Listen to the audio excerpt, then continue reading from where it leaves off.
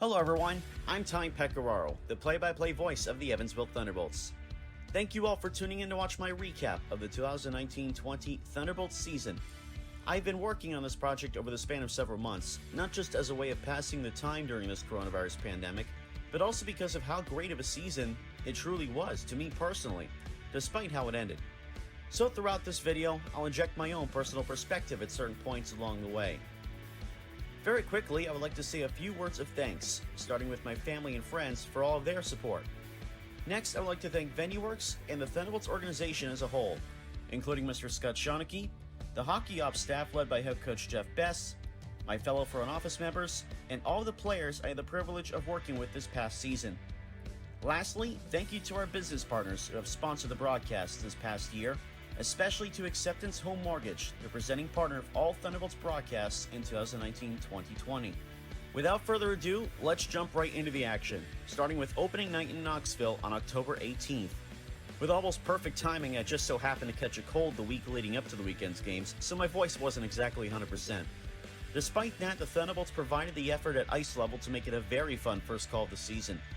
15 players made their Evansville debuts, with head coach Jeff Bess coaching his first game behind the bench for Evansville. The first glimpse this group showed was a very promising one. Evansville regrouping, Sutliff chipped ahead. Off the stick of Pleve, he gets back to it. He goes in and scores! And the Thunderbolts get the first goal. Austin Pleve, 5:03 in. Evansville leads 1-0.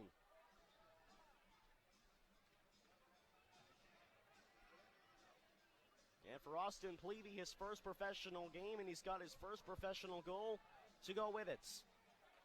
Macon played ahead. Going deep into the zone is Sanvito. Number 20, Connor Sanvito, also playing his first pro game. Hard check there, frees up the puck. Here's a chance in front, score! And it's Connor Sanvito. Evansville leads 2-0. And what a start here for Evansville. 2 goals in the first 9 minutes. A turnover play in the far corner. Great effort from Taylor Macon. And parked all alone in front with Sanvito, who had the entry play to begin with. And the native of Maple Ridge, British Columbia, who is playing his second professional game. First of the SPHL, gets his first professional goal.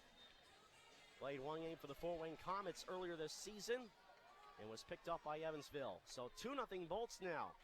As this one's played to the points, kept in by Kramer. Rister sent wide. Karam attempt. Great save by Strang as he pulled an ace of saves there. This one hops on goal, just short rather, and that one is sent away. And now Pleve offsides, and a shot on goal after that's going to drop Price in. And it was pretty close to the whistle, so I don't think Pleve registered it in time that it was an offside.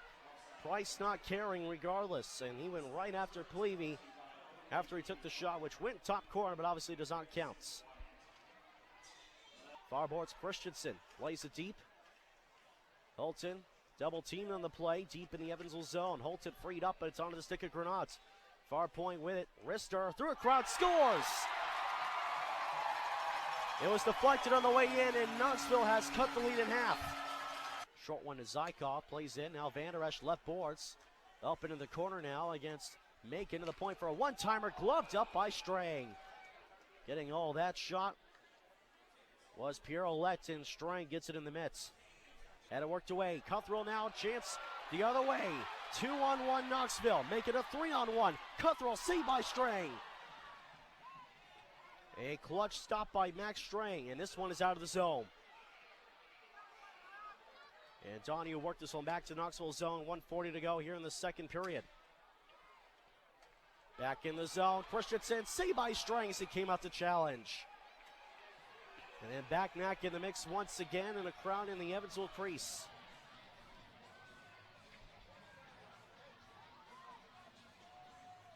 Linesman again will get in there to make sure nothing breaks down. No fights in this game so far, but Thunderbolts with plenty of guys with a lot of height and weight. So much like last year, a team that's not going to be pushed around, but certainly a team with much more prowess in the skill category. That was Holton on the shot. Now 3-on-1 the other way for Knoxville. Zykov Curls to the net front, saved by Strang. Not sure how good of a shot it was. Here's the shot, granted, saved by Strang. Granted again, near side. Shot wide of the net. And that was Lionel Moran. Near board, Stewart on the bench. To the point and out, the Thunderbolts for the first time in franchise history win their season opener game. And Max Strang gets the victory. 28 saves on 29 shots in his first game in 5 seasons, his 38th SPHL win. The 2-1 win marked the first time the Thunderbolts won their first game of the year, with Austin Plevy and Connor Sanvito also scoring their first professional goals. Max Strang had a very strong performance in his comeback from retirement, stopping 28 shots for the victory. Returning to the Ford Center for the home opener the next night, the Thunderbolts took on the Birmingham Bulls. Far boards race for it. Johnson holds it in. Here is a chance in front. They score! It's Cole Stallard, and just like that, Birmingham takes the lead 1-0. Birmingham on the power play. As Vermeulen Whitford tripping. Has to pass the 5-minute mark. Pietrowski to the front. They score off the post and in. And Birmingham takes a 2-0 lead. Crowcock sends it ahead. Jacob Barber comes across the center, drops it off. This is Harris, near circle across. They score. What a setup to Davis. And they take a 3-0 lead. Up the near side for Valmont. Kept in Barber. Flings it through center. Far boards with it now. And I'm going to control it now. Cronwall's going to have a breakaway. A 2-man breakaway. Cronwall scores. A supreme snipe by Felix Cronwall, and the Thunderbolts are on the board.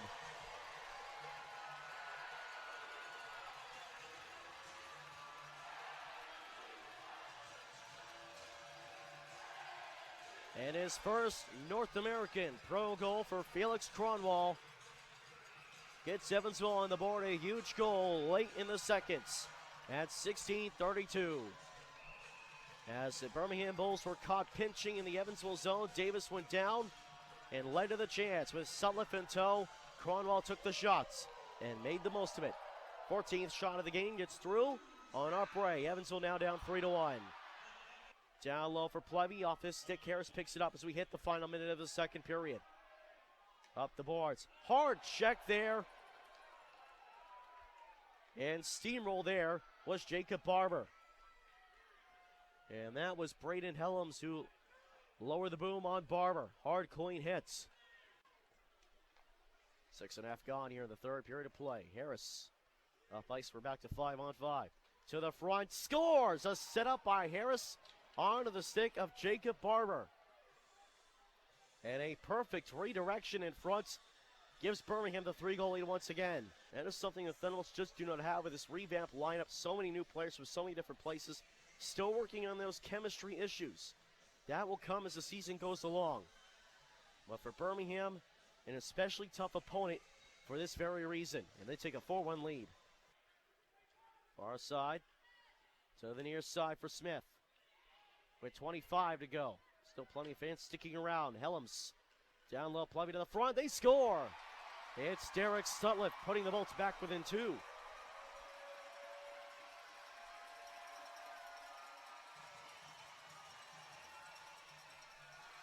And Derek Sutliff gets his first as a member of the Evansville Thunderbolts. The setup in front from the far corner. And that one goes underneath the blocker. Top corner.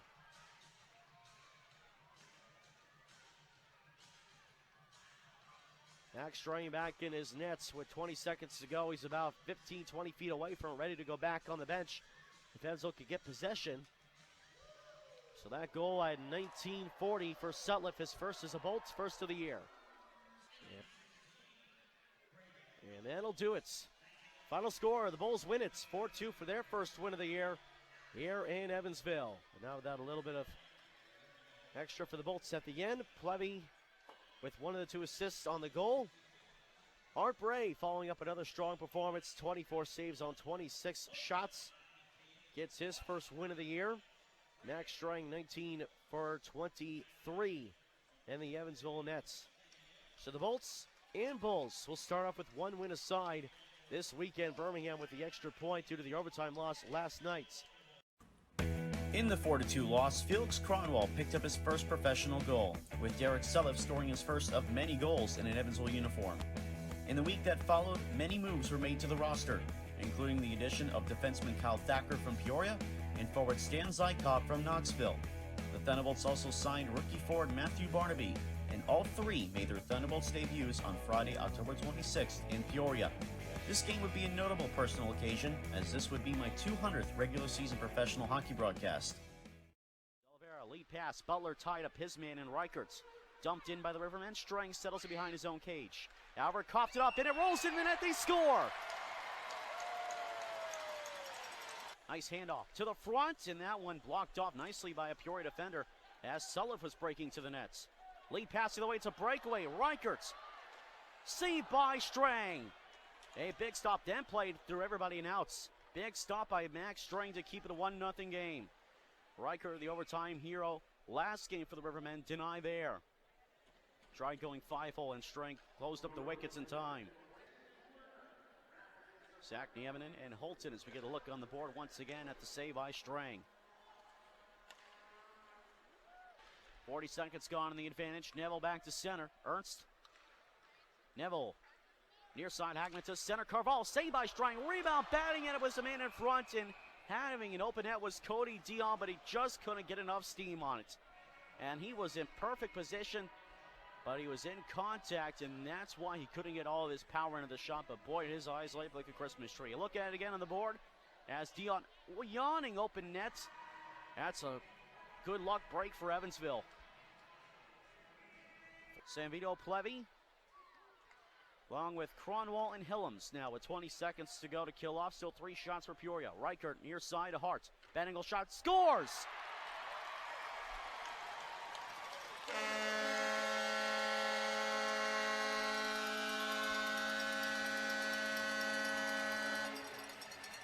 A bad angle shot there by Ted Hartz. Strang got a piece of it but didn't get enough. Across the line, good poke check. This one would have been an offside had the Rivermen had carried it back in. Now they get it back in onside, courtesy of Ernst. Here's Barron at an angle to the front. Big save by Strang as he denied a man coming up center. That was Hageman. A big save to keep it a 2-goal game. Through a crowd, this shot goes out of play. A point shot by Hamilton through a crowd with 3:13 to go. Pass at Barbie, picked off nicely. 2-on-1 into the zone. McPherson shoots it. Strang fights it off. And Barbie for the rebound. He was the one the pass was meant to. This deflected shot was stopped again by Strang. Wrap around McPherson. Can't put it on goal. Donahue up the handoff. Pass did not get through. A stuff in try. Brodeur makes the save. And then Smutek goes after Donahue. And those two exchange some glove shots. Linesman trying to break those two up. There's another Riverbend player in the scrum. And I think we're going to get some penalties here. Donahue lost his helmet in the process. Smutek was his main opponent. No fights yet for Evansville so far this season in the 3rd game. Cronwall moved it ahead. Picked back by Peoria in their own zone. Cronwall got a piece of that head pass to Hagman. Slows him down, but Hagman keeps going to center for a chance. Blocked by Plevy. Strang covers up. Austin Plevy with a big-time block, and then a swipe at Helms by Ernst, who has crashed into the Evansville goal. Austin Plevy not on the scoreboard, but making a big play regardless of that block. The pass in front, it bounced. And the shot on, almost on goal. I don't believe it counted as a shot on goal. It shouldn't anyway. Strang covered it up. But a big block by Austin Plevy, and that keeps it a 2-goal game. Favorable Peoria bounce. Nieminen sent that one over the nets. Nieminen looking hard, turns, shoots, save again. That one in the net, they score. It's McCormick. Smith reverses. Far corner, Donahue heads to the front of the nets. Smith back to the points. And shot scores! A deflected shot, and Evansville is on the board. And their first power play goal of the year. It looks like it's Scott Donahue's goal. It's a big goal for Scott Donahue, camped out in front. And the redirection. 17th shot of the game gets through on Brodeur. Thunderbolts now down 3-1. And now back within 2 before the end of the second period. And it's back to the red line. Butler fighting it off as Dion, trying to get a chance the other way. Cody Dion shoots it, scores! Not sure how that one got in. Ernst the other way, has a couple with him. Ernst shoots it, save, Hageman. Denied by a blocking defender, Maven Butler. San Vito the other way for Donahue, to the net. Donahue off the post or the skate of Brodeur, one of the two. Evansville can barely buy a goal. Going down the play was Dion, gets back to it. Loose stick on the ice, Peoria changing. Helms carries in, Plevy near side to the net, blocked off. Helms to the front, Barnaby on goal, they score! Matthew Barnaby, his first professional goal. Jamming away the front of the net. Jeremy Brodeur challenging. Well, you knew you were going to see Barnaby and Brodeur in the same sentence at one point tonight. Only fitting, Barnaby banging away in front of the nets, finds a rebound, Brodeur can't cut off. Arguing maybe he wants to interfere with, but nonetheless it was a puck play and it's legal. And the Thunderbolts get on the board. Matthew Barnaby, his first professional goal. Congratulations to him. We'll see if they can't get it one closer here. Off the draw. Robbins a good play to work it free. Smith tees it up. Big glove stop by Brodeur. Maybe his best of the night.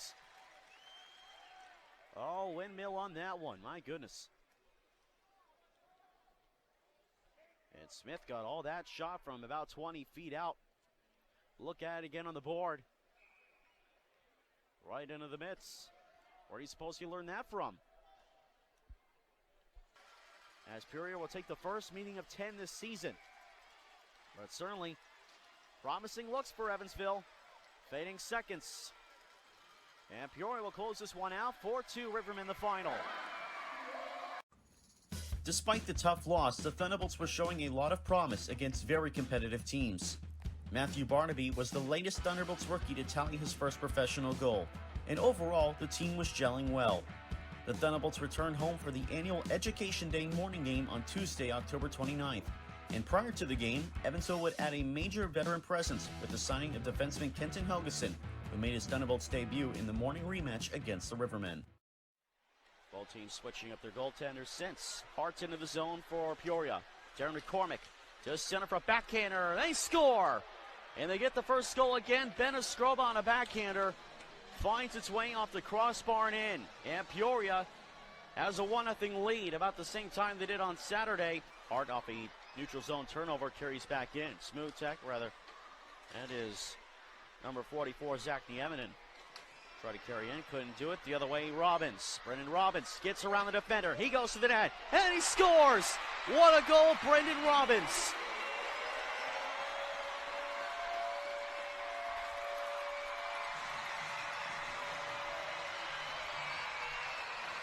And take a look at this one. Brendan Robbins, a great burst of speed around the defender, Paul Frazier, and around the goaltender, Webfeld swoop. That was a beauty. And that's going to be in the highlight reel all season long. And that is his first professional goal, scoring it in style.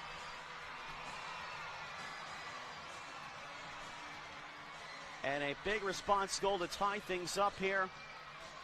Turning on the Jets. And around the goaltender, Levine didn't stand a chance. Brendan Robbins' first pro goal in his fourth game with Evansville.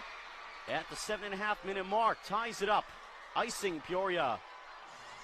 Rivermen back in neutral territory with speed in the zone. Carvalho, far circle, holds up at the half wall to center for breaking Frazier. Ostapchuk makes the save. Back to the far point. Shot from the point, stopped in front. Frazier in the mid slot, shoots, saved by Ostapchuk. 2 stops, and that one off Reichertz. To the near side corner, Barnaby trying to move it up. Peoria with a sudden offensive burst, and now San Vito places one back to neutral territory. Can't play to the Peoria zone. Carvalho the other way. Like I said, Peoria, they know how to take the smallest chance and get a chance going. They do here. Save again off McCormick by Ostapchuk. Just as I said it. Smooth. Lots of possession change in that sequence. And now Hageman the other way for Peoria up the right side. Goes around. Look for the wraparound. Save. Rebound. Toe stop by Ostapchuk. 2 saves. Ostapchuk making some great saves. And we stay tied. Question is for how long? Up the far side, and that's covered the red line by San Vito. Thunderbolts doing a great job of holding up things in the neutral zone. Plevy went down the plays. He may have collided with someone. That one went just wide. Ernst follows up. Osterk the save. Rolls on line. That one's kept up by Thacker. Great play by Kyle Thacker to keep it tied. Another shot stopped in front. And another shot was stopped in front. They start back up. Maybe a 2-on-1. Here's Hart shooting. Save Ostapchuk as he lost his stick in the process. Got with a blocker. And not out of the zone. McCormick hands it off. Hart blocked nicely by Thacker, sacrificing the body, recognizing Ostapchuk had lost his stick. He'll go back for his stick. Thunderbolts go back to the Peoria zone. Great defensive play by Kyle Thacker. Robbins shoots, blocked off and cleared. As Peoria's able to clear the zone. Reichert out there as well, and it's a turnover. Reichert, McPherson scores! And Peoria regains the lead on a turnover in the Evansville zone. Back to the inboards. Donahue just getting back up. Sulliff near chance. Saved by Levine. And then Levine gave Shinkarik a shot. Levine going back at Shinkarik. Not sure if maybe Shinkarik got under the skin of Eric Levine a little. Not sure what that was about. He came all the way out of his net to challenge him. Elms across the line. Donahue in the far wall. To the front. Save. Rebound. Stopped. And Levine's got it. A great chance by Shinkarik. And then he's mobbed by the Rivermen. And the linesman just trying to get the Rivermen players off, and that's McPherson in the mix, and that looks like, there's Jacob Reichert, and Reichert tossed the helmet of Shinkarik about 20 feet up the ice toward the Evansville bench. Cronwall inadvertently blocked the dump out, has it, plays it to the reverse corner, to the near side. Reichert throws a big check, it's a penalty on Reichert, and then he gets jumped by Cronwall, and here we go. And Reichert throwing some right hands on Cronwall as Reichert, I believe, jumped to throw the hit. So this, I believe, will be a charging penalty. And then he throws some shots, and now it has broken loose. Looking San Vito, save Levine, shrugs it off, and he holds on for a face-off, and then San Vito and Smutek mix it up.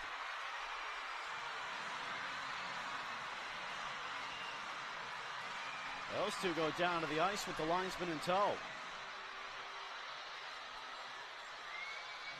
Things spilling over even on the special teams. So one shot on goal for the power play. Some good looks. Connor Sanvito had a good opportunity. 2-1 Rivermen to score after 40 minutes of play.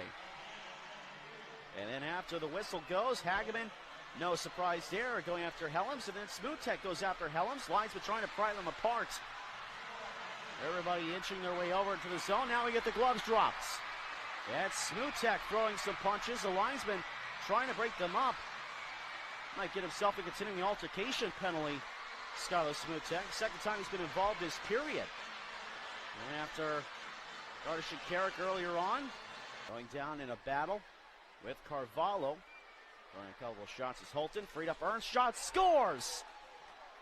What a shot by Ernst. Top corner, and the Rivermen lead by 2. From the point, Shinkarik. Rister blocked off by Frazier. Donahue down low. Drew the penalty that put the Thunderbolts on the power play. Donahue jostling in front to San Vito with Hamilton. Shot from the outside, saved by Levine. Down low, Donahue behind the net. Hands off to the far side. Plevy poked to the point. Helgeson looking with the crowd in front. Near circle. Scores! Connor San Vito.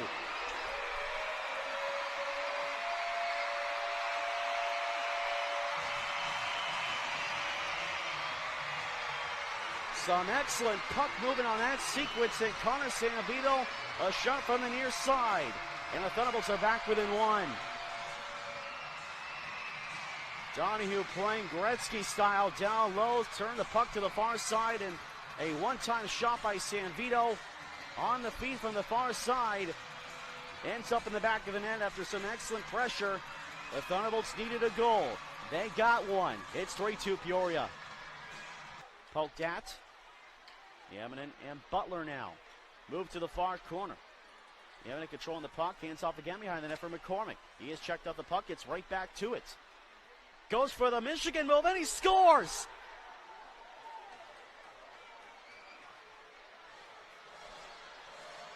Oh my!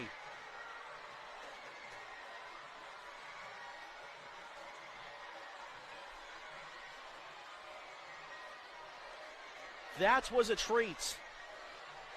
You don't see many players do that at this time and place. Off of Ostapchuk and in. That move made famous years ago back with the University of Michigan. Henceforth it's called the Michigan move. And he just pulled it here. And the Rivermen lead again by 2. Darren McCormick, 3rd goal in 2 games. That was a beauty.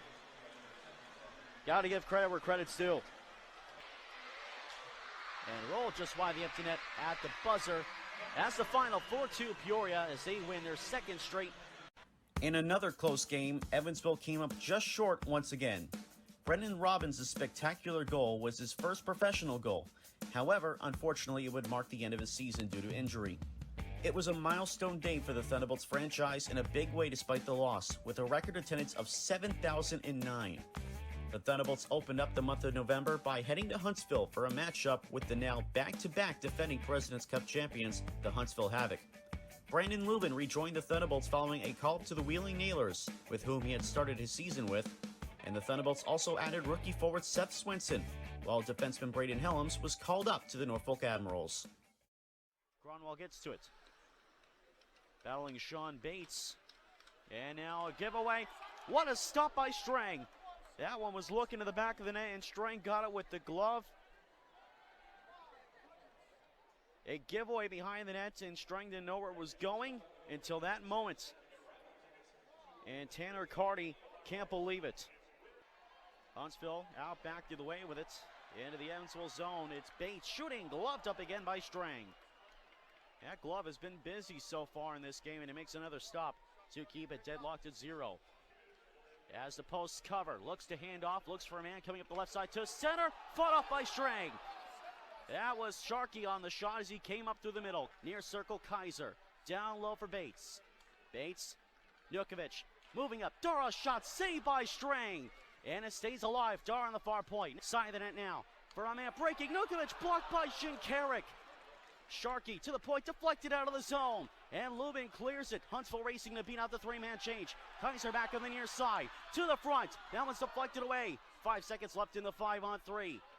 Connor Sanvito trying to work it away. Held into the zone. Bates on the near side. Played along the points. Out of the boxes, 1 man. It's Donahue. Brandrup from the point. Hands off. Kelgeson's out of the boxes. Back to even strength. A wonderful kill for Evansville. Deflected wide of the net on the man in front. And the Thunderbolts escape almost a full 5-on-3. Some excellent shot blocking and some excellent saves. A little bit of luck. That was a fantastic penalty kill for Evansville. Textbook, and you got to bet Jeff Best not happy about the penalties, but he's got to be happy with that penalty kill. Given away by Zykov. And as Bates shoots and scores. Huntsville getting in the passing lanes. Piacentini the other way. Gets around a man. Goes deep. Piacentini around the net. Played up front off of Lubin. 2 stops. Another chance. Wide. And that one sent over. Johansson had that last chance, and he missed it after 2 big saves. The first one off of Lubin. Max Strang keeping the Thunderbolts in it. Really good opportunity there. Huntsville the way. Hits the breaking man. This is Bates to the front. Jones scores. Near side for Sam Vito from the corner. Helgeson falls up to a man in front all alone. Scores! Austin Plevy. In no man's land, Austin Plevy by himself. Huntsville lost track, and Plevy makes them pay. It's 2-1. And that goal at 18:04 is a huge one for Evansville. And you can see Milesek asking where his help was on that one. Visibly upset. The defense lost him. Austin Plevy's 2nd goal of the season. Once again at 18:04, awaiting on the assist for the Thunderbolts. A huge goal to get back within one before the end of the period.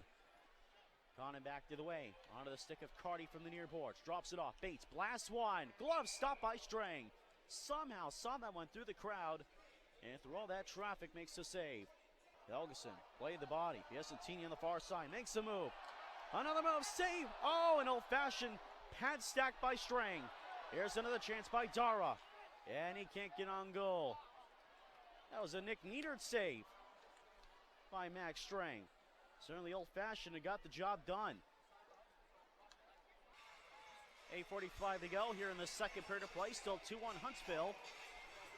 Thunderbolts have gotten some chances, but still down by a goal. Face off to the right side of Milesek. On this one, bad angle shot. Yeah, was sent wide. Wraparound. Scores! Stan Zykov. Now the signal was a goal. They're going to review it. But Zykov appears to have tied it on a wraparound. The first shot was off the side of the net, and Zykov wrapping around off the pad and in. So Stan Zykov's first of the season, first as a member of the Thunderbolts. And this game is tied. Excellent perseverance here for Evansville here in this building. Swenson back into the Huntsville zone, Down low, banked up the side of the net. Checked his Holton. They score! It found its way in.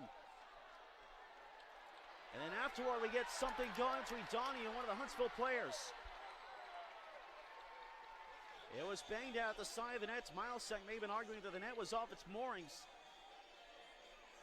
But the puck was in. And the Thunderbolts lead 3-2.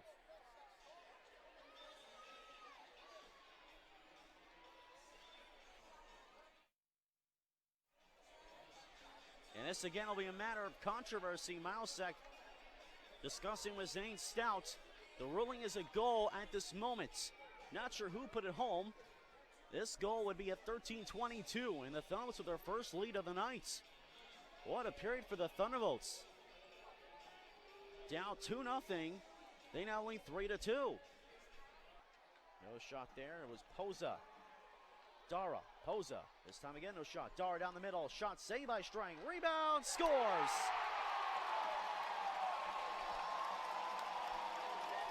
Played into the Evansville end boards. Butler and Lubin. 4:22 gone here in the third period. Huntsville now has it. Score! Poza.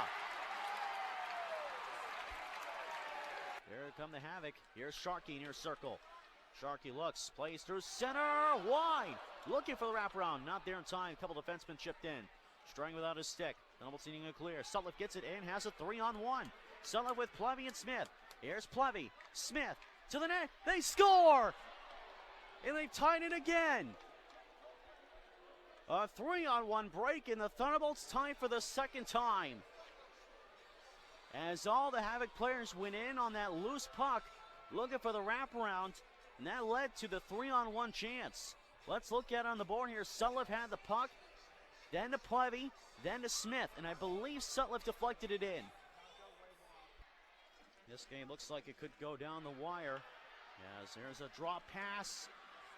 Save by Strang off of Bates. A toe drag to get around the defender, and Strang got it. A great stop by Strang. Keeps this one tied with 7:52 to go. Bates trying to keep into the zone. Helgeson able to play keep away, but it's kept back in by Bates. Piacentini pressed by Helgeson. Piacentini to the corner. Playing to the man. Breaking. Great save, Strang off Nukovic. This is the Max Strang that we saw in Knoxville 2 weekends ago. We are tied somehow. 4:17 to go. 4-4 the score. Back in a moment. Max Strang, another great stop.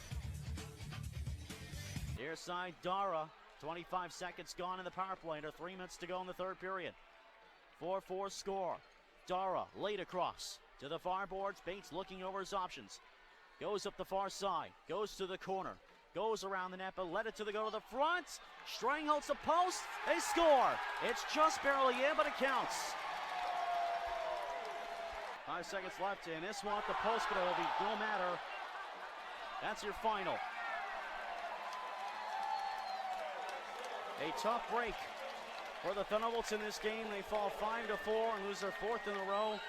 But boy, do they make a fight out of it. Max Strang was a big reason for it.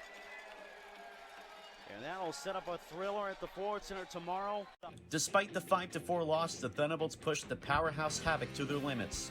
Hayden Holton was the latest Thunderbolt to score his first professional goal, and both teams met once again the following night, this time at the Ford Center.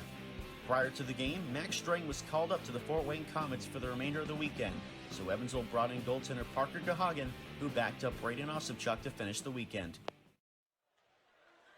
Flip back in. Here's Jones in the right circle, makes the move to the net, and he is stopped by Osipchuk. Didn't know where it was, and that just missed. Looked like for a second it was going in, but it did not. As Swenson with him, flips it in from the red line into the far corner. Swenson after it against Condon. Tied up in the corner. And he gets it to Thacker, moving in. Thacker saved by De Laverne. Here's Donahue now. Past Barnaby, shoots, blocked by Santa Pass. Boy, Thacker left all alone, coming up through the middle. And that play by Seth Swenson, he was up against 3 Havoc players. And some able to move the puck. That was an excellent play by Seth Swenson. And now Barnaby a chance, 2-on-1. He's got Zykov with him to Zykov. Off the side of the net as he went on his backhand. De Laverne trying to cover up those loose in, put in at the whistle. And Trask goes after Sam Vito. Helgeson ties him up, and we got a scrum in the near corner, and De Laverne is grabbing onto Barnaby. Gloves are dropped as there's a pileup in the corner, 2 separate. And we'll see what we get out of this. The whistle was blown as the officials thought that De Laverne had enough of the puck. Apparently it was still loose. Giving it away as Thacker plays at the far side. Surprisingly, 1 shot in this period belongs to Evansville. Lots of blocked shots on both sides. Played back in by Huntsville. Bates is a man at center. Sean Bates played across. Big stop, Osipchuk. As he stopped, Tanner Carney on a chance. Here's Breda, shot saved by Osipchuk. Left side corner. To the point, Bates can't hold his own. He'll chase it down. 2 good stops by Braden Osipchuk. The only 2 he's had to stop so far in the period. Huntsville is starting to get the chances going. They didn't have many in the first. Now they start to pick things up here. This one's right back to center. Smith at a race. Here's Matthew Barmy on a break. Barmy scores!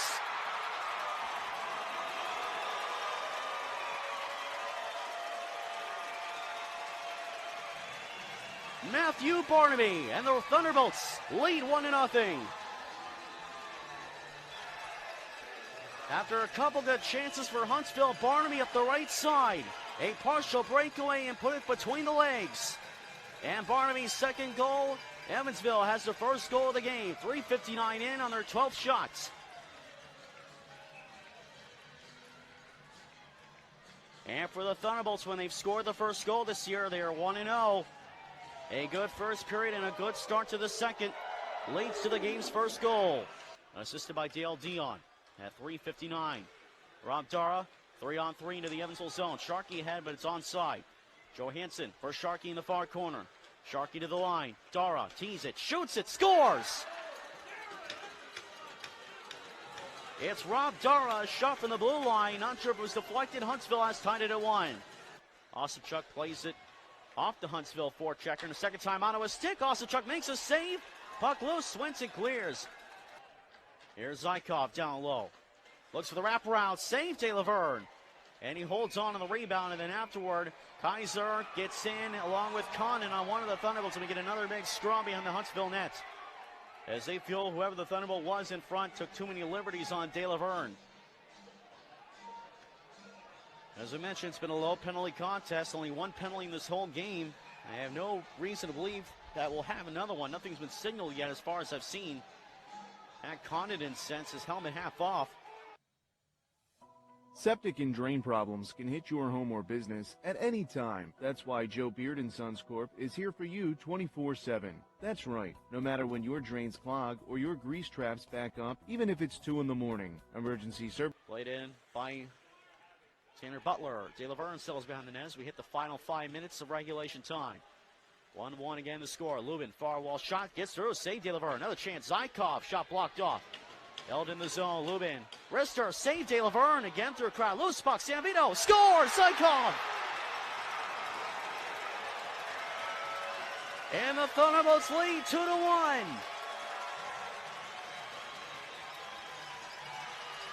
From nothing into something, Stan Zykov, 2 goals in 2 games. And Connor Sanvito played a big role, as did Brandon Lubin, getting the puck to the net. Sanvito couldn't get there. Zykov did with a yawning open net. Evansville leads for the second time tonight with 4:29 to go.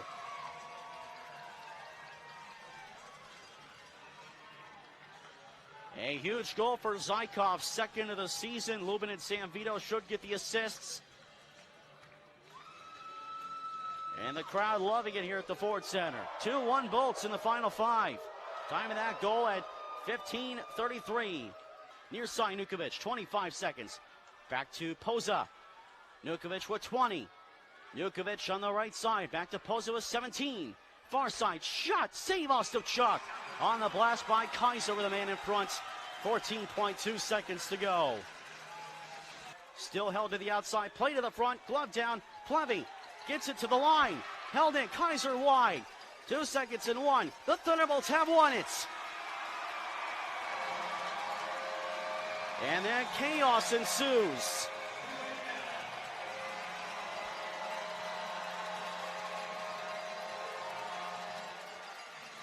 The Thunderbolts have defeated the Huntsville Havoc for the first time this season. Their first regulation home victory over Huntsville since March 17th of 2017. Over 2 seasons since the last home victory in regulation against Huntsville. They get the split out of the weekend against the 2-time defending champs.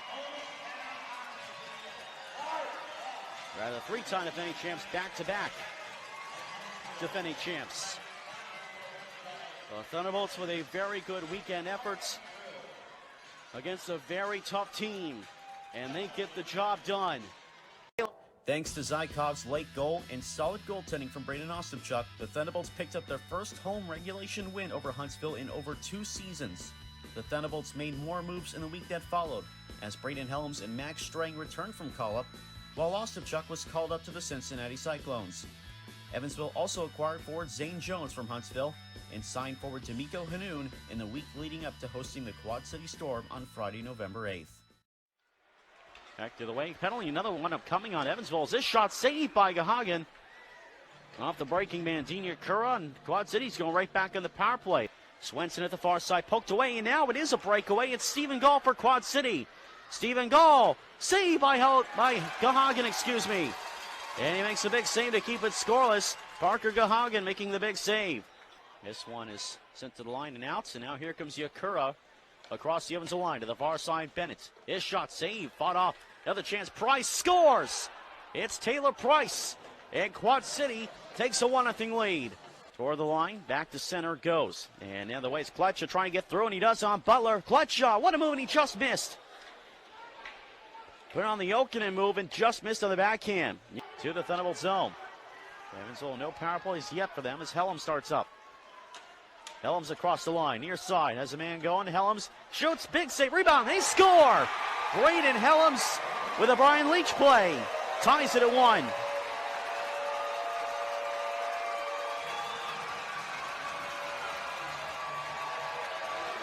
Braden Helms did it all himself there, carrying up the right side boards into the nets, and on the rebound puts this one in to tie it up at 1. And that is his first professional goal. Congratulations to Braden Helms, as I'm fairly certain he's the one that put that one in on the rebound. Wait for the official call. Nonetheless, it's 17:02. The 17th shot on Mulder's the one that gets through. And we're tied at 1. Helgeson can't carry out as he coughed it up. Play to center. Bennett's on the backhander to the front. Big save by Gahagan. Another shot sent wide. My goodness, what a stop that was. As all alone in front was Taylor Price looking for a second. And this time he shoots this one wide. But he got across and outstretching that right pad, made the save. John Schiavo through center. Schiavo in the right circle shot. Oh, he scores! John Schiavo coming up to the middle and a shot under the glove. Gahagan upset with himself.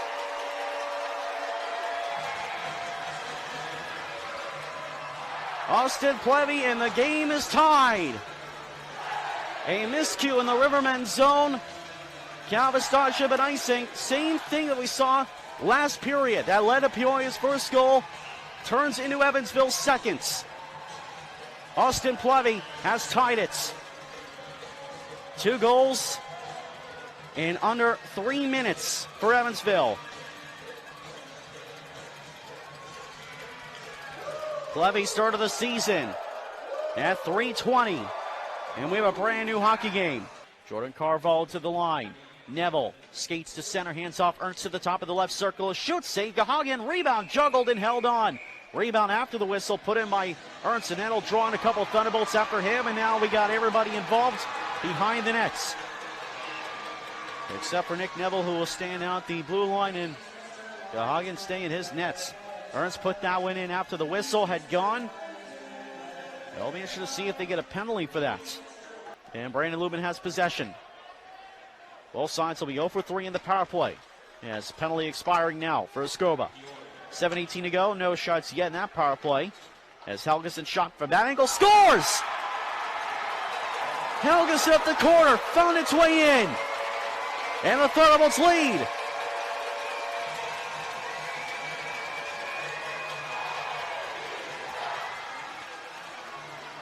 In a game with plenty of weird bounce goals. Helgeson from a nearly impossible angle off of Levine into the back of the net. And again, just after the power play expired, get to the puck to the net, and good things happen. Helgeson's first goal as a member of the Evansville Thunderbolts.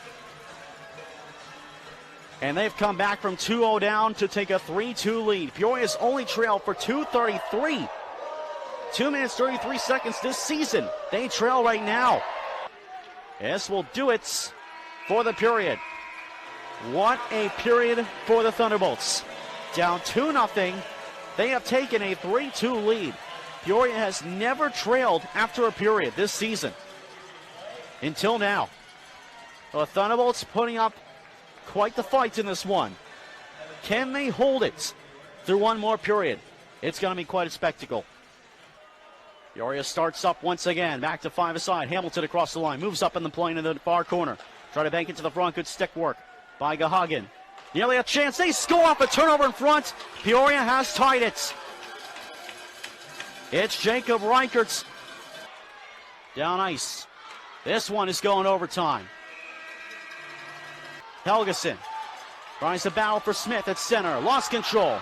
2-on-2 the other way. Thunderbolts recover. Nieminen across the line. Switches to center. Shot. Save Gahagan. Able to hold on for the first save of the overtime period. 31 seconds in. Starting up 2-on-2. Sanvito racing back. Hands back to Ernst. Fan on the shot. Great poke away there. Sanvito. That was man with 2-on-1. Sutliff, the other man. Hits Sutliff. Sutliff sent it just wide.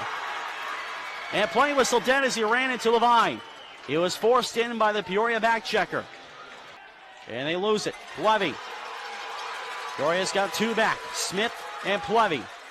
Plevy is center. They switch. Plevy shoots. Glove. See Levine. All windmill for Eric Levine as he stops Austin Plevy. It's high noon here in Evansville. This one going to a shootout.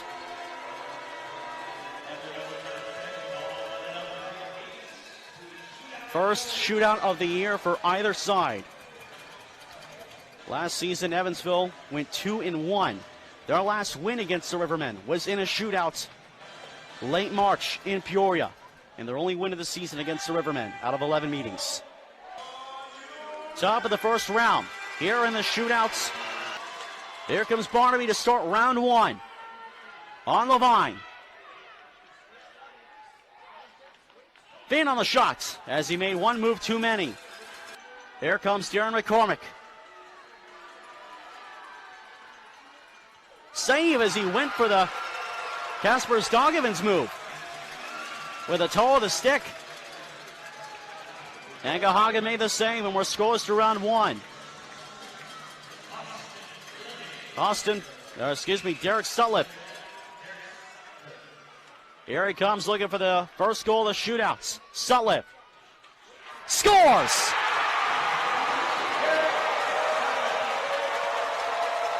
Evansville has the lead. Sutliff with the beauty. A triple deke. As he faked out Levine. Here's Jacob Reichertz looking to tie back up. He's got the game tying goal in the third, looking for the shootout tying goal. Reichertz scores, and he does it again. We're even through two. Back to even in round three. Jacob Smith looking for, well, he's got no goals this season. Looking to change that, and here he comes in the top of the third round. Off the post and out. He faked the slap shot, hit the iron. Jordan Ernst to put Peoria in front. In on Gahagen. Save Gahagen. We go to round four, tied at 1. The man up for Evansville is Connor Sanvito. And here he comes on Levine. Looking to put Evansville back in front. Shoots it over the nets. Bottom of the fourth. This is Alec Bear. Started the season as the Thunderbolts and was traded after week 1. Here he comes on Parker Gahagen.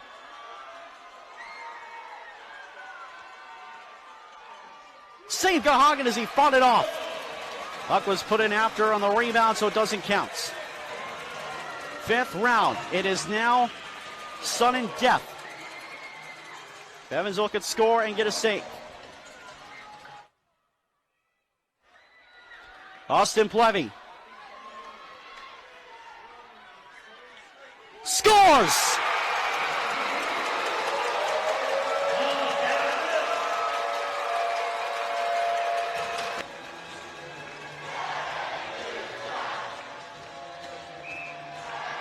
Henderson is the man for the Rivermen. Scores and keeps it going. What a battle between two teams. The Thunderbolts and the Rivermen. Plevy scored the last goal. He's back out for Evansville. Looking to do it again. Top of round 6. Scores! He does it again.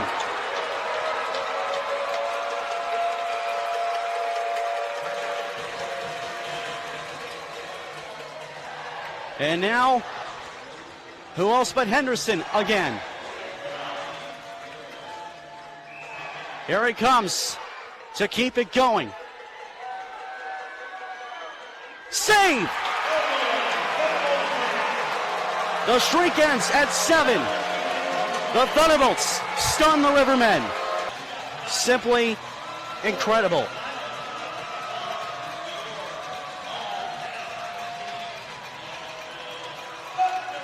In a city that has seen already one upset this week, we have seen a second upset in a different sport, in a different league. Thunderbolts winning in a shootout over Peoria, 4-3. We go downstairs for the 3 stars in our post-game interview. 4-3, your final, Evansville.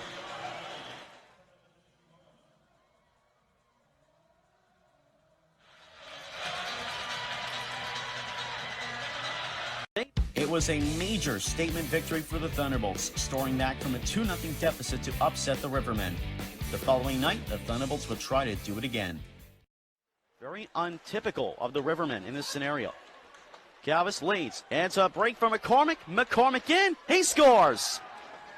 And the Rivermen get the first goal. McCormick on a breakaway at the 5:24 mark. And for the second game in a row, Peoria has the game's first goal. This long pass to Hageman coming in on the right wing. It's the trailer. Scores! Ernst makes it 2. To the line now from center to the near side for Bear. Along the boards, back to the line. Hamilton.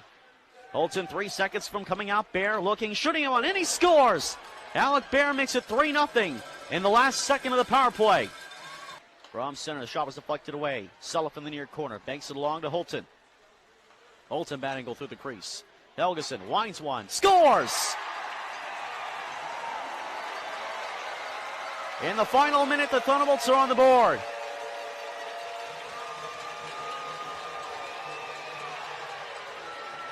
Helgeson with time and space on the near side. Rips a shot through a screen made by Dion for Peoria. Yeah, that one's into the back of the nets. And the last minute of play, the Thunderbolts needed a spark. And this is now a 2-goal game. Helgeson's second goal of the weekend, second of the season at 19-13. He shoots, blocked by Hamilton. Hageman recovers it, handing off. Riverman now 3-on-2, now 3-on-3. This one's floated in deep, but Hageman's in all alone. Hageman, great save by Gahagen as he was left all alone. Carvalho's shot was blocked.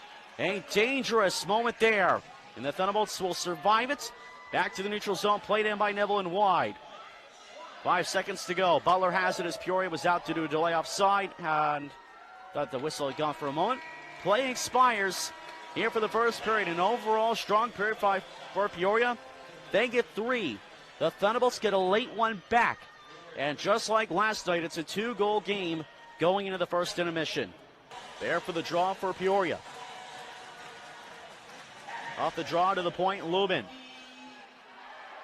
Plevy, Lubin from the line. At center, far side for Smith. Back to the near side for Plevy. At the point, Lubin back to Plevy. Some tic-tac-toe passing to get things going. Plevy moves toward the corner. Man in front is Swenson. Lubin. Far side for a shot. Scores! His first pro goal, Jacob Smith. And the Bolts are back within 1.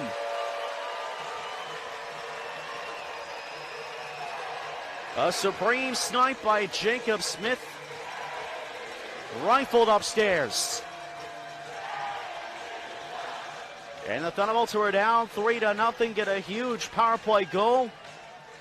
A bad penalty on Ernst leads to the chance, and it didn't take long on this one. The first shot of the power play is what gets through. It's 3-2. Calvis there ahead of Thacker. Rolls towards center. McCormick hands off for Calvis again. Good block on the pass. Another chance. Big stop. Gahagen. 2 big stops. As all Owens Nieman on the far side. It's covered up as the penalty expires to Barnaby. Parker Gahagen. Couple big stops there as the pass got through with the toe the first time and the second. Reaching across with that left pad. Turns it over for moments. This one's held in by Sanvito. Turn to the net. Deflected. 2 big saves. What a stop deflected in front. I believe that was Sullivan that got a stick on that. And that was a dangerous one. Coughed up again momentarily. Glove down by Calvis. And now comes Henderson. Thunderbolts almost tying it up there on Brodeur on an incredible save. Smith in the slot can't hold it. It's out of the zone. And the Rivermen will win this game 3-2. The Thunderbolts get the split of the weekend. Peoria and Fayetteville will stay in a tie for first place. For the Thunderbolts, a good weekend, all things considered. Last home game for 3 weeks. They'll go on the road for 5 consecutive games. But tonight, the Thunderbolts fall 3-2. Despite another strong second half, including Jake Smith's first professional goal, the early deficit was just too much to overcome this time around. With that being said, the Thunderbolts had proven this weekend that if Peoria wanted to win, they were going to have to battle a lot harder this season every time they played Evansville. For the weekend of November 22nd and 23rd, the Thunderbolts went down to Georgia for a weekend doubleheader in Macon against the Mayhem. As Kevin Etmoss starting in net for Macon and Parker Gahagen for Evansville. And we are underway here in the first period of play. Macon starting it with Larry Smith and Ryan Devine in defense. Marcus Ortiz, Sean Lynch, and Caleb Cameron up front. Evansville starting with Kenton Helgeson and Tanner Butler in defense. Hayden Holton, Connor Sanvito, Derek Sulliff in front. As a chance in front, they score! Sean Lynch! 1-0 Macon. 16 seconds into the game. Perez down low. This is Timofeyev. Outside the near circle, working the wall. Back to the point for Cup. And out of the box now comes Smith as a shot gets through. They score! Right as it expired, Steven Peoria makes it 2. Austin Plevy off this draw, poke to the point. Helgeson shot deflected. They score! A deflection, Austin Plevy. A beautiful deflection is what gets Evansville on the board here in the second period. And the lead is cut in half. Kenton Helgeson at the shot from the near point. Same spot he scored the last game. It was going wide on the near side, and Plevy got the perfect deflection on it to sneak it past Kevin Etma. Helgeson the lone assist as he has, I believe, a 3-game point streak scoring for him, maybe longer. Campbell had this one poked to center for a shot, scores! And Keplinger puts one right back for Macon. Here's Timofeyev playing this one in deep. Pirog down low. Pirog in the far corner. Back to the points. Hand it off. Right back to the point to the near side. One-timer. Big save Gahagan off of Perez. This one is cleared. Sullivan a one-on-one. Now joined by Holton 2-on-1. Near circle. Sullivan shoots. Gloved up by Kevin Etma. No shot to the power play, but some good chances shorthanded for Evansville. And then right after Holton exited the box, led to a 2-on-1 chance. Sullivan took the shot and was looking for that top right corner. And Etma getting the glove on it. It's been incredible tonight so far, and Helm starts up. Goes deep. Round the nets. Back to even strength. Helms checked off. It turns into a breakaway for Macon. It's Cousineau. Scores!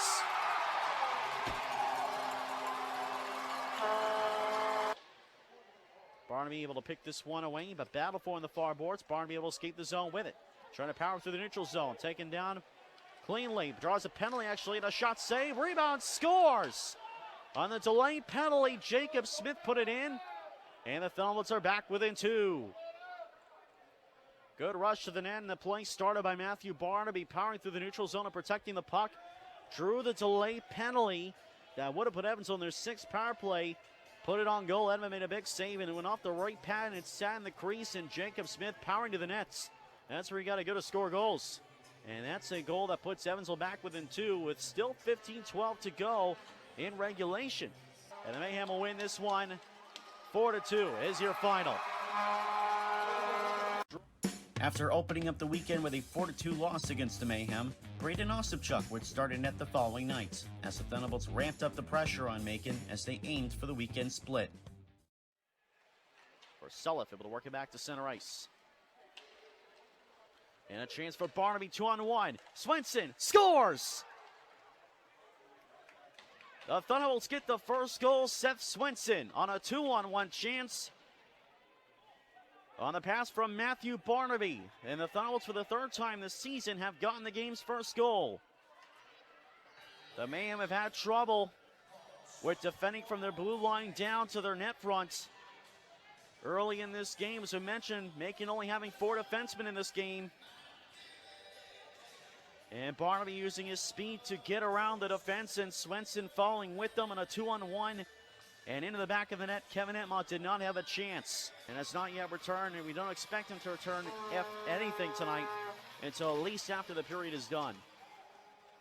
Off the draw, scores! It's Jared Cupp, and the game is tied. In the zone, and picked off, and it's a breakaway for Ortiz from a bad angle. Ortiz stopped again, Osipchuk.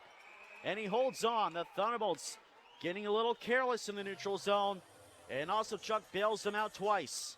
Cousineau battling Helms. Gets a stick in the face of Helms. Cousineau has his helmet loose. It's covered by Emma in the meanwhile. Now we got Helms and Cousineau. And swinging wildly in front of the benches. Both get back up. Helms' 2nd fight of the season against a big-time veteran in Josh Cousineau. Those two make their way towards the Macon bench. Helms has him in a bind here. Oh, and he connected with a hard right over the top, and he goes down. Swung him around a bit. Helms got the edge early. Cousineau got a couple shots in and out, and Helms gets the takedown. And this time we have a Helms fight on video. And the Thunderbolts come back up ice. Barnaby in a 3-on-2, 4-on-2, now 3-on-2. Barnaby drops. Sanvito curls, shoots, he scores! A supreme snipe by Connor Sanvito. And the Thunderbolts score a power play goal to lead 2-1.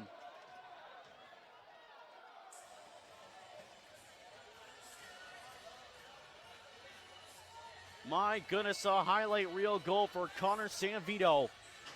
Dangled around the defenseman, a 3-on-2 break. And Elena the net and put it upstairs. No chance for Kevin Entma. So we will break things down again as Kalman, he's out of the box. And it'll be Sanvito's goal, 4th of the season, 2nd of the team in goals. So now this is 4-on-4 for 24 seconds. Kyle Thacker.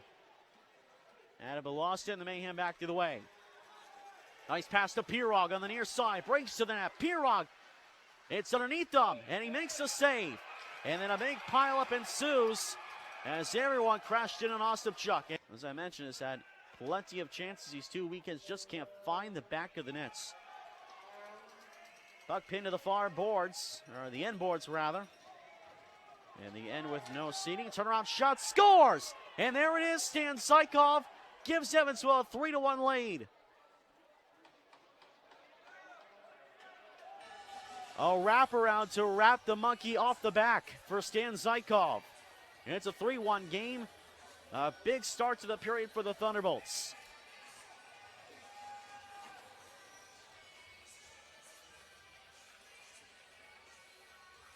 And Zykov's goal at 2:36.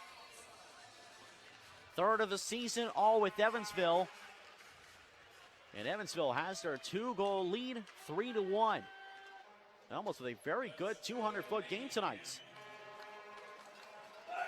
Kyle Thacker as the fans get involved again. A lead pass, Plevy and a breakaway. Austin Plevy scores! 4-1, Austin Plevy.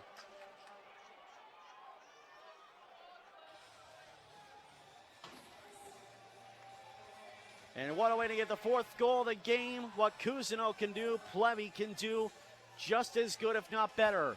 2nd goal of the weekend, 6th of the season. And the Thunderbolts have a 3-goal lead. It's 4-1. And what a feed from the Evansville line. A 50-foot pass. Plevy with the stick ready. And made no mistake putting it home past Kevin Entma. Danny Caesar banked it along. With a chance in front, they score. Pulowski. This one's not done yet. A power play goal for the Mayhem. It's 4-2. The Thunderbolts have not won against the Macon Mayhem in regular season since April 7th, 2018.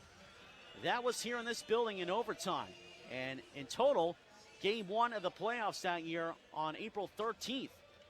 Back at the Ford Center. The Thunderbolts have not won in regulation against Macon since November 9th of 2017. And 20.5 seconds away from another statement victory. And this is going to do it here. The Thunderbolts win it 4-2, your final. And get the split of the weekend series against the Mayhem. The 4-2 win in Macon would get Evansville back in the SPHL's playoff positioning, moving up to 8th place in the league standings. The Thunderbolts would not fall back out of playoff positioning for the rest of the season. After only a couple days rest, the Thunderbolts hit the road once again for a Thanksgiving Eve matchup in Knoxville. Well, that's the majority of the lineup. Bradley Christensen out as well. The start, Swinson shot, scores! Seth Swinson, 35 seconds in, and the Thunderbolts lead it 1-0. A nice move up the right side boards, and from the hash marks, a curl and drag shot between the legs of Murdaka. 2nd straight game that Knoxville has allowed a goal in the first minutes of the game. So that's one of the 3 keys to the game, is getting that goal. Swenson's got goals in back-to-back nights. Thunderbolts lead 1-0. Swenson 2nd at 35 seconds. 3rd, 2 number 10s. McVeigh wins it. Sargis to the net, save, rebound, scores! McVeigh. Pass Ostapchuk, Lubin head of Sargis. Now the assist on the Knoxville goal. Nice pass, McVeigh, and he does it again. McVeigh, 2-1 Knoxville. Short pass, save, Ostapchuk fighting off a quick shot by Brian Backnack. Price deflection in front was stopped again, stick to side. Zykov lead pass, a breakaway, Stan Zykov. He scores! In his return, Stan Zykov ties it back up at 2.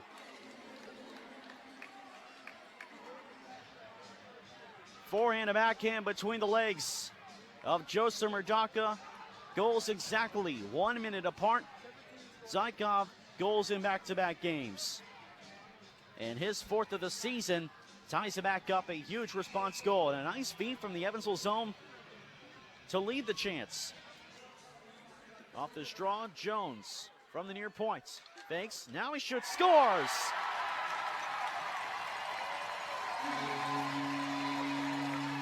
Thacker from the Evansville line. Taken back by Jones. A chance in front. Score! Benson on a tic-tac-toe play. Knoxville leads 4-2. As Walters hits the trail for Thacker. Back for Walters at the front, and he just missed on the redirect with an open net. They're not now 2-on-1 of their own. Nielsen draws, and he scores!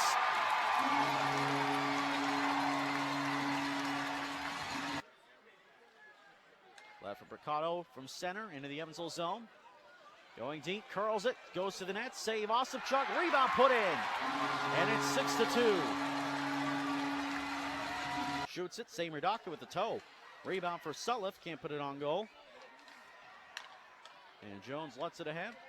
And Nielsen across the Evansville line, surrounded by Blue Spiders, and he scores anyway. And now it's 7-2. 5 unanswered goals for Knoxville in the second half of this game. And this will just about wrap things up here. And the final score, 7-2 Knoxville. As Joseph Murdaka goes 4-0 to start his Ice Bears career. As he made 28 saves and 30 shots. Thunderbolts had a 2-2 tie, and Knoxville pulled away. And they win it 7-2. Despite a strong start, fatigue had caught up to Evansville as they were trounced by Knoxville in the game's second half. This game proved to be a turning point for the club, however. After the day off for Thanksgiving, it was time to hit the road once again to Quad City. It was at this point that my own game day tradition really changed. On the way to Quad City, while stopped for lunch in Champaign, Illinois, I decided to change things up and eat at Wendy's for lunch. And I had 20 chicken nuggets. Little did I know at the time, this would become routine, and I would be enjoying Wendy's nuggets a lot more frequently, thanks to the good luck it seemingly brought the Thunderbolts the next few weeks and throughout the season. But for now, we focus on the November 29th and 30th games in Quad City, as Parker Gahagan would start a net against the Storm. Matthias Amon. Back to center point for Schiavo. Amon begs to one-timer. Now he shoots. Save, it's loose. And hold on, and just sent into the corner. It was rolling behind, and it was worked out by Gahagan. Here's Amon, able to play it ahead for Schiavo. Passes center for Shane Bennett. Partial breakaway, lost control, the moment of truth. Bennett again handing off for a shot. And even a save by Gahagan, and he holds on for a face-off. With 8:02 to go, Shane Bennett almost gone, and he just couldn't handle the puck. And Brandon Loom with the poke check before he could recover and pull away. Into the near side corner. Back to the point for Neimanis. Neimanis, bad angle shot, save Gahagan, holds on with 20.1 seconds to go.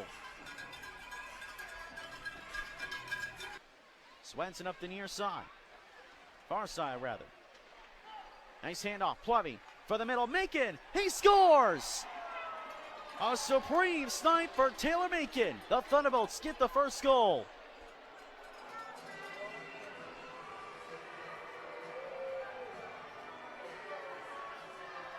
And that ends an 107-minute and 54-second shutout streak against Evansville for Pierre DeSalvo. Top corner, Taylor Macon on a great setup by Austin Plevy.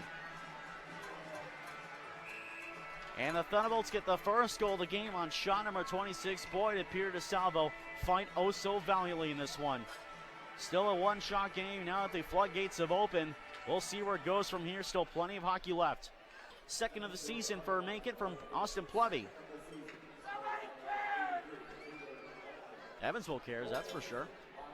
9:48 to go here in the third period of play. Thunderbolts lead 1-0 in a goal by Taylor Macon. Second of the year from Austin Plevy and Seth Swenson. Last points in 3 straight games. Thunderbolts on the kiss cam. Don't see any takers. Moves to center. Shoots. Blocked. Loose. Rebound. Great save, Gahagan. Loose puck is fished away as he outstretched the right pad. A 10-bell stop with the pad. Parker Gahagan. All the bells on that one. As Quad City came oh so close. With a minute 50 to go. Handed off for Shane Bennett. Knocked down the red line. Barnaby. Oh, hit a Quad City player, and here's a chance. Taylor Macon. He scores! A lucky break.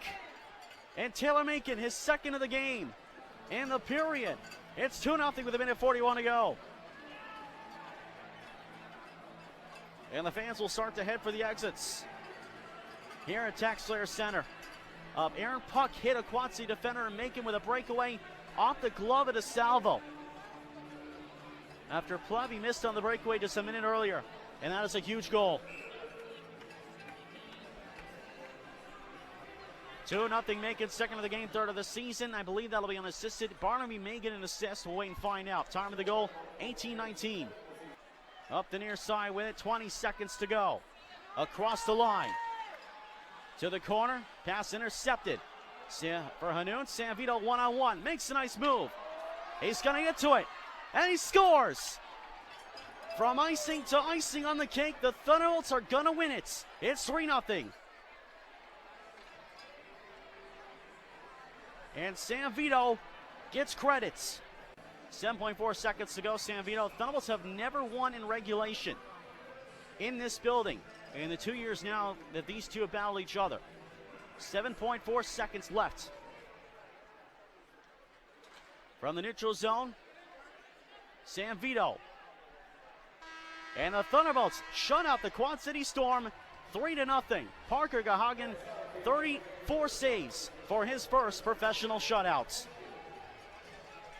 And the first shutouts for this team in over a year.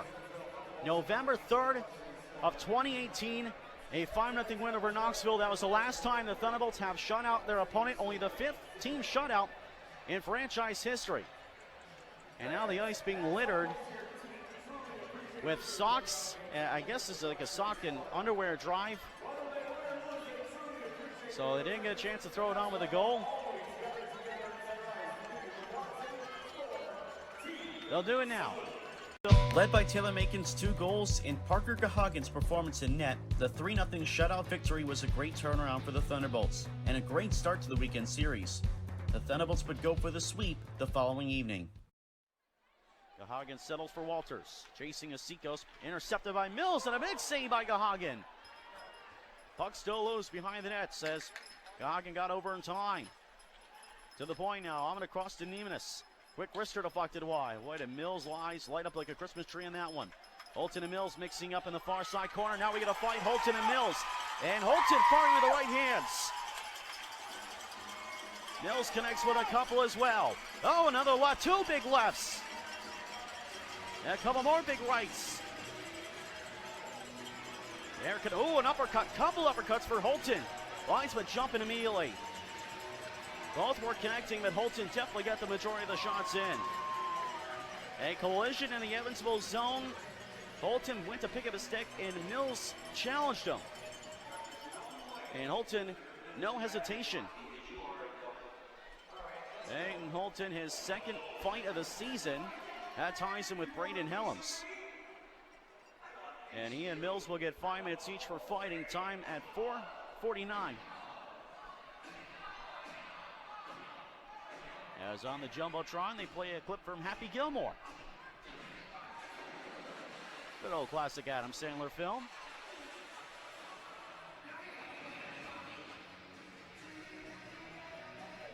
Wouldn't quite compare those two to the fight we just saw. Edge to Holton, but Mills got some shots in himself. But Mills got stung by a couple there. Boy. So 5 minutes each for fighting back and away. And it's a very trippy start to this one. Tanner Butler places one deep in the zone. Austin Plovey for the face-off outside the Evansville zone. Wins this one back. Tanner Butler starts up the boards. Plays it in, and Alman recovers for the Storm. Pass that intercepted. Taylor Macon across. They score! It's Austin Plovey. An intercept by Taylor Macon, fed it across, and Plumby puts it home.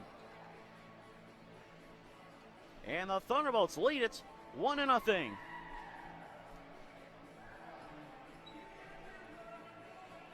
Four goals in the last 5 games, and that's another here. A great setup by Macon, tape to tape.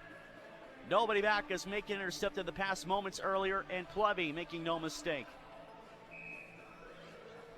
The Thunderbolts leading goal scorer, connecting at 8:49 of the first period from Taylor Macon. And Austin Plumby's 7th goal of the season. And just like last night, the Thunderbolts get the first goal much earlier. Back to the point it goes. Kazrowski, quick shot save. There's a rebound. Goal stopped by Gahagen. Loose in the crease, sent wide. Goal trying to wrap around, posted up by Helms. And he is not able to clear. But Hanoon's going to get to this one against Mills. Gahagen gets reset. Sanvito clears. Parker Gahagen forced to make some big saves. And 2 in that last flurry as we take another look on the board. A rebound chance, and Gahagen getting across to make the save, and the puck knocked behind the nets. And Helms again with a good play on that far post. Left side of Mulder. Off the draw, Smith holds his own. Here's Lubin. Score! Jacob Smith. A power play goal in the Rangers. Evansville leads 2-0. Immediately in. Jacob Smith, a power play goal on a big windup, his 3rd of the season, and what a shot upstairs. Mulder no chance, so this will now be back to 4-on-4 for 17 seconds, and the Thunderbolts will still be on the power play. So excellent timing. Smith goal at 7:10. And Lubin will get a big assist on that one. My apologies for accidentally half saying the Rangers there. I listen to a lot of Sam Rosen video. When you do that, sometimes it gets intertwined involuntarily. Lubin holds, banks it along for Sulliff. Thunderbolts rolling now. Here is Swenson, back to the point. Brandon Lubin. To the near circle, Sulliff sets up, back to Sulliff. Banning will save, rebound, they score! Smith again! Second in a matter of 2 minutes for Jacob Smith. 2 power play goals. The Thunderbolts lead at 3-0.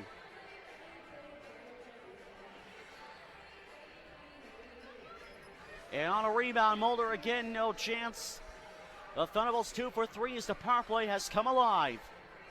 Excellent puck movement the entire way. And the third shot of which gets through. 3 goals on 12 shots tonight. Smith's 4th of the season, 2nd of the game. The Thunderbolts with a 3-0 lead, just like that. Time of the goal at 8:16. Sulliff, nice play to find the puck. Leads for Plevy, 1-on-1 back. Bisneeman is 2-on-1. Here's Plevy, Sulliff, he scores! Derek Sulliff, the first shorthanded goal of the season for Evansville. And the Thunderbolts lead it 4-0.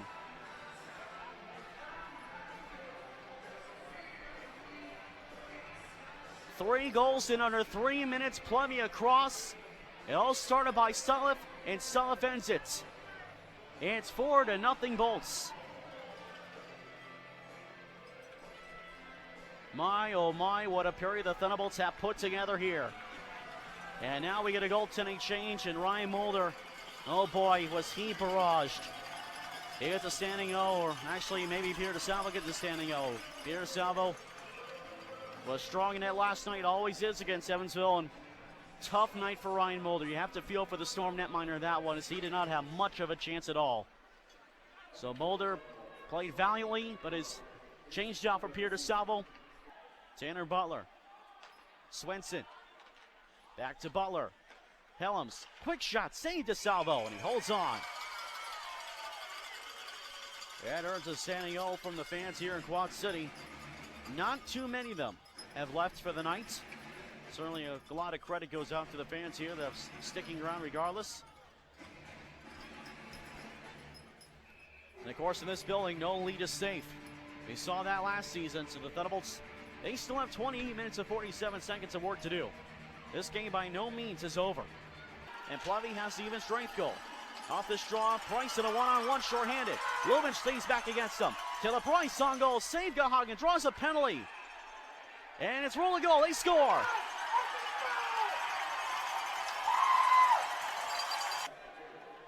Lots of penalties in this one. After only 2 last night, a lead for Price on a breakaway. Taylor Price scores.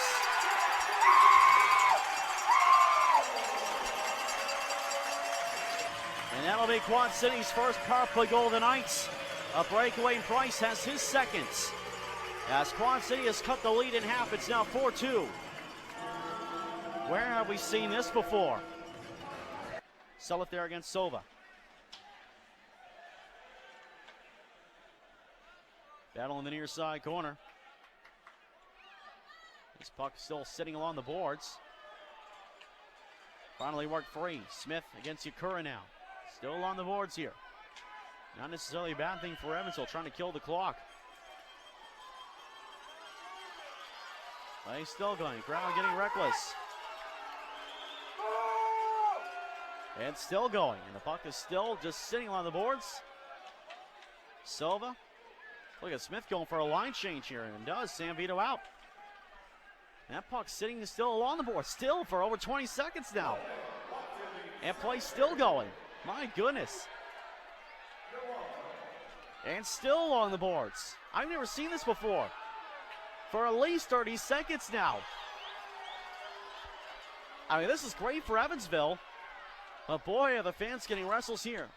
Finally, it comes free. I mean, I got to check the clock on that one later. That was 30, 40 seconds. Both sides have scored on the power play this evening. Twice Evansville, once Quad City. Seacoast near wall. Goes in deep. Against Butler. Back to the point. Mills, hands off. Kazarowski from the middle. Shot. They score. It's 4-3. Mills up the near side. Poked away. Battle along the near side boards. 2. Last shot. Why by Schiavo. And the Thunderbolts in the haunted house that is the Tax Slayer Center have hold on to win 4-3.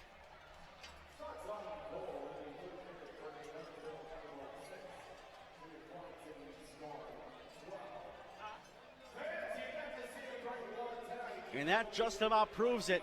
This is not the team that we saw last year. The Thunderbolts, under all the pressure that Quad City can throw. Parker Gahagan and the Bolts sweep the weekend series. And they win tonight to take 3 of 5 on this 5-game road stand, heading back home on Friday. It was a close finish, to say the least, but the Thunderbolts were able to exercise another one of the demons from the season prior, as Quad City's seemingly typical comebacks against Evansville this time were stifled, as the Thunderbolts took 4 points back home from Quad City. Parker Gahagan's stint with Evansville would come to an end the following week, as he earned his call to the ECHL's Newfoundland Growlers, and he would not return, as he would immediately seize the starting role for Newfoundland. However, with one star goaltender gone, another would come along at the same time, as Brian Billett arrived to form the 1-2 goaltending tandem with Braden Ostapchuk, which would become arguably the best goaltending tandem in the league. Back home against the Macon Mayhem on Friday, December 6th, the Thunderbolts burst out of the gates as they look to build on their recent success. Swenson able to hand off to Barnaby. Barnaby checked off by Perez and picked up by Ryan Devine. Pass across to nobody. Swenson for a middle. Barnaby all alone. Barnaby scores!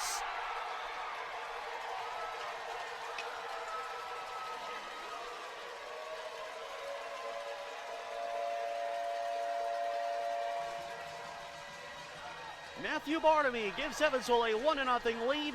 Left all alone and fed to the front by Swenson. And Porter, too many moves and between the wickets. And Barnaby gets the Thunderbolts in front at the 5:09 mark. His 3rd goal of the season.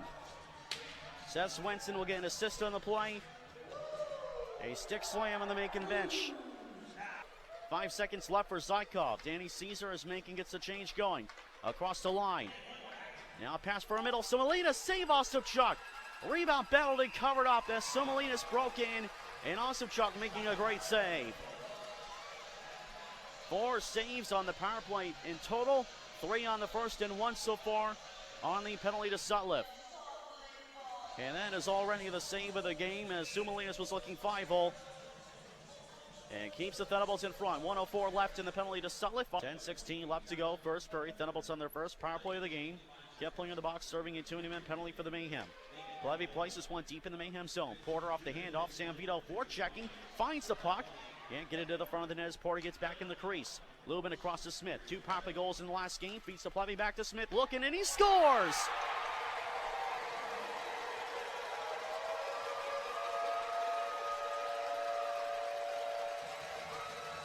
A supreme snipe by Jake Smith, and he's got 3 power play goals in 2 games. And what an effort on the passing play. Austin Plevy with the feed. And Smith with no mistake. And a power play goal gets Evansville a 2-0 lead at 10:02 of the first period. Larry Smith to the neutral zone, Sumalinas. Sanvito plucks this one away. Leads for Zykov with a 2-on-1 man in the middle. Feeds it across, and they score! D'Amico Hanoun, it's 3-0.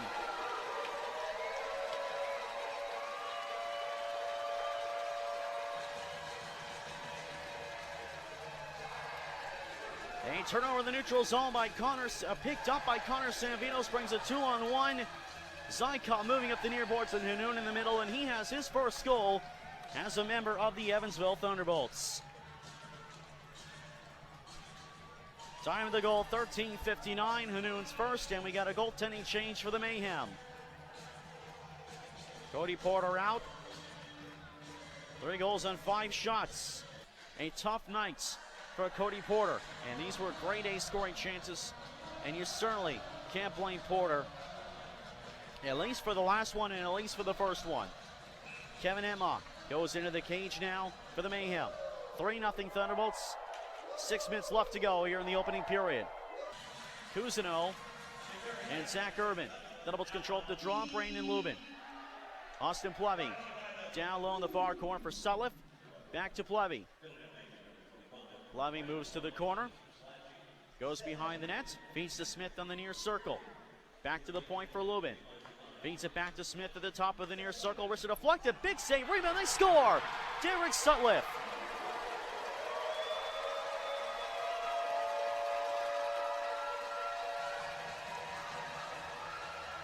And it's 4-0 Evansville. Sutliff gets his first goal against his former team. As Emma made a big save on the first shot deflection, and then the rebound right on the stick of Sutliff. One of the keys was getting net front presence. And they do just that. Derek Sutliff makes it 4-0. A power play goal 22 seconds into the penalty, and the Thunderbolts are 2 for 2 on the man advantage. Sutliff's 4th of the season. I believe Plevy and Lubin will get the assist. We'll wait to find out. But what a period it's been for Evansville. And a tough period for the Macon Mayhem. Bounced back to Smith and across. Now to Lindstrom through the neutral zone. Nice lead in a breakaway. Ortiz, a slap shot saved by Osipchuk on a great chance. And Osipchuk another big save as Ortiz nearly got the Mayhem on the board. This one around the glass, and Sutliff will get to this one. Has the latest of the 4 goals. Scored on the power play. Turnover in the neutral zone leads to a chance for Plevy on the near side. Fans this one across, and they score! And Sutliff has 2.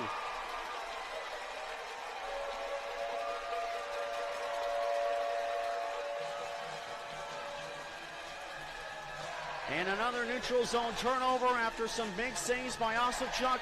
A perfect pass across. And whether you're Porter or Enma, that's a tough shot to stop. And Sutliff has his 2nd consecutive goal, and it's 5-0 Bolts. Time of this goal at 4:08. Plevy will get the primary assist, his 2nd primary assist of the game.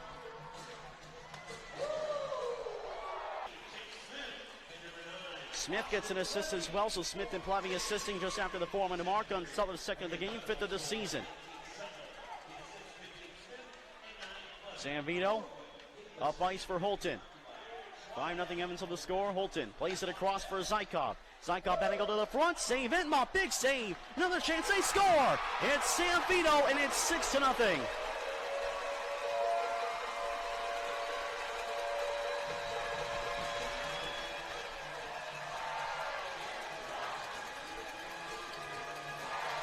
And another chance is going to the front of the net. Bourgeois the first chance and into the front. San Vito banging away. It's 6-0 Evansville. My, oh my.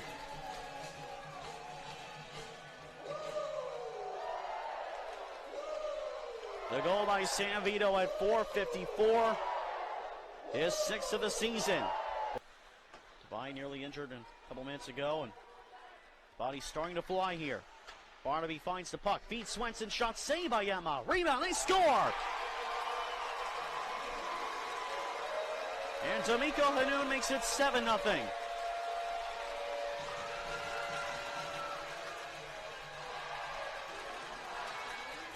Another turnover in the Macon zone. Swenson, the first shot stopped, and Hanoun on the backhander puts it home, make it 7.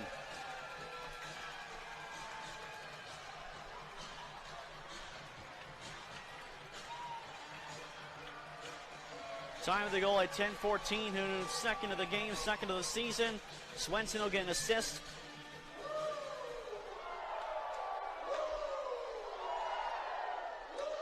And he got a feel for the goaltenders in this one. Edmond, the starter, Cody Porter. Smith pass ahead was deflected outside the Evansville line, but Soper carries in 2-on-1. And a save also Chuck off Ortiz. As Soper got the pass across, and Ortiz was denied by Osipchuk. Lubin, chip pass to center. In comes Swenson on the right side with Barnaby in tow. Swenson to the net. Save Ventma. Big save as Swenson power to the nets. 6 minutes to go. Second period. Thunderbolts with a 7-0 lead, and here comes Smith again up the near boards. Back to center ice on the bounce as the Mayhem clear. Now a chance for Caesar. Laid across for a chance. They score! And the Mayhem get on the board and make it 7-1. A nice 2-on-1 feed. Caesar across, and Steven Pirog gets the goal. And Lubin gets the puck. Lost control of it though. Cousineau jumps in there. Cousineau's had a good shift. However, he lost it there, and Smith now 2-on-2 with Sutliff. Jake Smith at center. Shot. Scores! A supreme snipe, his second supreme snipe of the game. It's 8-1.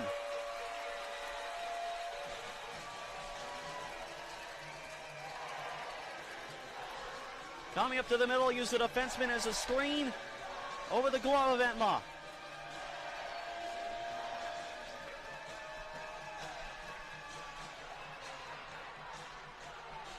And the Thunderbolts with an 8-1 lead. Time of this goal at 17:02. Smith's second of the game, his 6th of the season. His face off to the right side of Kevin Entma. San Vito off this draw. Jared Cup in his skates, picked up by Holton. Holton looking, shooting, scores! A supreme snipe by Hayden Holton. It's 9-1.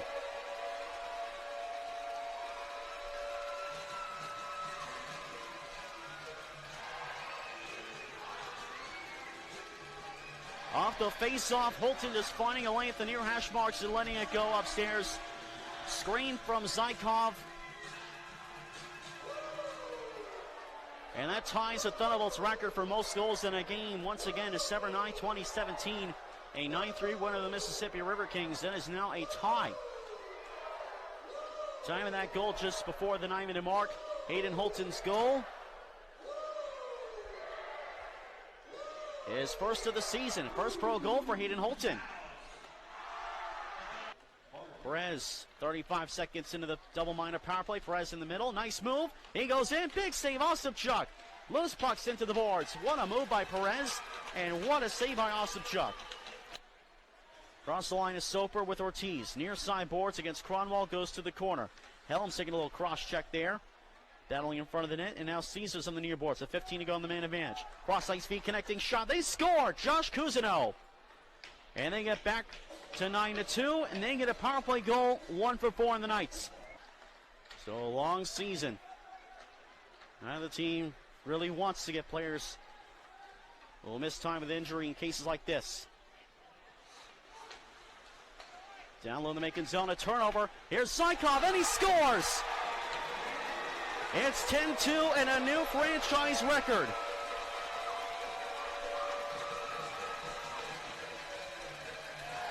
And another offensive zone turnover, defensively zone for the Macon Mayhem, leads to the chance in Zykov.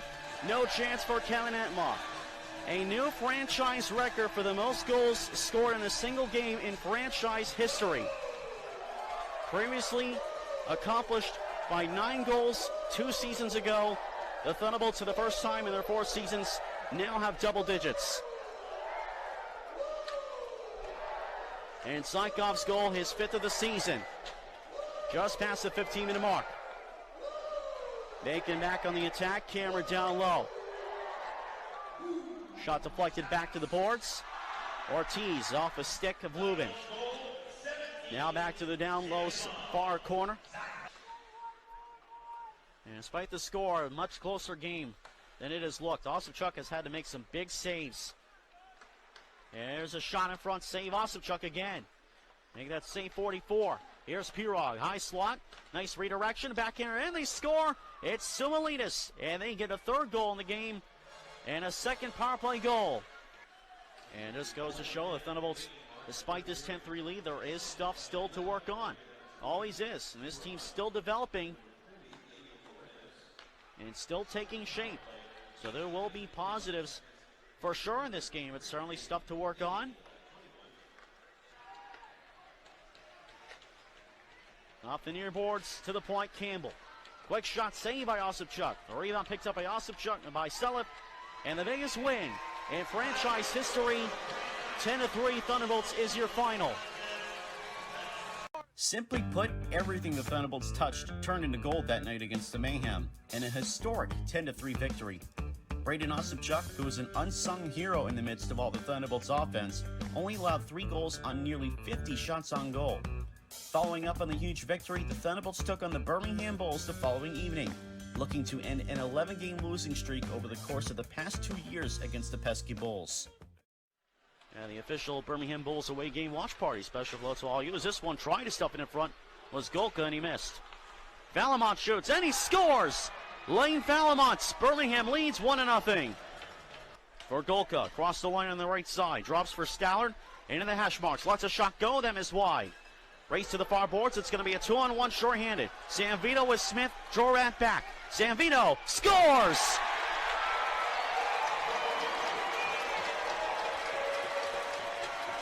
A short-handed goal will start the reign of Bears.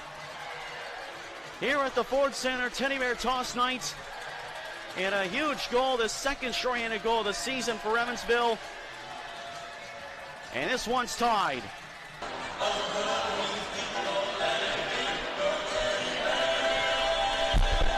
Here's the replay on the board. There it is, Sam Vito, the shot off the crossbar and in. A supreme snipe by Connor Sanvito as he ducks as soon as he realized it was in, knowing the Teddy Bears had begun to fall. Bobby Sullivan, Sanvito, Smith, and Lubin out. They had 2 power play goals on 4 attempts last night, and they had the puck up the draw. Here's Plevy on the near side. Austin Plevy heading offside the net. Sullivan bank to the front. Save off Sanvito, and they score! It's squeaked through, and Evansville leads 2-1.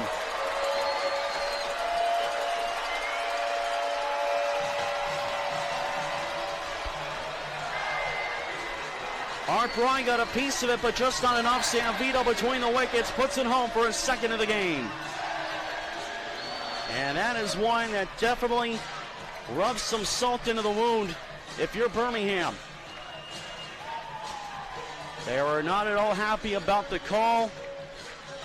And only 9 seconds into the power play, Evansville takes the lead for the first time tonight, 2-1. At 2:27, Connor Sanvito, 2nd of the game, and his 8th of the season.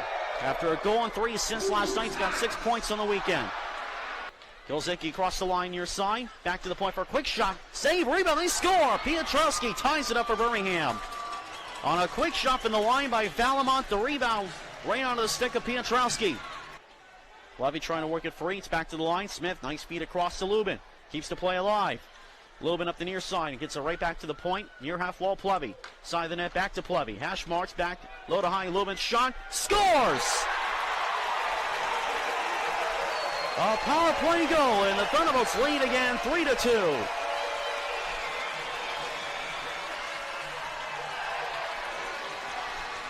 It looked like it was deflected on the way. Lubin had the shots, and it looks like it went off Derek Sutliff. And that'll be his third goal of the weekend. And Evansville's 2 for 2 on the power play. The first shot of the power play. 2 for 2 in the power play, and both shots they've had in the power play have gone in. And for Sutliff, his 6th goal of the season at 8:59. This has been a back-and-forth game.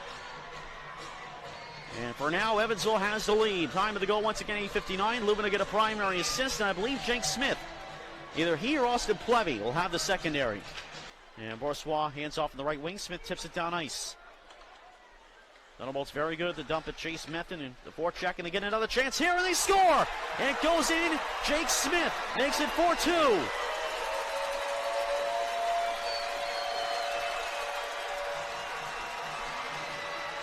And as I mentioned, the Thunderbolts doing oh so well in that regard in the dump at Jason, getting the pressure going, and Jake Smith bounces one over the pad of Art Bride. As he found the gap, Evansville with the first 2-goal lead of the game. And I believe that will either be an unassisted goal or 1 assist. That goal at 11:07. And that is one that Birmingham will really want back. And Jake Smith with another goal this weekend, his 7th of the season. He now has 6 goals in the past 7 games. For Barnaby, crossed the line and worked toward the goal. Art Bry will cover up as Swenson was muscling that. Now he collides and goes at it. And now we get a fight. Swenson. And colliding with the right hands for both players. And takes down his opponent, and Oleg Shapitsin, a player who plays with a lot of edge to his game. I've seen him fight back in the FHL with Danville. He knows how to chuck him. Swenson put the first shot in, and the gloves dropped. Both players fighting with right hands. That one connected for sure. A couple good shots on both sides connected. A very even fight. Both players get 5 for fighting. Swenson and Shapitsin at 15:46. Both will be done for the period. And both players back to their respective locker rooms. And Swenson got the last shot in at the very end. And Swenson, the Thunderbolts' 5th fight, and a shot to Charlie Smith sent wide. And a huge hit by Hanoun on Cole Golka. Hanoun's has a couple big hits today, and then Ford takes down Barnaby in the neutral zone. Hanoun throws another check down on the Birmingham zone. The body's picking up here. Balamont giving a couple whacks to Hanoun as the physicality ramps up again. Off the stick of the recipient, Jacob Barber. This one rolls into the corner. Harris against Cronwall. Back to the points. Circles back with the boards. So rolled it to the front. His shot save and the rebound. They score. And Birmingham gets back within 1.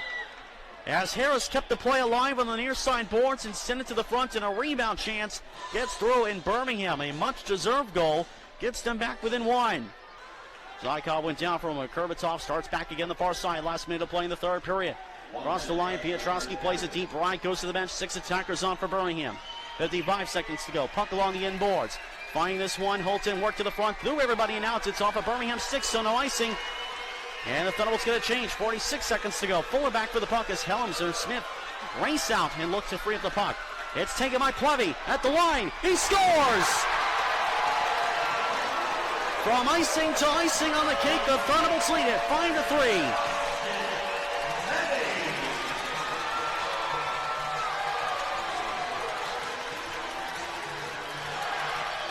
A turnover at the line. And it finds its way to the stick of Plevy. Makes no mistake on the 50-foot shots. On the far side in Evansville with a 5-3 lead with 39.4 seconds to go. Austin Plevy, who hasn't scored a goal this weekend, had 3 assists yesterday, had 2 assists tonight, and now he's got a goal to add to it. January 20th, 2018, the last time Evansville has defeated Birmingham. That was a 4-2 win here at the Ford Center. 11 games have come and gone between these two teams, all of them losses for the Thunderbolts. Here's Barber. This one deflected away to the far side boards. Carl Jorat with 11 seconds. Down low, Barber freed away. Far side, Jorat to the front. Save Osipchuk with 5.5 to go. We'll have one more face-off, and the Thunderbolts are going to end that 11-game losing skid against the Bulls. And not without quite a fight from this Birmingham squad, who has recovered well from the game in Knoxville a couple of nights ago. At least one more draw. Plevy and Harris. Thunderbolts get it. Not cleared out. 2 seconds to go. And that does it. The Thunderbolts have won 4 in a row. And they take tonight's game by a score of 5-3.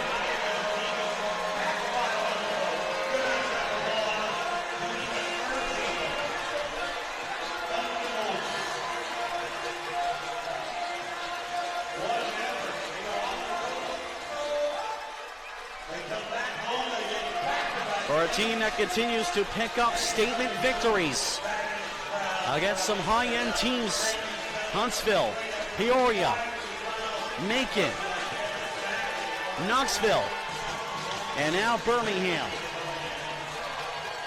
Streaks, losing skids continue to fall, and this one is now over. The win over Birmingham would extend the Thunderbolts' win streak to 4 games in a row. In the week following, Jake Smith received SPHL Player of the Week honors with his 3 goals and 6 points in the 2 games against Macon and Birmingham. Continuing the homestand, the Peoria Rivermen would be the next opponent on Friday, December 13th. I believe last week, an elite for Hoagland, who's onside. Thacker tries to get back, and he scores! Robin Hoagland! As nobody was back, and Hoagland took the shot from about 40 feet and beat Osipchuk, and the Rivermen lead it 1-0. Sulliff and McCormick tied it. Very dangerous, Darren McCormick. 6 game-winning goals this season for the Peoria Rivermen, Darren McCormick. Here's Reichert for McCormick into the zone, 1-on-1. Drops it off. The eminent shot save, and the rebound scored. It's Jacob Reichert. It's 2-0 Rivermen. One back to the point, Cronwall. Wrister gets through, save, and the rebound scores. Matthew Barnaby, and it's 2-1.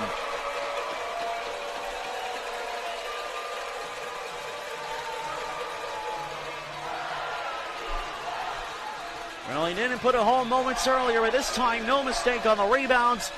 On a shot from the point by Felix Cronwall, they got through, and a rebound as Levine was out challenging at the edge of his crease, and Barnaby no mistake. And a huge goal to cut the lead in half. This goal at 9:19. Barnaby's 4th of the season. Cronwall will get his first assist of the season, and technically his first pro assist.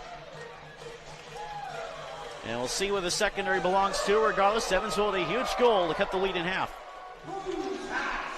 And a major response goal. Cronwall has it back. And here's Cronwall banking this one back to center ice. So we'll see how the Rivermen respond, as they've been in this position before, and we'll see if Evansville can keep the momentum going. And a breakout. Plevy for the front. Wide by Smith. What a chance. Plevy again. Peoria falling asleep here now. Here's Plevy back to the near side boards. Helms absorbs the check, and Bear can't clear it. Blocked by Helms. To the line, this one will be carried out by Reichertz. So once again, the secondary assist I didn't hear, but the first one belonging to Cronwall on Barnaby's 4th of the season. Plevy holds up in the far wall. Nice pass through the zone. Thacker to the front. Scores! And we're tied!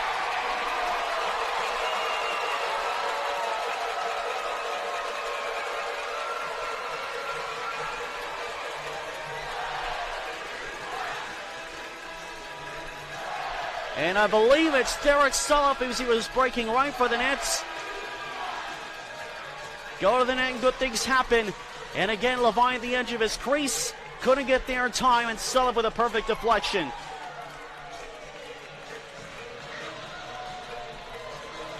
Two goals in under a minute.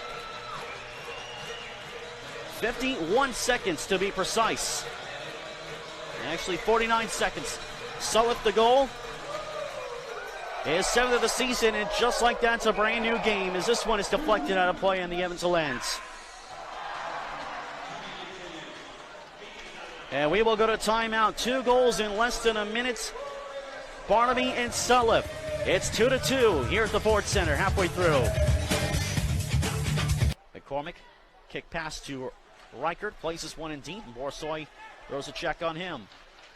Oh, and a hit by Reichert. That was a hit from behind on Butler.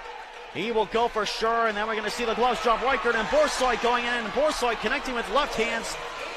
And that could be more than two, but right now we got a fight continuing. Reichert with the left hands, and Borsoi responding as Butler back to the bench, and the fight continuing along the inboards. And this one going the distance, and linesmen will get in an even fight. Both players landing some big shots.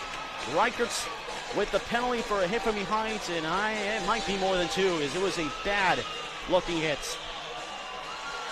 Luckily, Tanner Butler went back to the bench in his own power. Here it is, shows just after the hit, but we see Borsoi going right after Reichert, no hesitation.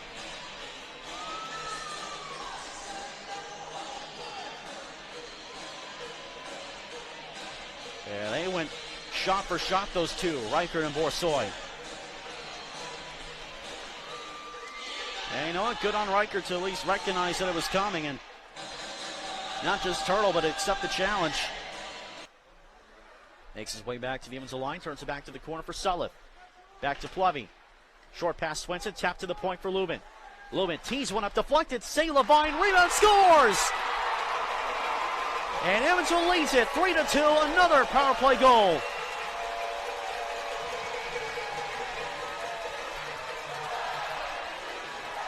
And Derek Sullivan has his second consecutive goal. Go to the net and good things happen. Lubin the shot, the draw. And Allen just barely snuck across. Sullivan again at the doorstep. And Evansville has their first lead of the game. A power play goal from Sullivan at 13:58. 8th of the season, 2nd of the game. Lubin will get another assist.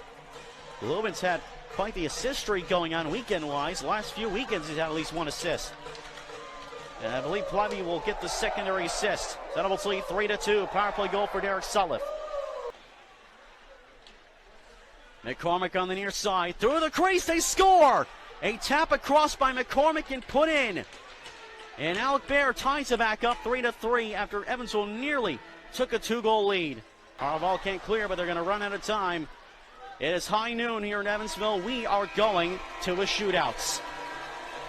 Is this deja vu or what? Top of round one. Neville misses the net wide. Jake Smith for Evansville, the player of the week here in the SPHL, looking for the first goal of the shootouts. Score! You can hear the sound of the iron from upstairs. Right post and in. Evansville up 1-0 through one. And Jordan Ertz now for the Rivermen looking to tie. And he misses the net wide. And here he comes on Eric Levine. Stan Zykov. Saved by Levine. As Zykov didn't look like he got all the shots. May have hit it on the heel of the stick. Here he comes in the third round against Braden Ostapchuk, Darren McCormick. And he missed on the shots. Fanned on it. And Peoria through 3 rounds has not even hit the goaltender.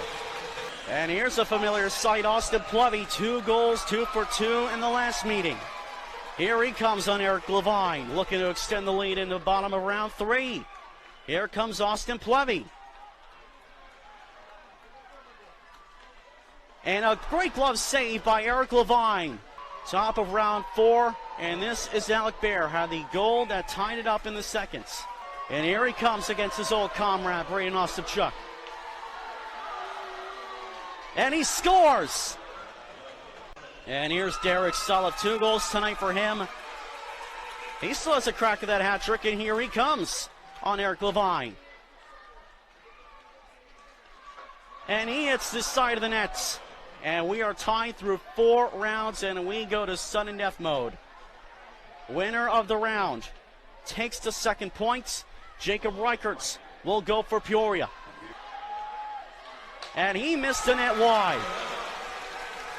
4 out of 5 wide. And the other in the back of the nets. Seth Swenson has the game on his stick. And he scores, and Evansville has done it again.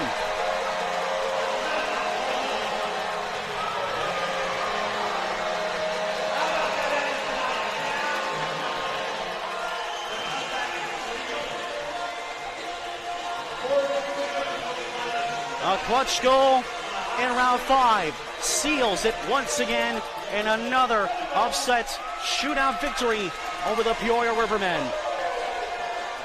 And the Thunderbolts have won 5 in a row.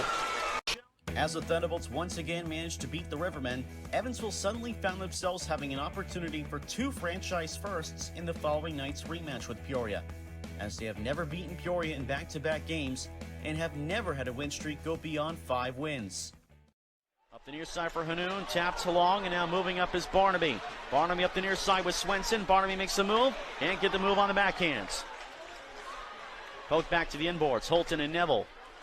Hanoun back to the point, quick shot, Lubin deflected, scores! Matthew Barnaby and back-to-back nights, and Evansville leads 1-0.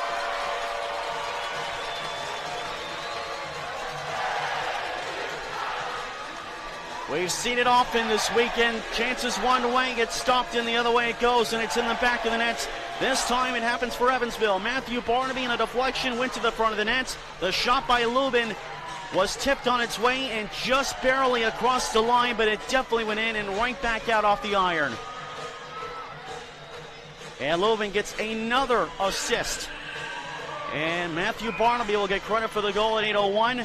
He's got goals in back-to-back nights, his 5th of the season.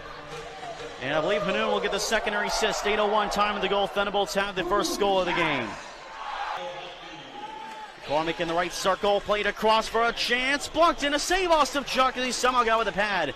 Chance still alive in the Evansville zone. McMartin long range save on a deflection. Another chance, scores. They've come back to tie. It's 1-1.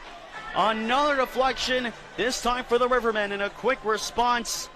Not even a minute apart. And roll to the near side. Tamiko Hanoun shot. Blocked that shot. Here's Hageman back to the point for Neville. 40 seconds gone, the power play. Here is a shot. Score! Deflection gets through in. Peoria scores to take a 2-1 lead. 2 high-end rookies here in the SPHL this season. This is deflected down ice. No ice in the play. Evansville changes. Levine hands off to McMartin. This period, get your changes in when you can, especially with the proximity of the bench. And now here's Zykov off a Peoria turnover. Moving, shooting, scores! And Zykov has tied it at 2.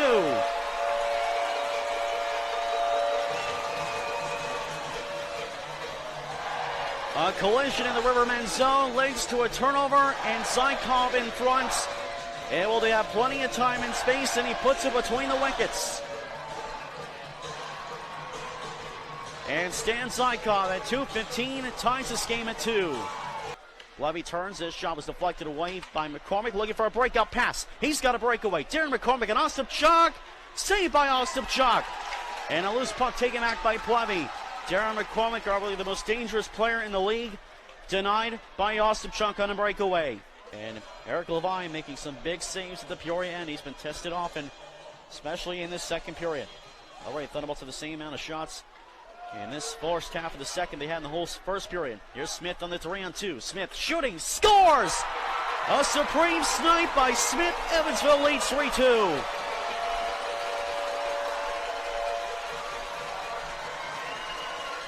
Might as well just call him Iron Man at this point. A shot at the right post, may have got the crossbar too. What a shot by Jake Smith. Man, has he come a long way this season. Jake Smith, go-ahead goal at 10:49. 8th of the season for the Evansville rookie. Second lead of the game for Evansville, 2 goals this period. Zykov the tying goal, Smith in front. And for the second straight time, Evansville has a 3-2 lead in the second period after being down, not by 2, but by 1. Jake Hamilton off the bench sideboards. Riker tipped the center, and here they come 3-on-2. Tapped in Ernst, moving and shooting, and he scores to tie it back up. Jordan Ernst's second goal. You knew it was coming. Carvalho back in with McPherson. Carvalho right side, plays this one across the ice. The far corner for McPherson against Hanoun. Throws a hard, clean check. Tamika Hanoun, and then he's absorbed. Checked by McCormick. McCormick will go in a moment delay penalty. A retaliation from McCormick. Swenson on goal, and a save by Levine, and touched up and will get the call. Evansville back on the power play. And that's just not a smart penalty for Darren McCormick to take. No penalty upcoming. You put your team shorthanded late in the second period. Evansville 0 for 3 in the power play and a chance to go up. It was a hard, clean hit, shoulder to shoulder by Tamiko Hanu, the recipients. I believe Mitch McPherson was turning into the boards when he was hit. So referee Scott McClement was right there. And McClement is one of the better officials in this league. He used good judgment, ruled it was not a penalty. And yes, Hanoun did get down on goal and Levine another big save to keep it tied. Lubin goes down, draws a penalty on Carvalho as he tripped up Lubin coming around his own net. It is a slashing penalty rather on Jordan Carvalho. It'll be a 48-second 5-on-3 for Evansville. Fleming the face-off wins, Self across, quick shot, scores! No, it didn't go in. I thought it went in, it did not. Fleming, play continues. The lights go down. I thought the puck had gone in, up the post and in.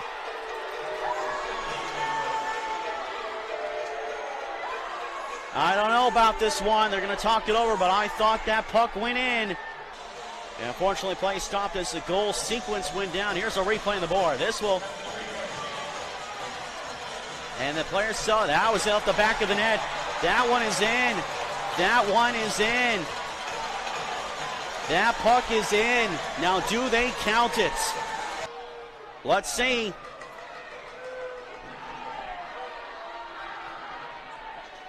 It's a goal. And Evansville leads it 4-3, a power play goal. They get the call right. There it is on the board. Off the left post, off the back bar, and back out. And Evansville leads it 4-3. The fourth shot of the power play, and it was in the last seconds of the penalty to McCormick.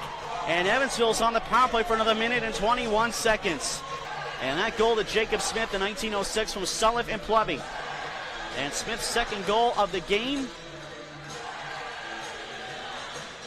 Following up his player of the week on as well. Now we get a penalty. Ernst is in the box here. It's another penalty to Peoria. The wheels have come off here for the Rivermen. McMartin's lead. Tipped down ice. No icing. Getting to it first is Hoagland. But Osipchek, respecting the polygon, didn't go out into the corner to play it, but did get it out past Hoagland. Walters in. Shoots in and sent away by Levine. For anyone listening in who is a weather fanatic like I am, yes, that is a James Spann reference. I believe that is Butler out as well for Evansville. Off this draw, Rivermen control. Hagman on the right side. From center point, Ernst moving, scores! He's got the hat trick, and Ernst has tied it at 4. A power play goal at 10:24. Taken by Hamilton, and back to the Evansville line. Mid-change for Evansville. Here's Hagman down low against Holton. Back to the point, quick shot, McBarnes, save, and the rebound on the line. They score! Peoria leads 5-4. Austin Plummy back across the line from the middle to the far boards. Backhand pass taken by Smutek. He will send up as a shorthanded breakaway. Reichertz, he misses it wide and then blows a tire, and here comes Evansville the other way. A chance to put Evansville down and out. Here comes Evansville. Carvalho to Hageman, and he will send it out. Thunderbolts 1 for 6. A big opportunity slips between their fingers. Helms drops it. Zykov near boards. Hanoun for Helms, moving, save, rebound, scores! They've tied the game! Austin Plevey!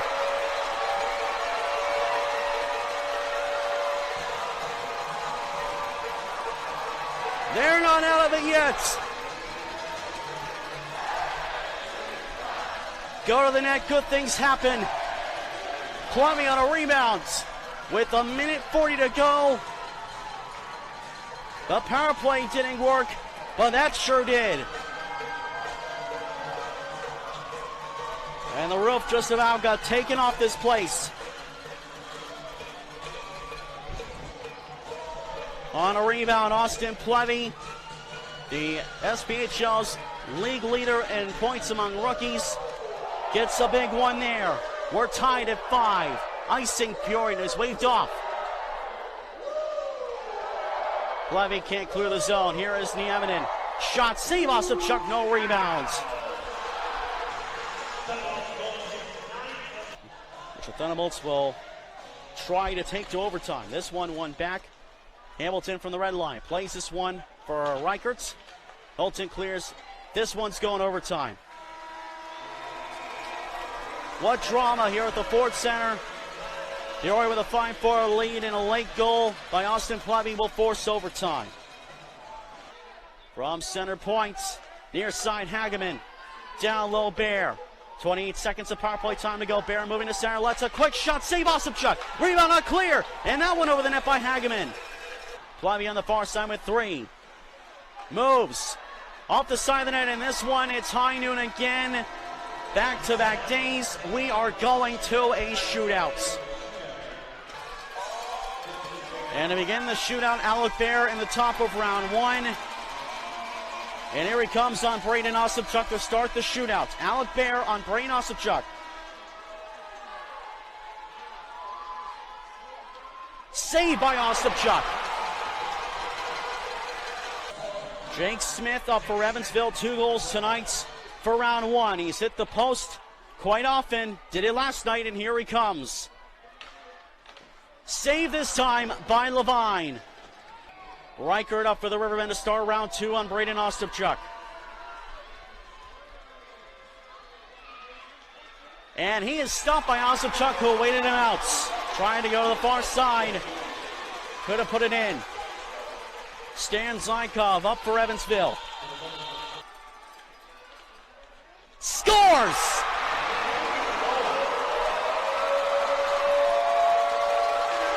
Went to the forehand, slid it underneath Levine. Top of round 3, Mitch McPherson for the Rivermen. He's scored tonight once. On Osipchuk, McPherson. Saved by Osipchuk.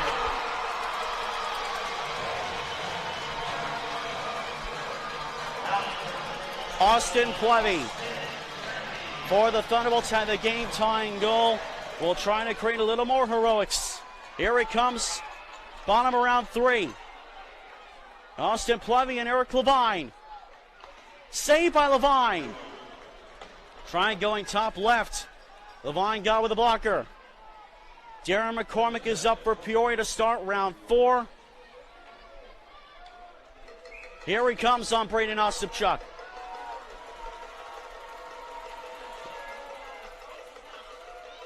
Saved by Osipchuk. Slowed down and trying to make some moves, and Osipchuk waited and got it with the stick in the right pad. And now it's Derek Sulliff, a chance to end it. 2 goals last night, and here he comes on Eric Levine. He is stopped by Levine and then goes careening into the end boards afterward. And this one not over yet. The 3-goal man, Jordan Ernst, up for the Riverman. Braden Osipchuk will try to stop one more. Here he comes, Jordan Ernst on Osipchuk. Saved by Osipchuk. Thunderbolts win 6 in a row. For the first time in franchise history, and for the first time they have beaten Peoria in back-to-back nights.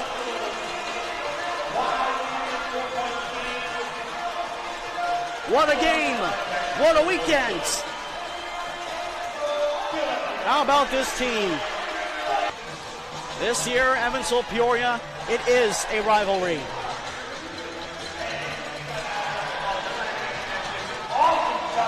Stan Zykov, the shootout winning goal, the only one to put it home in the shootouts. 5 saves by Braden Osipchuk. They came back to tie, and they took care of business here. The Thunderbolts win it 6-5, 6 wins in a row, new franchise best. Downstairs we go. 3 stars of the game, presented by All National. In our post-game interview with Stephen Rickard. Thunderbolts win it again, 6-5. Downstairs we go. Holy Hannah. Now riding a 6-game win streak, the Thunderbolts now prepared for the final weekend of games before Christmas. Zane Jones would return to action following a month out with injury, while Taylor Macon would decide to retire following an injury he sustained against Peoria. Zach Boursoy, who was acquired from Peoria just 2 weeks prior, was called up to the ECHL's Wichita Thunder, and he would not return. The opponent for the weekend starting on Friday, December 20th, was the Knoxville Ice Bears.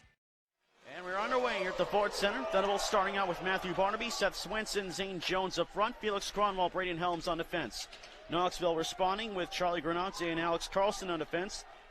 Brady Florent, Garrett Sargis, and Scott Cuthrell up front as a hard hit in the far side sends one of the Ice Bears down. That was Branchek. We got a penalty upcoming, and we got a fight in front of the Knoxville nets. Garrett Sargis and Zane Jones, who's back from injury and missed the last month pretty much. More of a grappling contest, and those two go down. I didn't see the hit in the far side corner, but it was in response to whatever hit it was. I don't believe a penalty was upcoming on the hit on Branchek, and I do apologize, I did not see it. So Zane Jones making an impact early.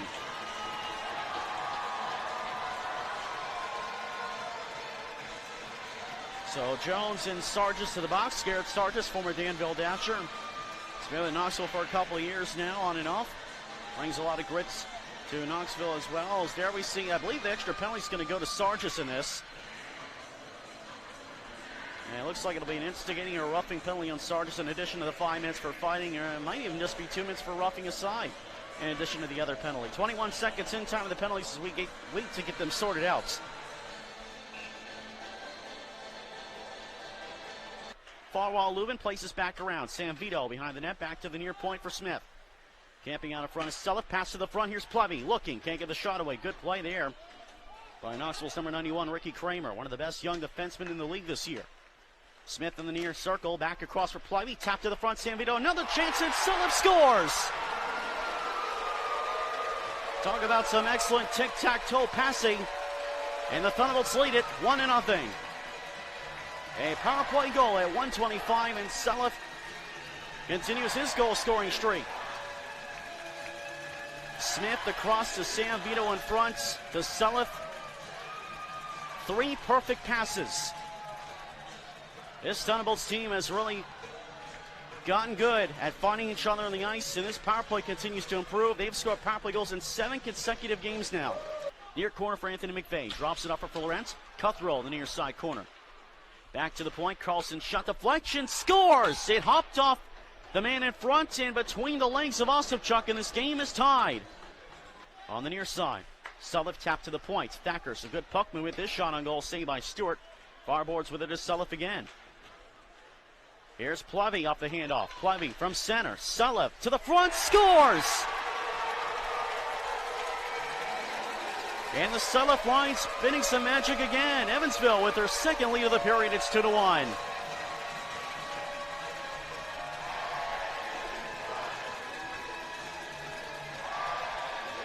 And a much-needed offensive rush for the Thunderbolts, and Derek Selleff started the play in the last sequence, and he finished the second attempt. Selleff's second, and the first Thunderbolt to hit 10 goals this season at 10-11, or 11-11 rather, of his first career to play. And Evansville with a 2-1 lead. 5th shot of the game. Thunderbolts have scored twice. Got through the crowd with a little bit of pressure. Swenson behind the nets. To the near boards. Back to the point for Butler. Now across for Helms on the far point. Down low, Zykov back to Helms. Helms lets a shot go deflected. Scores! And Barnaby in his 3rd consecutive game has scored to put Evansville front 3-1.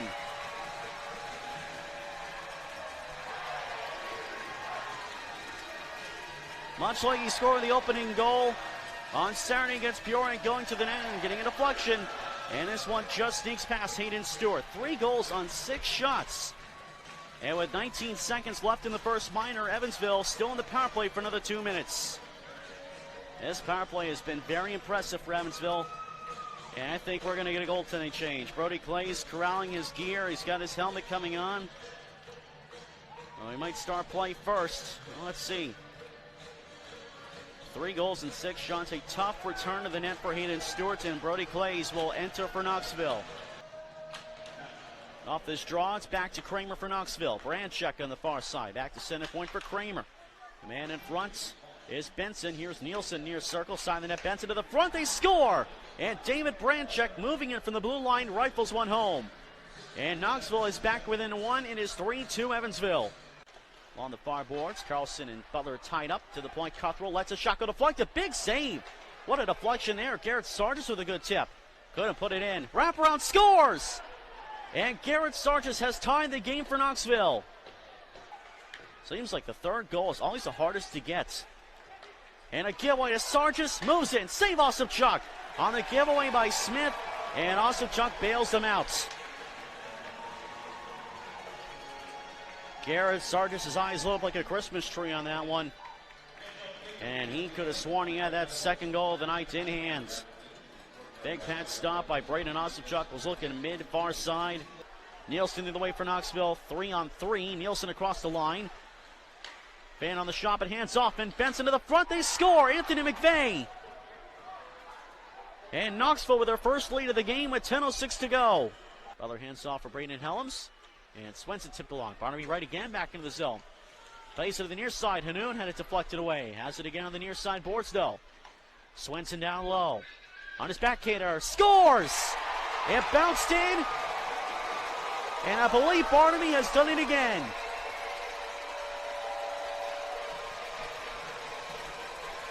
And either way, this game is tied right back up 4-4. It pinballed up somebody in front. A wraparound by Swenson set up the chance. Let's take a look. This one is off the defender. Swenson has the goal. It's 13-16. Swenson continues scoring clutch goals. 5th of the season for Swenson. It's a brand new game here in the late stages of the third. Loose puck to the line. Bramer had this one poked away. This one back to center for Zykov. 5 seconds to go. And here comes Swenson. Across the line, poked away. This one is going to overtime for Evansville for the third straight game. 40 seconds to go. Knoxville the other way. It's Price with Florent and Sargis. Across the line is Price. A man fell down behind the play.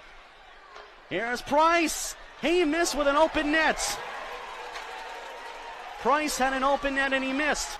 Evansville dodging a major bullet. 10 seconds to go. Here's Zykov with Sam Vito behind him. Sam Vito makes a move. Scores! Evansville wins in overtime. Connor Sanvito, and that is 7 in a row.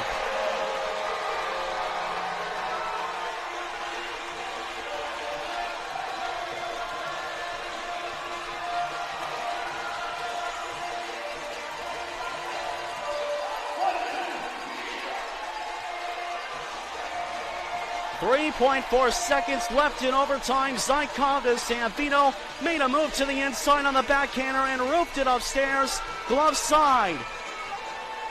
This one does not need a shootout. And Evansville has won their 7th straight game.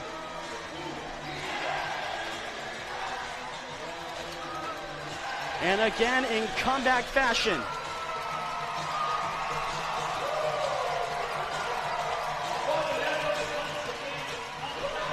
Connor Sanvito with the goal from Stan Zykov at 4:56. 9th of the season. Wins it for Evansville. We go downstairs for our 3 stars of the game in our post-game interview with Stephen Rickard. Holy Hannah, the Thunderbolts have done it again. Scoring the overtime winning goal that would push Evansville's record win streak to 7 games, Connor Sanvito's time with Evansville would come to an end, as he earned a call to the ECHL's Fort Wayne Comets the next day. The rest of the team hit the road the following day for another trip through Tennessee to take on the Ice Bears on their home ice in the final game before Christmas. In the first minute, Knoxville, of course, coming back to win 7-2 in that game. They'll look to avoid a repeat performance of that. And this team has grown by leaps and bounds just the past 3 weeks, but Knoxville scores here to take a 1-0 lead. Cooper Jones. Cuthrell up the left side. Gets past Zane Jones. Backhander to the front. No one there, but here's a shot. Scores! Power play goal for Jake Benson. It's 2-0 Knoxville. Takeaway by Benson to the net front. Checked by Thacker after Holton had gone down with the puck. Cooper Jones with the assist on the goal. This is back to the point. Shot blocked off. And they're trying to get out. We got a fight in front of Backnack and Holton going at it. They're going heavy rights in. Holton takes down Backnack. Backnack still throwing though. And Backneck took plenty in the face with the right hands from Hayden Holton.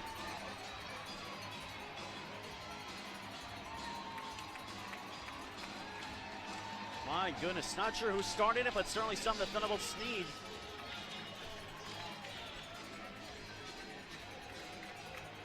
And Holton connecting with at least 3 consecutive shots. And he mixed up in front of the nets. As we look at the replay. Backneck challenge, Holton obliged immediately with the right hands. My goodness, did he connect. And here's the shot that took him down. And Backneck got back up and decided to throw more shots while Holton was down. So I'm interested to see if there'll be another penalty on Backneck for that.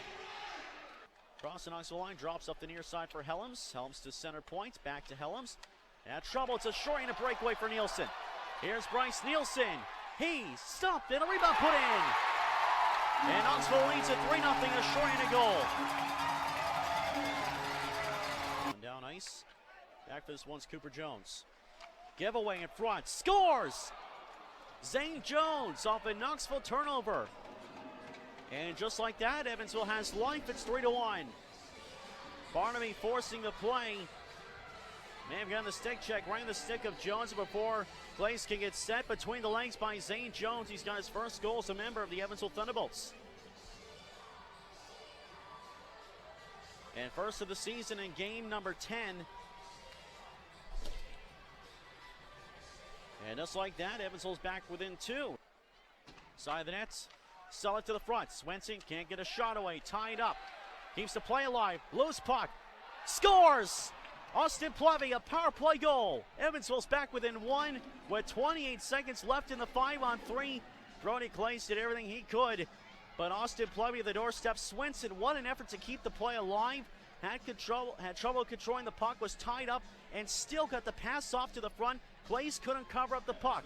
And Smith recognized that Glaze was down at the edge of his crease. Plevy on the far side, no mistake, putting it past Glaze.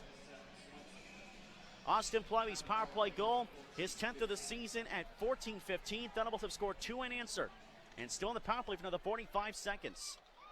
Barnaby from the boards, played it around. Here's Jones in the far side corner. Zane Jones battling. Far side with it. Jones on the move. Save, scores! It found its way in. The game is tied. All the way back from 3-0 down, and I believe Jones scored from the same spot that he scored his first to the left side of Glaze. Somehow sneaked through. Zane Jones' second goal of the Peoria. The Thunderbolts showing major resilience, have tied this up. It's a brand new game with 4:16 to go in period number 2. Second of the game in the season for Zane Jones at 15:44.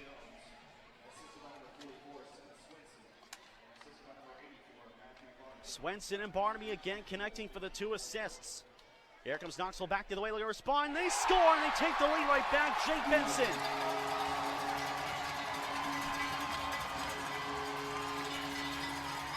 Face off, one back by Barnaby. Swenson lets it go for Lubin. Quick wrister knocked down.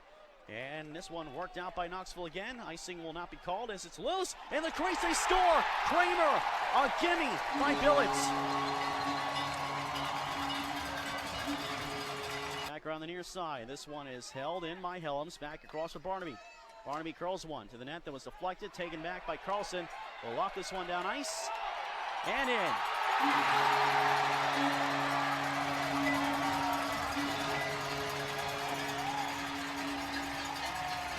Well, this will just about seal it. The Thunderbolts with a franchise record, not just 6 games, but 7-game win streak, but it will come to an end tonight here in Knoxville. 6-3 Knoxville to score, the minute 38 to go. That's going to do it. 7-game win streak, that'll be all. Knoxville wins 6-3.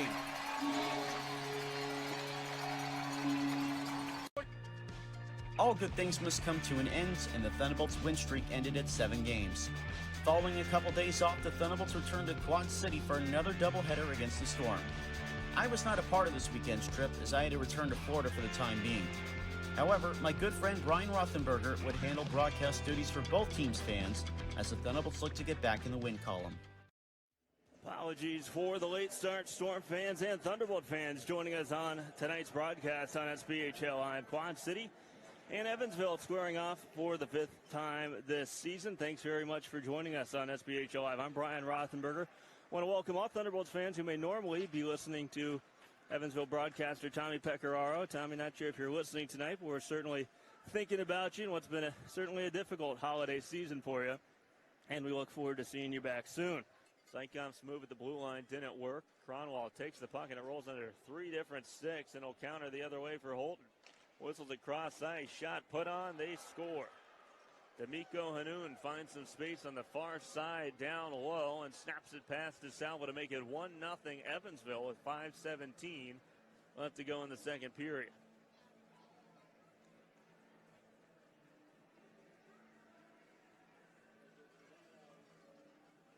For Hanoun, that is his 3rd goal of this 2019-2020 season. Centering feed, could not connect with Fries. Battle to get that puck back rages, and Buchita's got it. Centers, put on net, they score!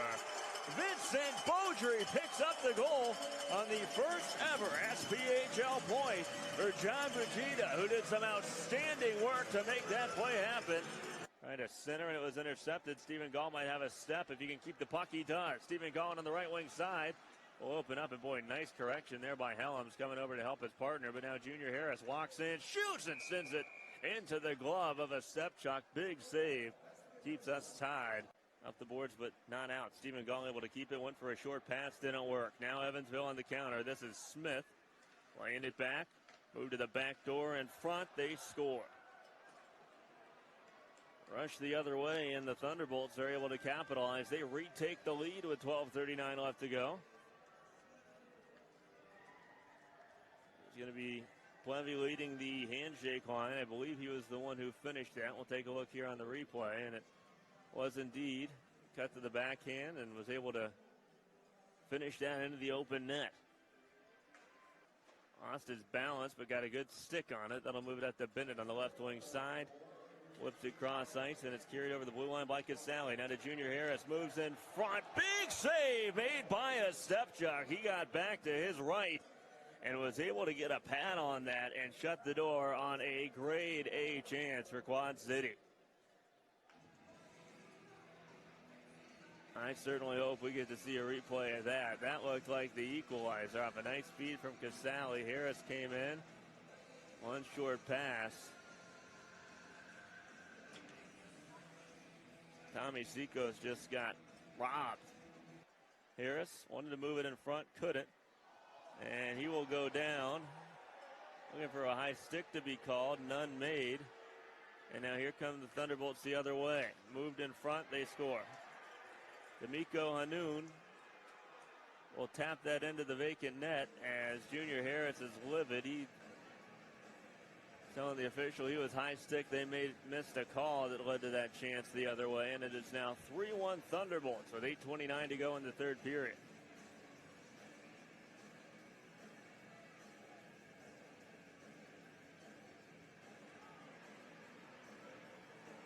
The flex behind the net, and that's going to do it. 5 seconds left on the clock as the puck from the point slung in, and it's blocked.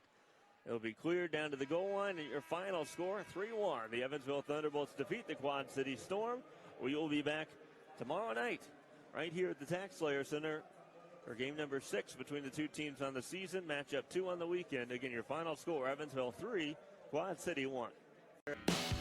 Behind 35 saves from Braden Osipchuk and 2 goals from D'Amico Hanoun, the Thunderbolts would get back in the win column with a 3-1 victory. The following night, the Thunderbolts looked to sweep Quad City in back-to-back trips to the Tax Slayer Center.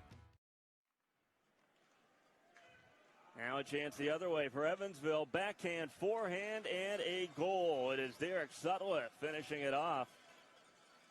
After a chance on the other end for the Storm, Sutcliffe just split the defense, walked in, and was able to beat Boulder to make it 1-0.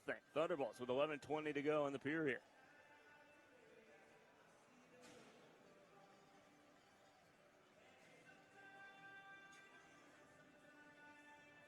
So on back-to-back nights, it is Evansville striking first, this time much earlier. They get out to a 1-goal cushion here on just their 3rd shot. Getting the Storm one to draw. Harris looking up the ice, finds his guy. It's right on the money. Orbachita comes in, shoots, he scores! It's Taylor Price. In from the right wing side, a quick snapshot. Sneaks through the pads. Braden a snapshot. And with 10:07 on to go in the first period, it is tied up at 1. Seacoast moves it to Beaudry. Puck comes in front. Beaudry has it, trying to get the angle. He shoots and he scores! Goals in back-to-back games for Vincent Beaudry, and that one was a beauty. He fires it top corner through the screen, and the Storm lead 2-1 with 4 minutes and 2 seconds left to go in the first period. Hanoun finds it. Pops it to Plevy. He will lay it back down low. Back to Plevy at the far hash mark. Lubin, one-time chance, they score. That looked like it may have bounced off of a body in front, perhaps a Storm body. Either way, it finds the back of the net, and we are tied at 2. 17:46 to go in the period, and Vincent Beaudry will make his way out of the penalty box.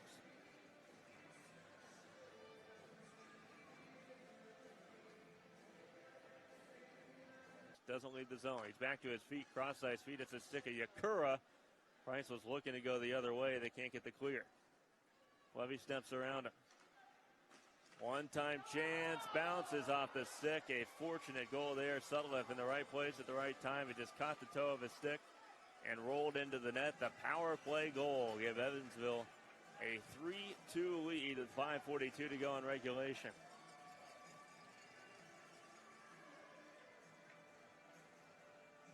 Couldn't tell if this puck was already going to spin in. You see Plevy there with a short pass.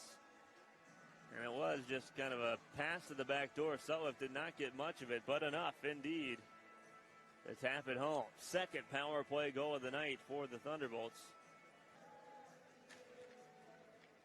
Now the Storm have some work to do. Down 1 with time to go. Dangerous. Karam there rolls right out in front, but it's going to lead to a chance the other way for Vincent Beaudry. He winds, shoots, he scores! Vincent Beaudry says we can answer that. With 5:30 to go in the third period, we are tied up. It is one back to the point, but no shot can be had. Good job by Taylor Price. And a little bit of a foul may have been taken there by Sutcliffe. And now some pushing and shoving to carry us into overtime. It's Swinston off the bench for Evansville, and Harris lost it. Galdo able to get it back. Defender falls down. He walks in, shoots. Nice blocker save made. Long rebound comes out. And now it'll be Helms the other way. He's got Swinston with him. Storm got to get back here. Helms holds, shoots, and he scores. He beats Ryan Mulder on the short side, and it's an overtime win for the Evansville Thunderbolts. They get 4 points on the weekend. We will talk to you again on New Year's Eve. A 4 o'clock puck drop as the Storm take on the Peoria Rivermen. Get your tickets at QuadCityStorm.com and the Tax Layer Center box office. 44, Seth Swenson at 2:34 of the overtime period. Braden Helms' overtime heroics would lead Evansville to yet another weekend sweep, and Derek Sutcliffe picked up a big milestone with his 100th professional point thanks to his goal in the third period. On a personal level, after losing my grandmother to illness on Christmas morning, the Thunderbolts' 2 victories in Quad City that weekend provide some much-needed brightness to my brief but difficult leave of absence. To the Thunderbolts players and my fellow staff, and to everyone who extended their condolences to me that week, both with the Thunderbolts and league-wide, I thank you all again. For those wondering where the phrase Holy Hannah came from this past season, Holy Hannah! Oh, yes! it was something my grandmother said often, and after using it on a broadcast a couple times to help lift her spirits, it seemed to click for me, so I decided to keep it in the broadcast vocabulary. The following Tuesday was New Year's Eve, as the Thunderbolts looked to wrap up the decade on a winning note, facing off against the Huntsville Havoc. Evansville added free agent forward Eric Ilatello to the lineup prior to the game. Minute gone, the power play, no shots yet. Huntsville's third best penalty kill has been living up to its credit so far.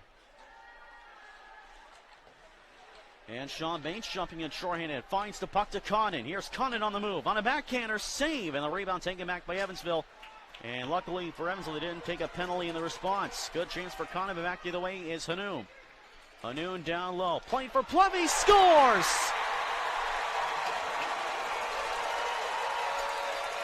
A power play goal. Austin Plevy puts Evansville in front, 1-0.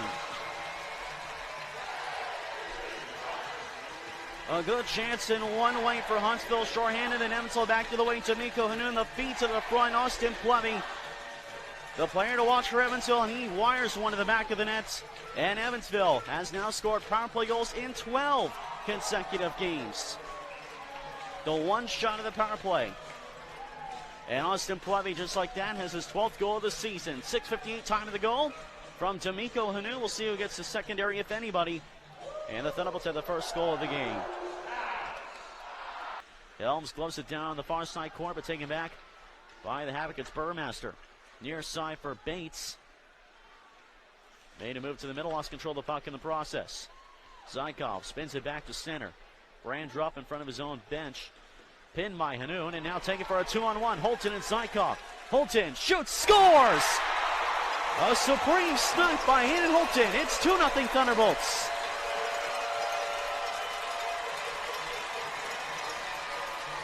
And an all-star on the play by D'Amico Hanoun, throwing the timely check and leading to a 2-on-1 chance. Holton had it, he had the shot, and he took it. Hayden Holton makes it 2-0 at 13:37. And that'll be his second goal of the season. And Trask with a heavy size advantage in the physical department. And now in this one is Piacentini. To the crease, they score. A nice setup across. And Sajnukovic has cut the lead in half. He has been playing some great hockey as of late. Sajnukovic with his 8th goal of the season. To the neutral zone, Piacentini to Schiavo. Far side across the line. Drops it off, moving up along the wall is Bates. Played it across for Dara. Fein on the shot. With Holt in the vicinity. Backhander scores! Huntsville has tied the game. Sean Bates on the near side. Off the handoff, it's Derek Sulliff. Huge hit. Sulliff took the hit from Dara. Helgeson jumps in. We might get some. Here we go. We got to fight Helgeson and Rob Dara. Helgeson with a size advantage. He responds to the hit from Sulliff, who was looking for the puck, and Helgeson gets the takedown on Rob Dara. Good news for Evansville. Sulliff appears to be okay.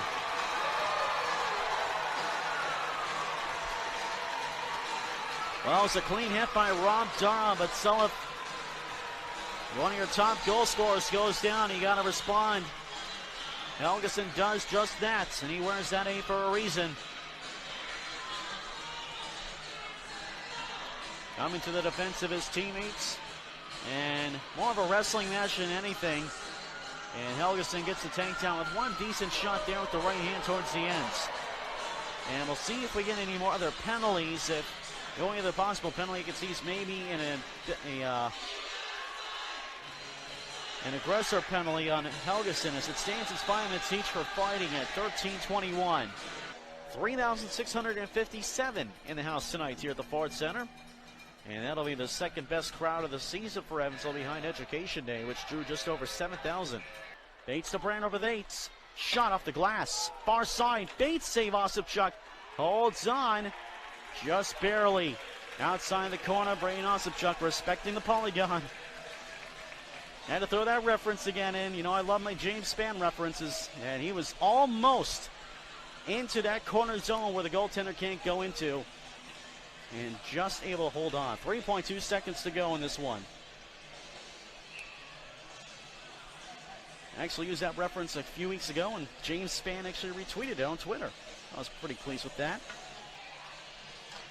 Off this draw to the far boards it goes. Nukovic pinned by Holton. This one's going overtime. First time these two teams have gone overtime this season. Around the nets. Trying to feed to the front. This one's cleared out. It's high noon here in Evansville. This one is going to a shootout. This will be a big first shot for Huntsville. Here comes John Schiavo on Braden Osipchuk to start round one. And he scores. John Schiavo goes far side and glove side to give Huntsville the lead in the shootout. And the Thunderbolts send out Derek Sulliff in response, trying to tie the shootout back up in round one. Here he comes on Max Milasek. He scores! Forehand and backhand into the back of the net. And we're square again. My goodness, what a move that was. Here comes Kyle Sharkey looking about Huntsville back in front on Braden Ostapchuk, round 2. Kyle Sharkey. Poke checked away by Ostapchuk. Austin Plumey, the league's leading point scorer. Here it comes on Max Milesek to give Evansville a lead in the shootouts. Austin Plumey. Saved by Milesek as he got it with, I believe, the glove. Sean Bates at the tying goal, a backhander back at the end of period 1, will go up for Huntsville in round 3. Here comes Sean Bates on Braden Ostapchuk. And he stopped this time on the backhander, Braden Ostapchuk. For the bottom of round 3 on Max Milesek. Here comes Jake Smith. Scores! A slap shot! Milesek upset, thought the play had stopped. Momentum, the puck kept going. And it's a good goal. And the Thunderbolts have a shootout lead in round 3. Explanation quickly being given. The puck kept its full momentum, and Milesek just launched his water ball down ice. Huntsville up at Nukovic. He's the other goal scorer for Huntsville tonight. Here he comes on Ostapchuk to tie. Nukovic is saved by Ostapchuk. 2 assist nights for Hanoun, and here he comes for the win on Max Milesek. Hanoun is stopped by Milesek. We play on. Saved by Ostapchuk. Holy Henry, the Bolts have done it again. A shootout victory over the Huntsville Havoc, 3-2.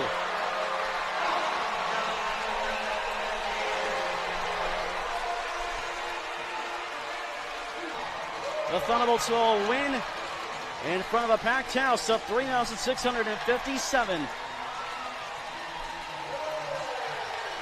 11 out of the past 13 in the win column. And now Braden Ostapchuk with the win ties Thomas Joel for the most wins as a goaltender in franchise history with his 14th in a Thunderbolt sweater and his 10th of the season. In front of almost 4,000 fans, the Thunderbolts picked up their 10th win in their past 11 games, as it became even more apparent that the Thunderbolts were a very good team in shootouts. With that, the calendar turned to a new year of 2020. Little did we know how the year would play out after just a couple months, but that is another story that we have heard enough times, and if you're watching this in 2020, still living. In the meanwhile, the Thunderbolts opened up 2020 at home against Knoxville on January 3rd. Another new Thunderbolt would make his debut, Braden Asselstein. Quick note, my apologies in advance, as I often mispronounced Asselstein's name in his first month or so in the lineup. McVeigh the face-off win, but it's out to neutral territory. Dave Branchek handing this one back to Ricky Kramer. Pierre Ouellette hit into his own bench by Zane Jones. That gets some applause from the crowd as he went completely into the Knoxville bench. Quick shot, Carlson blocked aside by Zykov, former Ice Bear as well. Hanoun around the near side.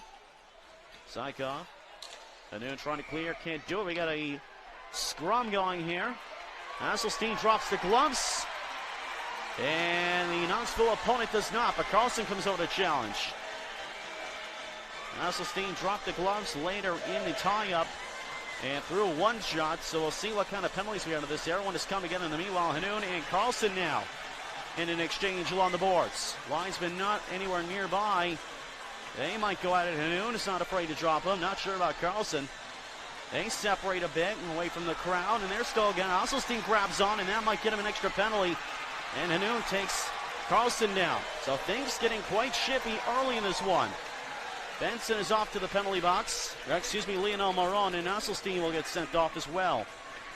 This could be a very physical game, as these two teams love to play with a chip on their shoulders. Loose puck giveaway in front of the Evansville net. Saved by Ostapchuk off Bryce Nielsen. Another tough break, or another break for the Thunderbolts defensively. And the Ice Bears had a great ace scoring chance in Ostapchuk, holding on long enough.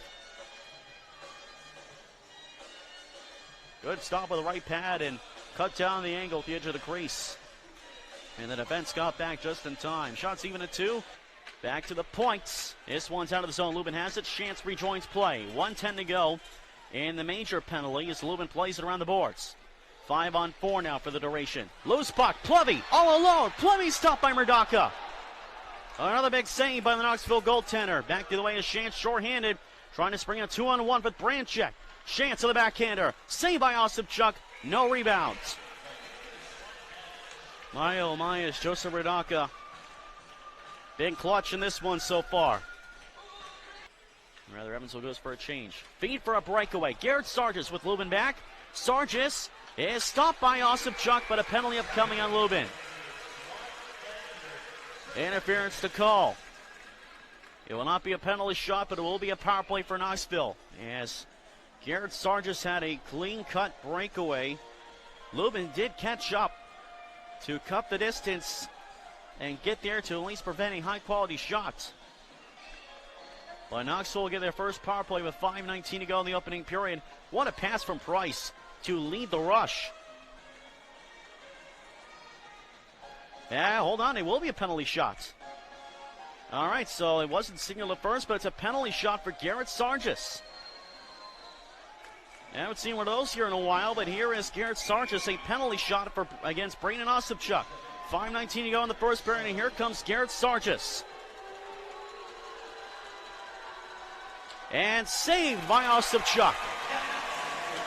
No power play, no goal. And we play on scoreless here in the first.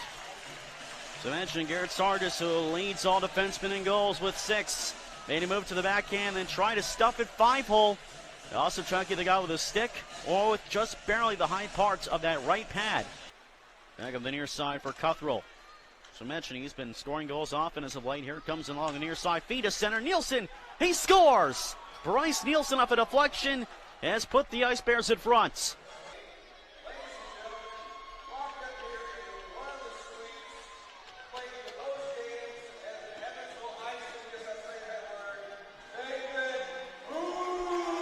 Former Evansville hockey icon Nathan Moon is in the house.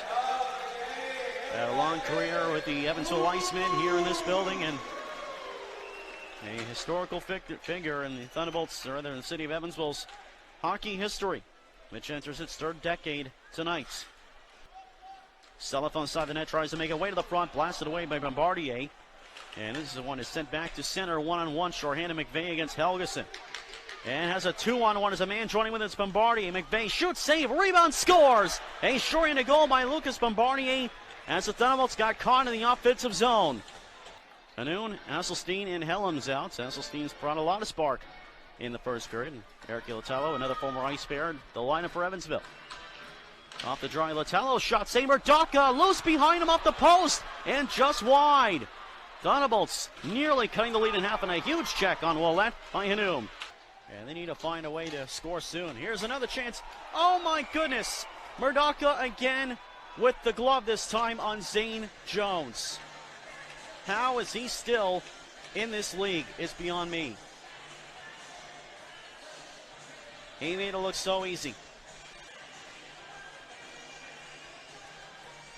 Here's a replay. I mean, this is incredible. Zane Jones had that one looking for the top right corner. Another perfect setup in front. And Murdoka makes the save. 27 for 27, and that one may be the best. Lubin shot on goal and another stop with the glove by Murdoka. Make that 28. Fleming McVeigh, the face-off, left side of Joseph Murdoka. Levy back to Lubin. Smith, quick shot, knocked down in front. Another shot, scores! And they finally get one past Murdoka. And Evansville is on the board. Austin Plevy's 13th of the year.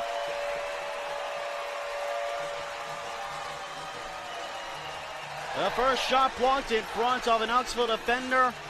And Plevy was there for the rebound, and the Knoxville defenseman provided the screen. And Plevy puts one home, and Evansville gets within one. 28 shots is what it took. Joseph Murdoka put up a very valiant, to say the least, effort in this one. He won't get the shutouts, but the Thunderbolts' work is not done. Still a 1-goal lead for the Knoxville Ice Bears, but the Thunderbolts get the all-important first goal. 28 shot of the game, Plevy's 13th of the season.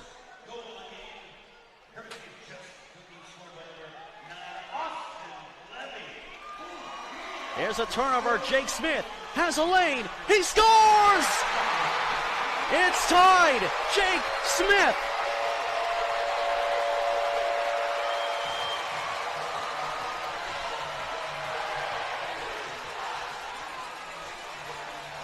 For again, a turning of a tide. It's a full-on tsunami. Jake Smith with plenty of room in front. The Thunderbolts have come through with 2 goals in less than a minute. It's a brand new hockey game. Nielsen to the points. This one carried out by Nielsen, by Marone. May have a 2-on-1. So Steinbach shot, and he scores! Lino Marone. Knoxville has regained the lead just like that. What a shot by Lionel Marone. And this is a slash, I believe. We'll wait to find out. 9:09 to go. What a third period we have here. 3-2 Knoxville to score. Back in a moment.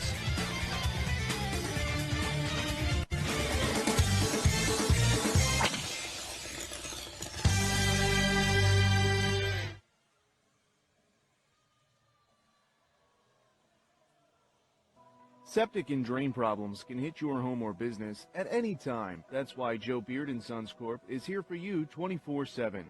Plays it deep. Osipchuk heading for the bench now. Puck to the Knoxville boards. Benson able to clear this one. This one is going to roll close, but Thacker gets back in time. Empty net for Evansville. 6-on-5, 1:45 to go. Last-ditch effort. Swenson, Jones, Holton, Thacker, Hanoun, and Zyke, and Helms. Holton shot save. Rebound behind the nets. Helms, quick shot, deflected. Swenson had open and he couldn't put it home. Knoxville came back, one of the players to block the shot. Here is Hanoun. Swenson. Thacker, near side, shot wide. Murdaka was diving. This one held in by Swenson. This one deflected the inboard. St. Jones tried to bank it, couldn't. Hanoun scores! They've done it again. We are tied.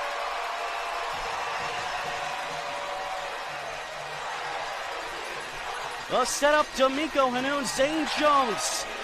Far circle, about 20 feet. Comes up with a big one. We are tied. 3 aside. This one's going overtime. Dance out of another state in. Branchuk on the move. Drops it off. Benson, 4 aside now. Shot save. Rebound stopped. Losing covered by Osipchuk. And we'll have a face-off.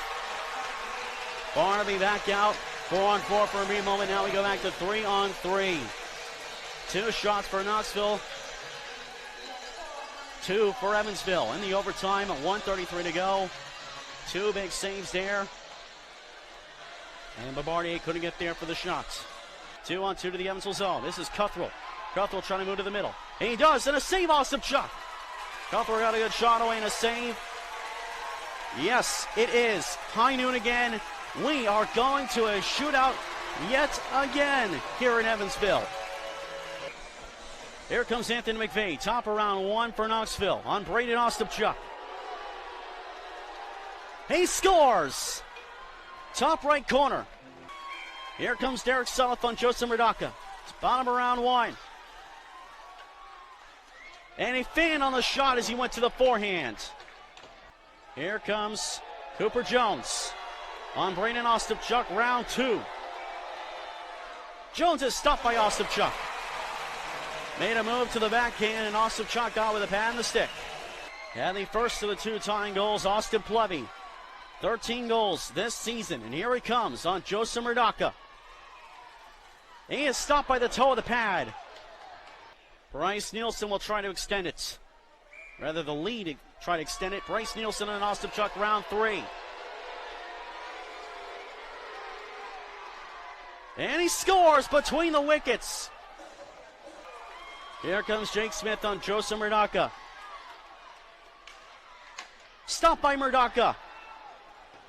Knoxville can win it here. Dwyer Shantz. Top of round 4. Dwyer Shantz for the win on Braden Osipchuk. Save Osipchuk. We keep going. Now it's D'Amico Hanoun. He had the tying goal in regulation to keep the shootout going. He needs to score. Here he comes on Joseph Murdaka.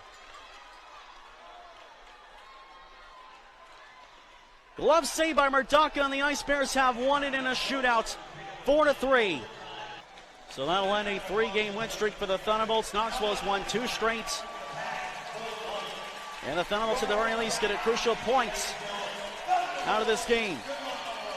The pair of comebacks in the game would earn a crucial point for Evansville, but that would be all in the shootout loss. The following night, the weekend series shifted back to Knoxville. This will not be an icing again. Lubin back for the puck, and this time he's able to control it. This is now Helgeson. Smith into the neutral zone. Both sides getting chances. Neutral zone shots knuckled aside by Murdoka. Zykov forechecking, finds the puck. Here's Helms with the lane. He shoots, scores! Braden Helms puts Evansville in front, 1-0. A blast from the points off the feed by Stan Zykov. And wiring that one in front, and Zykov provided the feed and provided a screen in front of Joseph Murdoka, and Braden Helms has the goal. Time of the goal, 11:38, and Helms with his third goal of the season. Thacker emerging with the puck. Lead to the red line, it's Plevy. Off the near side, banked it deep. Back for first, Kramer, but a giveaway score! Jake Smith, a gift-wrapped one from Ricky Kramer. It's 2-0 Evansville. Ricky Kramer, a blind backhand pass to the front of his own net. That's a big no-no. And Smith was right there and made no mistake putting it home. No chance for Joseph Murdoka. The lead is 2-0 for Evansville. Time of this goal at 12:55. Smith with goals in back-to-back nights. Yeah. They're giving Plevy an assist, which is kind of surprising, but we'll see if that stands. Plevy will take it regardless. And for Smith, that's his 12th goal this season. A late Christmas present from the Ice Bears, and Jake Smith cashes in. The next goal will be very crucial. We have an icing call called as Zane Jones can make the time. Then he throws a check afterward. That's going to be trouble. Looks like we will not get a single penalty of this. And if you ask me, I think the Thunderbolts dodged the bullets.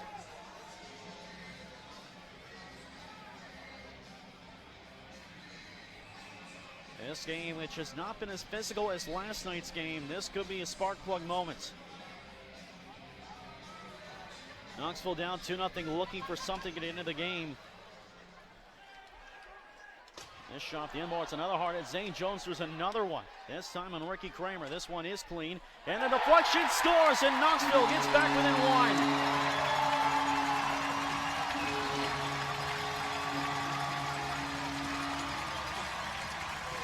It looks like Lucas Bombardier will get credit and he'll have goals in back-to-back nights. It deflected on its way to Braden Ostapchuk. And exactly what the Thunderbolts do not want to do is give Knoxville anything to build on. Goes to the corner on his backhand, carries to the inboards, hands off to the far side for Cuthrell. Scotty Cuthrell, far side, makes his way short of the point, tees up a shot, deflected, scores! Bryce Nielsen has tied it for Knoxville. A power play goal, 18 seconds into the power play. Pedro Antonio to the front, also Chuck, a timely poke check. A brand check shoots and deflects wide. A veteran move by Braden Ostapchuk. 2 Ice Bears alone in front. The puck was heading there, and Ostapchuk recognized that he needed to do something and poked it away. As that would have been a grade A scoring chance. Branchek, it was a bouncing puck on top of that, so Ostapchuk not only put the puck away from the net, but caused it to roll and bounce. So Branchek couldn't get a clean shot away. Really good play by Braden Ostapchuk, and that keeps it tied. Evansville, a big chance, slips between their fingers. Back to the point, Jacob Benson clears. Out comes Anthony McVeigh. Thunderbolts still responding well, at least offensively, after the tying goal. But a giveaway, Benson, big save, Ostapchuk. A careless giveaway again, and Jacob Benson between the hash marks had a golden chance, and Braden Ostapchuk making a big save. A collision free, the puck off of Braden Osselstein, and a quick shot by Benson, swallowed up as Ostapchuk came out quickly to challenge and cut down the angle. This is Helgeson from the point. Plevy top of the far circle, moving and shooting. Oh, that hit Sullivan in the head. It caught helmet though. My goodness, Sullivan, is he lucky or what? Plevy across, deflects to the near corner for Smith. Here's Helgeson. Sullivan, fearless, goes right back to the front of the net. Sullivan has it on the far side corner. Appears to be okay. Thank goodness for modern technology with those helmets. Quick shot, Smith, Seymour-Docker. Rebound pops back out and taken and cleared by Knoxville. 7 shots this period for Knoxville. Off this draw on the near side boards it goes. 15 seconds on the power play. Helms across for Lubin. Going to the front of the net is Zane Jones. This is sent wide of the nets by Lubin. Near side boards to Tellums again with 8 seconds to go. Lubin taps to the near circle. Swenson shot deflected in front, scores! Zane Jones puts Evansville back in front with 4 seconds left in the power play. A mid-air backhander past Murdaka. That one was a beauty. Nice tap play. Lubin to Swenson to the front of the net. It went up Jones in a mid-air backhander. My goodness, is that some good stick play by Zane Jones.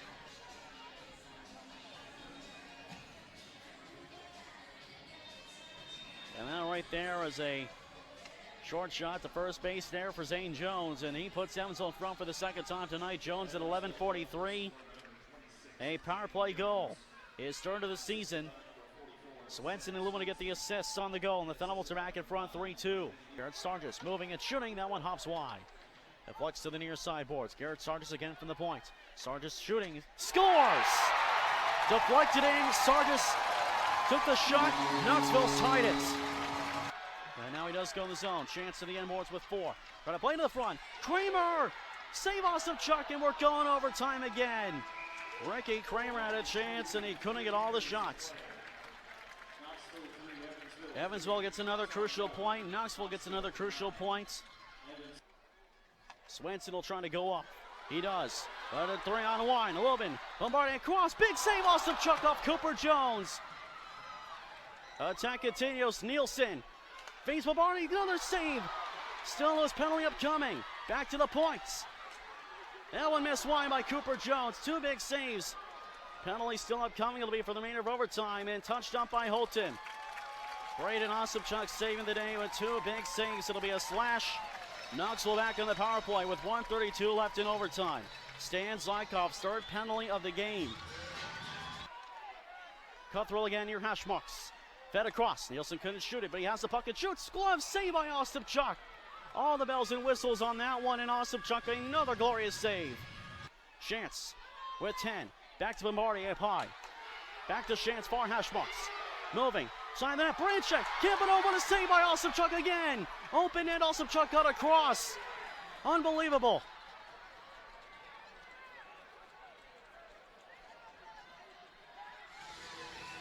David Branchek was robbed. And the license plate of the person that robbed him reads 35, excuse me. Boy, did I mess that one up. 35, Osipchuk wore 39 last year, but Braden Osipchuk, regardless, with an incredible save again. This one's a tie-up, and it's high noon again. This time in Knoxville, we are going to a shootout. Joseph Murdaka getting into his familiar pose, facing sideways. Tulsella touches the puck, and here we go. Derek Self to start the shootout on Joseph Murdaka. Stopped all 4 yesterday. Sullivan lost control. This is Anthony McVeigh for Knoxville for bottom of round 1. Here he comes on Braden Osipchuk. He is stopped by Osipchuk. Even through 1. Here comes Jake Smith on Joseph Murdaka. Round 2. Smith is stopped by Murdaka. He didn't get a shot away, went to the backhand, and Murdaka gets it with the blocker. Here he comes on Braden Osipchuk. Dwyer Chance. And Osipchuk makes the save. Chance trying to tug it back around, trying to fake Osipchuk out to the near side. Osipchuk had enough left to get across with the left pad. Top of round 3, Matthew Barnaby. Boy, can he use a goal here. Here he comes on Joseph Murdaka, Matthew Barnaby. Lost control. Going through the crease and hopped off his stick. Here comes Price on Osipchuk, bottom round 3. He hits the glass. And here he comes on Joseph Murdaka looking for the shootout's first goal. And he hits the post. On round 4, Scott Cutthrow on Braden Osipchuk. And he missed wide, and I think Osipchuk may have made the save. Tough to tell from this angle. Regardless, we are still scoreless, and now it becomes a sudden death round to try to put Evansville in front in the shootout. Braden Helms, top of round 5 on Joseph Murdaka. And he lost control as well. Now for the win. It's Bryce Nielsen. Here he comes for the win on Braden Ostapchuk. Save by Ostapchuk. And we're going to round 6. Seth Swinson goes up for Evansville to start round 6. Here he comes on Joseph Murdaka. Save by Murdaka. Garrett Sargis goes in both games this weekend. We'll try to seal for Knoxville in round 6. Here he comes on Braden Ostapchuk. Save by Ostapchuk. We're going to round 7. Kenton Helgeson is up for Evansville to start round number 7. Here he comes on Murdaka. He gets glass. And here he comes to win. It's Lucas Bombardier on Braden Ostapchuk. Save by Ostapchuk with the right pad as Bombardier trying to fake him out again. And we will go to round 8. This is now officially the longest shootout in Thunderbolts franchise history. Zane Jones, 1 goal tonight. And here he comes on Joseph Murdaka. He's got a touch against Knoxville. And he's stopped by Murdaka with the right pad. The marathon continues. Bottom of round 8. There comes Dwyer Schatz on Braden Ostapchuk. Saved by Ostapchuk, and we're going 9 rounds. As a fan threw a chuck-a-puck on the ice during that attempt, too. D'Amico Hanoun, top of round 9 for Evansville.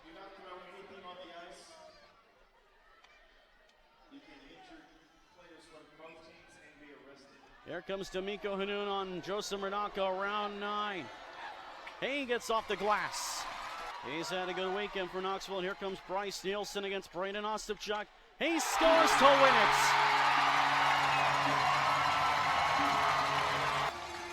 The first back-to-back losses for Evansville in well over a month and a half. Regardless, the Thunderbolts do get a big points, and they'll have points in 5 straight games. The Thunderbolts will now regroup and prepare for Pensacola next weekend. The Thunderbolts took 2 points, essentially a split, out of the weekend series, with the second game going to the longest shootout in franchise history, as Braden Ostapchuk was the reason it lasted as long as it did with his 8 straight saves. The Thunderbolts would achieve yet another franchise first in the following week, as Austin Plevy became the first Thunderbolt to ever win SPHL Player of the Month honors, with his 5 goals and 19 points in the 9 games of December. Before heading south to my home state of Florida for a pair of games against the Ice Flyers, the Thunderbolts signed forward Noah Corson, who would prove to be a major pickup. And open up the scoring. Play deep by Pensacola. Joseph Drapluk, number 20. Down low against Helms, but Plevy jumps on the loose puck. This one coughed up. Garrett Milan in the mid-slot. He shoots and scores!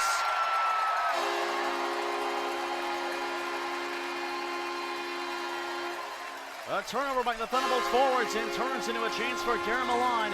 And he doesn't make a mistake on that chance very often. This one lofted back into the Evansville zone. Back for Helgeson against Tanner Fraze.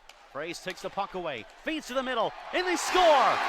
Another giveaway, and Pensacola strikes again. It's 2-0 Ice Flyers. And again, not clear. Drapluk plays over DeAndrea. All Pensacola here in this one so far, but taken back by Swinson. And back to the way is Kyle Thacker. Jones, oh no, glass breaks on a hit on the near side boards. Kyle Thacker and Milan collided, and the glass shattered. And this is going to be a sizable delay, big time.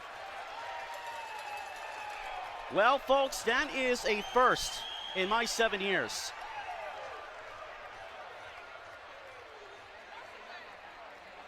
The hit laid by Kyle Thacker on Garrett Milan.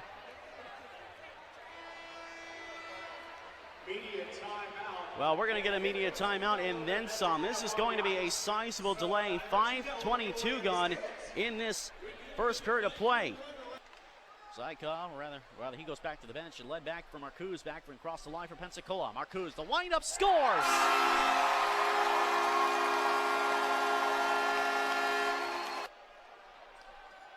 Once again, halfway through this game now, Pensacola with a triple. Now we get a fight at center ice. Mearsmore and Noah Corson. Corson with the right hands and returning is Mearsmore, who lost his helmet. That's a big way to make an impact. Mearsmore switching back to the right hand to Corson. Lost his helmet, goes to the right hand and gets the takedown on Mearsmore. Noah Corson, his first game with Evansville, and gets his first fight in the navy and red. And Corson, another good play. Oh, Helgeson took a stick in the face.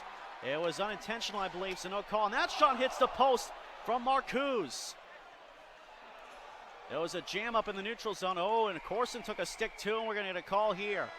Blake Young, Asselstein goes after Blake Young. Now we get action going. Asselstein dropped his gloves. He wants Young. Kupski will play himself. Oh, he tried to go for the empty net goal. He did not get it. Icingly waved off as Milan will get there first against Helms. And Milan's going to wrap it home.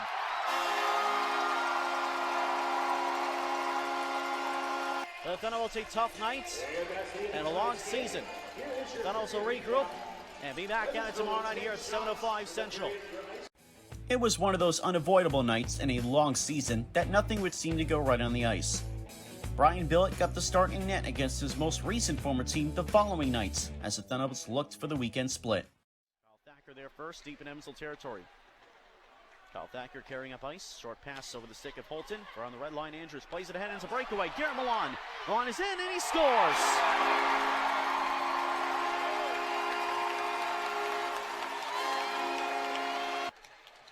Out of the zone, Garrett Milan may have a 2-on-1, but back on the ice is Zykov, even the numbers, but Milan keeps going. Played across and a save by Billett. As Seskon had the puck on the feed from Milan, was a little too deep to get a grade A scoring chance, but still a good save by Brian Billett. And Holton wins the draw back to Thacker. From the point, Aristo deflects into the far side corner, rolls into the stick of Joseph Draplik. He's checked hard by Seth Swinson and sent down to the ice. Far side Thacker, poked it along, Marcuse. Holton goes down, draws a penalty on Williams, and Williams cross-checks him in the face. That might be more. Now we got to find Holton and Williams, and Holton takes down Williams with a quick right hand. A quick but intense fight, and Williams found the sweater over his head as well. You can call that one a technical knockout for Hayden Holton. Evansville should still get the power play out of this.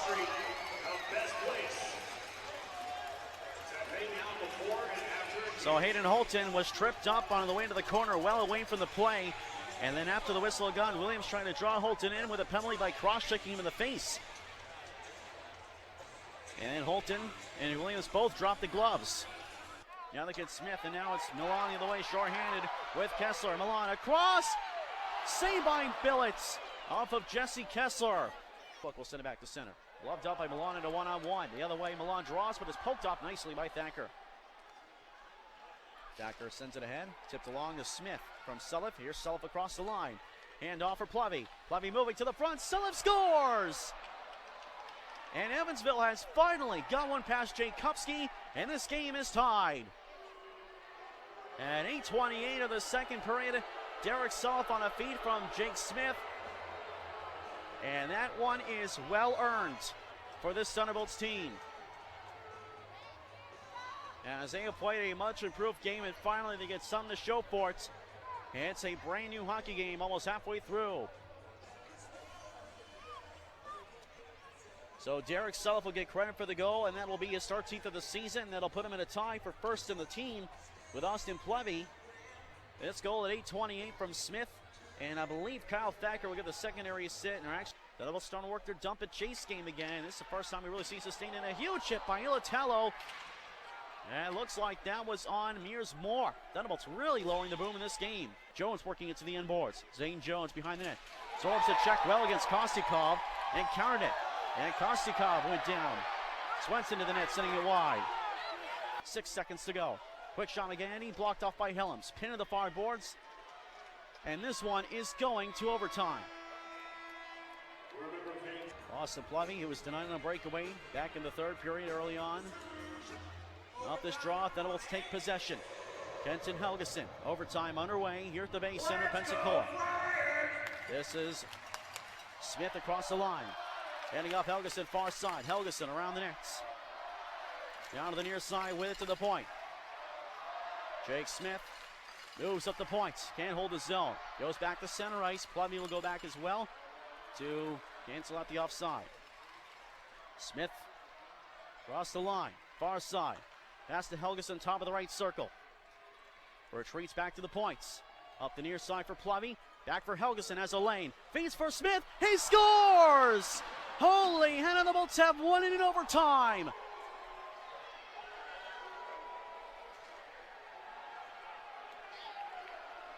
"40 seconds in, the Thunderbolts with a well-earned victory. Final score 2-1. Helgeson moving up the middle, found Jake Smith with an open lane as Kupski came out to challenge, and Smith put it home to seal it for the Thunderbolts, 2-1. And that'll end a three-game scoring slump, a three-game losing streak, now back in the win column, and Brian Billett, the winning goaltender, in his return to Pensacola.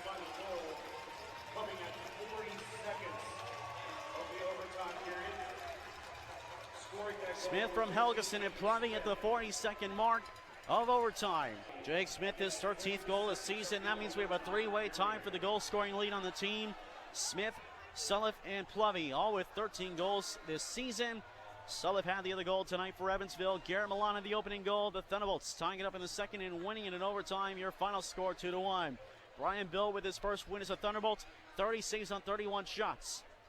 The Bolts would bring back a huge win from Pensacola, but they would also bring something else back as well. A nasty flu virus that would seriously hinder the team through the next week, including in their home doubleheader the following weekend against Quad City. In fact, I was one of the only people around the team who managed to avoid getting sick.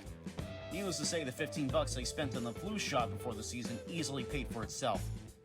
One player who avoided it as well was Braden Osipchuk, who earned a weekend call to the ECHL's Indy Fuel. Meanwhile, Evansville had added a defenseman to the lineup in Matt Stoya. Back to the middle for Dinyakura. Far circle, drops it off to the outside. Now to Amon moving up the slot. Shot was blocked by Sulliff. This one not clear, but Sulliff will get it back to the point, but not out. Kept in by Sova. Amon back to the middle. Yakura back to the near point for Amon and across for Sova. Sova's quick shot scores! And Quad City takes a 1-0 lead. A shot from the point deflected. And just like that, the Quad City Storm lead at 1-0. At the time, the leading scorer in the Federal Professional Hockey League with the Mentor Icebreakers. He's got 3 assists in 5 games. Here is Smith on the near side. Dropped it for Corson. Near circle. Moving and shooting, and he scores! Noah Corson, his first goal in the SPHL.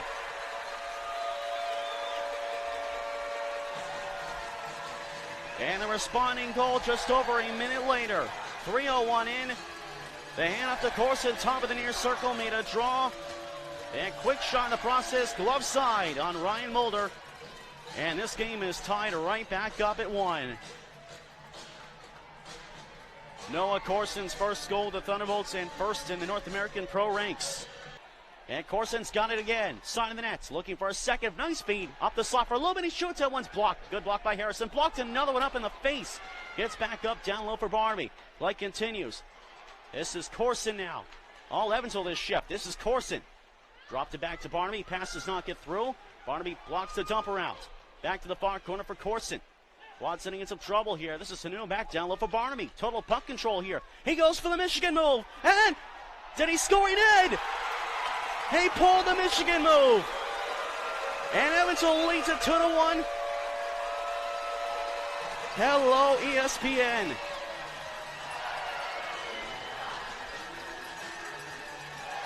My goodness, has this been a year for the Michigan move or what?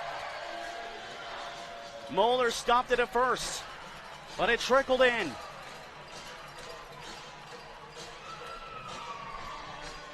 It has been the move that's been all the rage in the hockey world this year.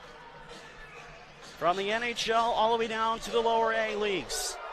And Evansville leads it 2-1. Evansville with a 1-2-2 in the back check. As Ross will start at the near side, past Yakura. This is Gall inside the line with Yakura heading for the net. Far side feed. For Ross was blocked off. It could be a 2-on-1 for Evansville. This is Barnaby and Corson. Barnaby moving to Corson. He scores! What a give and go, and Evansville is up 3-1.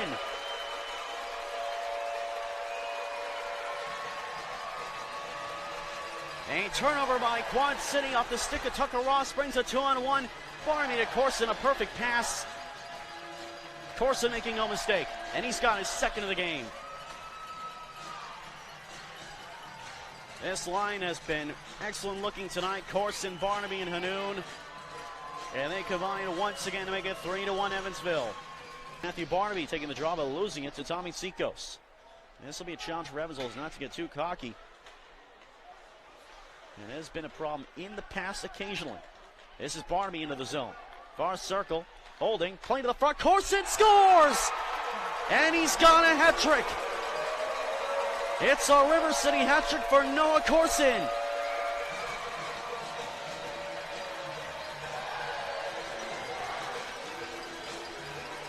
And Matthew Barnaby has 3 points as well. A backhander, just enough steam over the glove of Mulder. And this time we will get a goaltending change. The first Thunderbolts hat trick of the season. And Noah Corson gets it as some more hats will rain down from the stands here at the Ford Center. Noah Corson with a hat trick in his third game as a member of the Evansville Thunderbolts. This goal at 1:16 from Barnaby to make it 4-1 Evansville. Ryan Mulder out of the box. 4 goals and 11 shots. Tough night for him. In goes Pierre DeSalvo, who has been very good against the Thunderbolts in his career. So now this will be, and Mulder will launch the blocker down the tunnel. That's too bad. Tell you, Ryan Mulder has some bad luck when it comes to these games. Ryan Mulder is a very good goaltender, and just he has not had much to work on tonight. Some great ace scoring chances for Evansville that are tough for any goaltender to stop. So Pierre DeSalvo will come in trying to calm things down, and it's been a pretty effective measure for Quad City in the past. The lead is 4-1 Evansville, and they'll look to work their way back in.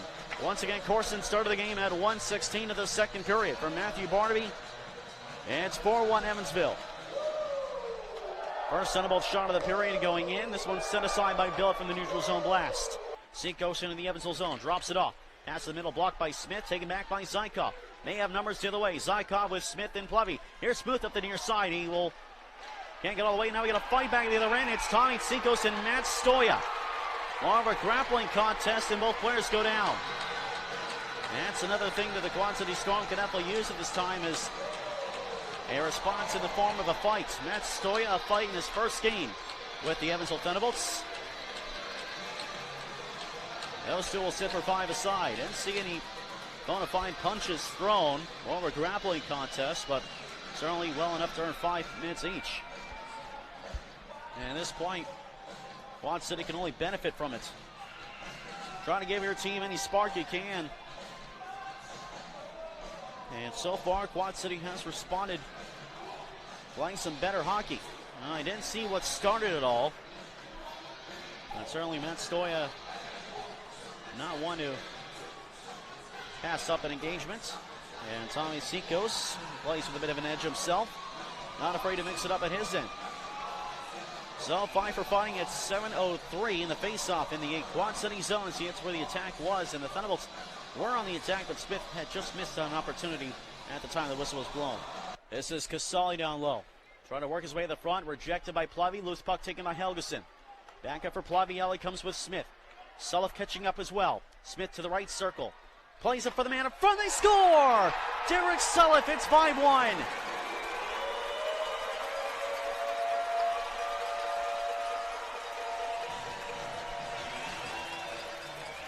After some big saves, DeSalvo kept the Storm in it. There's nothing he can do for that one. What a feed from Smith at the right side. Sulliff was the trailer in the play. And he caught up all the way from the neutral zone. And in one fell swoop, roofed it upstairs. And just like that, the Thunderbolts get one past DeSalvo on the 8th shot against. And the Thunderbolts have a 5-1 lead. Sulliff the goal is team leading 14th of the season. Now Barnaby had one just ahead of his reach. Taken back by the Storm in their own end. It's Ross. Back for Sikos.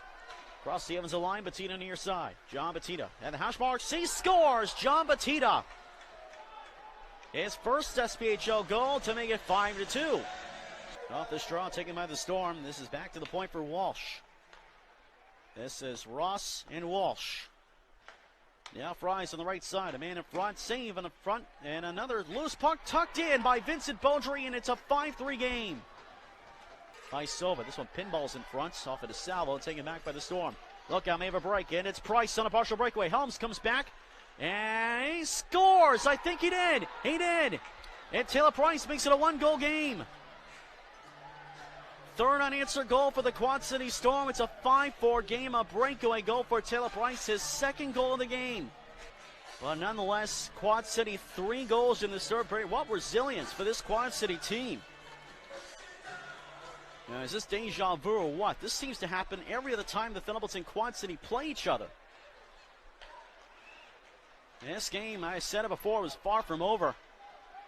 And now Quad City knocking on the door. DeSalvo will start out of his crease slowly. Devine starts up across the red line, plays it deep, and here goes DeSalvo. 6-on-5, net empty for the Storm. Helgeson taken by Helms. Here's Holton. Fed it up for Zykov. It's out of his reach. Devine poked it away. Walsh from the near side will try to start back to the way. 1:15 to go. Zykov with a pick for the empty net, and he scores! From icing to icing on the cake, and then Devine a cheap shot on Zykov. And here we go. Ryan Devine cross-checked Zykov in the back while he was on the ice. And Swenson goes after Devine, and those two have dropped the gloves.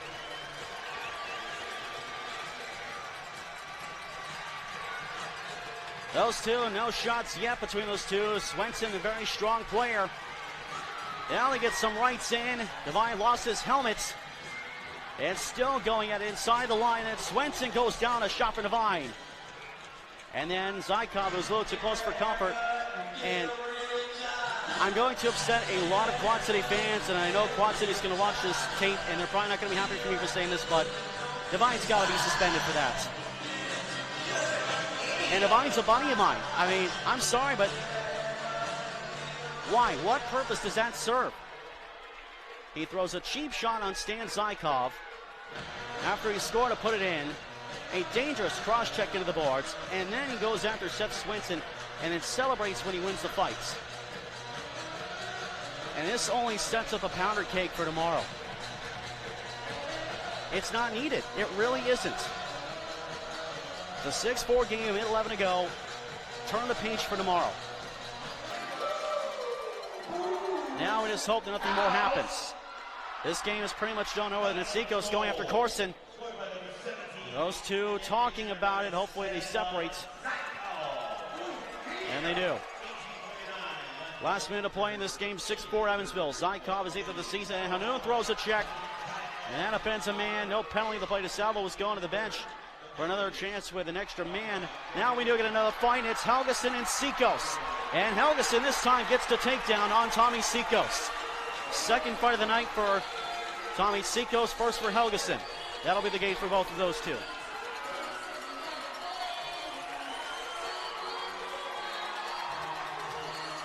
Tomorrow's going to be an interesting one. This weekend is only halfway done. Holton and Price for the face-off in front of the Evansville bench. This one taken by the Thunderbolts off the draw. Zykov being challenged. Like Asai, they separate. Those still two hold the conversation. And now this is up for Connor Price with 30 seconds to go. Play into the zone past Dilatelli. Here comes DeSalvo again. Here's Zykov again, open net. Near side, and he will ace it again. And he'll get a second goal and a little bit of payback.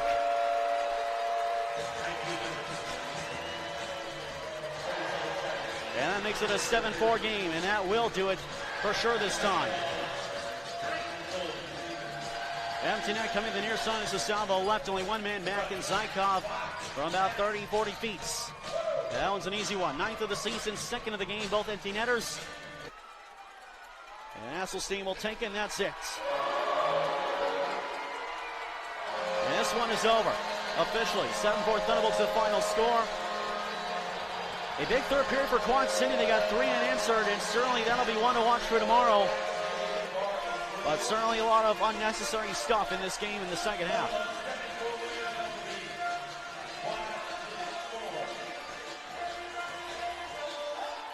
Despite that, a good game on both sides offensively. The goaltenders making some big saves to sell for Quad City and build for Evansville. And the fans getting the money's worth here at the Ford Center. Matthew Barnaby had actually told me he was going to try the Michigan move the weekend prior at the end of a practice session in Pensacola before the games against the Ice Flyers. The goal was definitely better than the call I had of it, and no, it never did air on ESPN, but it was still a top season highlight. Corson's hat trick was also a season highlight, as Corson quickly became a go-to player for offense and energy. Despite illness, the Thunderbolts managed to get the victory to open the weekend series. But illness would really fatigue the team going into the rematch against the Storm the following nights.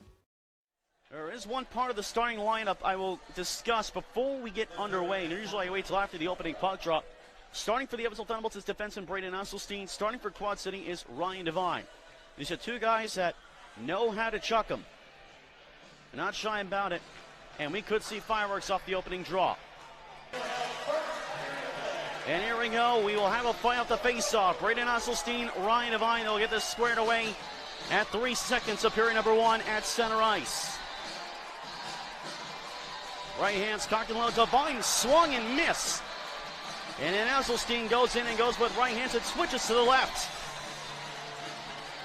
They move their way over toward the benches. Wildly swinging with left hands. Both players go down, trying to get back up. Devine still going for Esselstein with the linesman tied in. And Devine's going to go here as he got a little too much in there towards the end.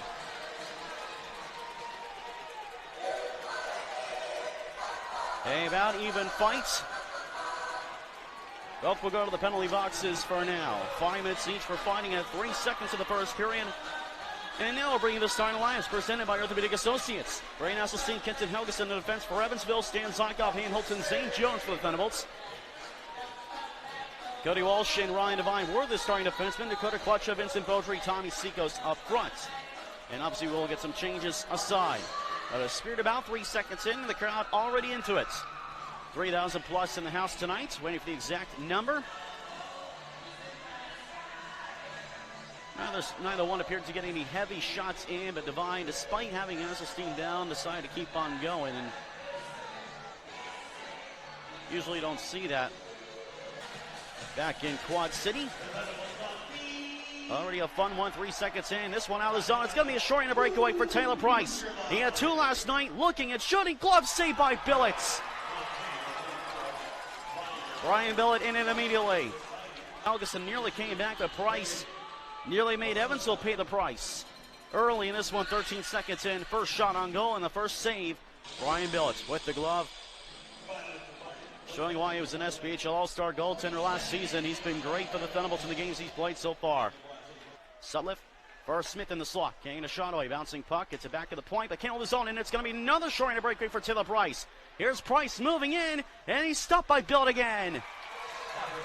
And Billett is 2 for 2. Short-handed breakaways for Price, and the Thunderbolts get caught again, but it stays goose egg aside here at 1:30 into the first. And it'll be a penalty on Jake Smith as well for slashing. And it's about as bad as a power play can go without a short-handed goal going your way, I suppose, against you. Final seconds of this power play. Thunderbolts get 1 technical shot, not really. And it's back to even strike. Thunderbolts 0 for 2 on this man advantage. Joe Silva plays it ahead. Beaudry enters far side with it against Helms. Move to center. Quick shot off the sun. No, it's in. They score. And Quad City strikes again early. This time at the 8:46 mark. As back the other way comes Quad City. This is Beaudry, far side with it. Goes around a man, goes to the front, backhander, saved by Billett, and he holds on. Clutch plays to the far corner. Fries will race ahead of Kyle Thacker to the far side corner. Thacker pokes it away, but taken back by Silva. Far boards and back around the near glass. Now behind the net, Stephen Gall. Try to turn to the front, they score on a feed from Stephen Gall. And the man in front, whoever it was, put it home, and Quad City takes a 2-0 lead with 40.3 seconds to go in the opening period. Very dangerous. Picked up from Mentor by Quad City. Holton, nearly another giveaway, but taken by Thacker. This one is given away. Beaudry in the move, a backhander, forehand, and he scores. Maybe off Zykov. And back to the way it comes Quad City. It's a breakaway. This is Junior Harrison. Junior Harris is stopped by Billett. And he holds off for a face-off. Brian Billett stopping 3 breakaways tonight. And that one keeps Evansville alive in this game. Gets back up and we'll head to the bench, it looks like. Here goes Braden Helms. Helms plays in and took a hard hit from Cody Walsh in a flyby. And we might see some action. Corson's wanting to drop the gloves. Walsh not want to oblige. And play continuing as Walsh had no interest in dropping. Here's Fries across the line. Try to flex to the net. Helms and Fries tie up. Play is whistled in as this one's held on by Brian Billett. Corson still wants a piece of Harris. Harris nearly left the bench. Now he goes at the bench, and here goes Walsh. Now he jumps in, and now we get a melee.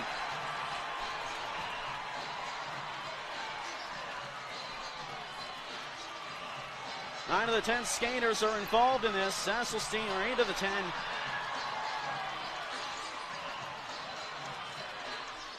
That's Corson against Walsh. Walsh had no interest when play was going, but decided to jump in afterward. Now we see Clutcher in there.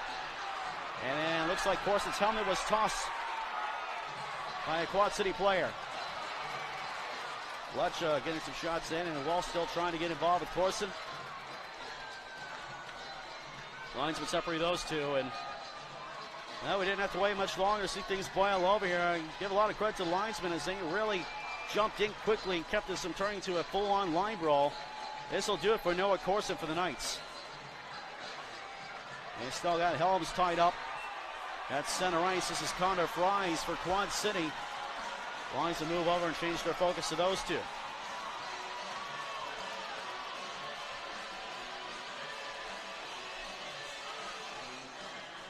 So penalties upcoming at 11:43. The third period, Helms looks like he'll head off as well.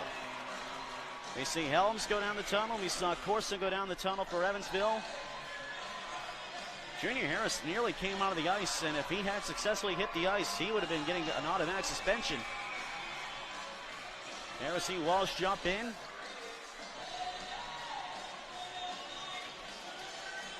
Lindemann in there, but surprisingly not the main instigator in all this. Walsh had decked Helms with a hard, clean hit earlier on in the sequence. Helms kept going, but Noah Corson wanted a piece of Walsh. Walsh didn't want to oblige during play, and then play stopped, and Corson went back to the bench. Someone was taunting Corson from the bench. That brought Corson over, and then Walsh decided to fly into the crowd late in the fray, I should say. And everyone went racing in except for 2 of the Thunderbolts. That was Helgeson and Hasselstein that stayed back. And it'll be interesting to see where the penalties will line out of this. Once again, 8:17 to go here in the third period. Here's Silva, far point, a minute to go in the power play. Yakura back to the point, 1 shot so far as Amon has it. Back to center point for Silva. Far side now for Stephen Goh. Gets a shot away, saved by Bill, and the rebound, they score! And a power play goal at 12:53. And that will make it a 4-0 game, and that will pretty much do it here. Just about before these teams play again, right back here in Evansville. By the way, Brandon Lubin on the ice now, playing his 111th game as a member of the Evansville Thunderbolts. That puts him second all-time, behind only Frank Schumacher, who has 127. And if he continues to play at this pace, he could surpass him by the end of the season. And it's also presuming that Lubin doesn't get called up again. He has had plenty of ECHL time the past couple of years. One last move for Taylor Price, and that's going to do it here. Quad City shuts up the Thunderbolts, 4-0 to score. It's Salvo's second shutout against the Thunderbolts this season. And he gets it with 30 saves on 30 shots. Brian Bill, 29 for 33. Another game where the Thunderbolts going to get a bounce. But they'll be back and ready to rumble next weekend in Fayetteville. With the split against Quad City in the rearview mirror, the Thunderbolts focused on getting healthy in time for the trip to Fayetteville for 3 straight games. However, the flu bug would be replaced by an injury bug, particularly hitting the defense hard, as in subsequent weekends the Thunderbolts lost Felix Cronwall, JT Walters, Kenton Helgeson, and Tanner Butler. With only 4 mainstay defensemen and 2 fill-ins, the Thunderbolts hit the road to North Carolina for 3 games against the powerhouse Marksmen, starting Friday, January 24th. Back to center ice, and look at the Marksmen have a 2-on-1. This is McCloy moving and shooting, scores! A good chance one way, and the Marksmen come right back down. And on a 2-on-1, McCloy puts it between the wickets. Banoon down low. Thunderbolts back in the zone. Hanu back to the corner for Sullivan. Back to Plevy in the near boards. To the point for Lubin. Lubin to Plevy. Near circle. Down low. Sullivan the cross ice attempt. They score. Jake Smith with a power play goal. Ties it right back up. And that is his team leading 6th power play goal of the season at the 4:15 mark. And a huge response goal for the Thunderbolts early. A nice cross-ice feed through the goal crease by Derek Sulliff, Austin Plevy, and Brandon Lubin doing a good job keeping the play alive as well. And Smith with the tap home on the far side of the crease. So Smith with his goal, it's his 14th goal of the season, and 6 of the power play, and that leads all rookies. Alec Marsh down low, goes down the play, ruled no penalty. Taken back by Matthew Barnaby up the near side boards, battled to the point, kept in by Don Oliveri. Moves to the far side. Cross ice. Cook has a lane. Play to the front and a goal. As the Marksmen regain the lead 2-1 on a tap in by Bowen. Don Oliveri, rather Max Cook left all alone in the near circle. And Osipchuk came at the challenge. On a collision, Stoya around the near boards. And the Thunderbolts will boomerang right back out the center. Swenson deflects this one toward the Marksman net. Not quite there. Schwartz is on it. Swenson stayed right with him. This puck still down low. Here's a chance for Holton. He scores! A loose puck fed to the front, and Holton ties it right back up. Some great forecheck pressure down along the Fayetteville end boards, and Holton in the right place at the right time. And there's almost nothing that Watchtawa can do in that one. And at 7:44, this game is tied up 2-2. And for Hayden Holton, that'll snap a 6-game scoring drought. That's his 4th goal of the season, and we're tied up at 2. And it's been very serviceable on the blue line for the Thunderbolts since his call-up.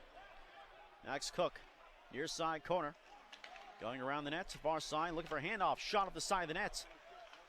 Here's another chance in front, they score! Nicholas Sage.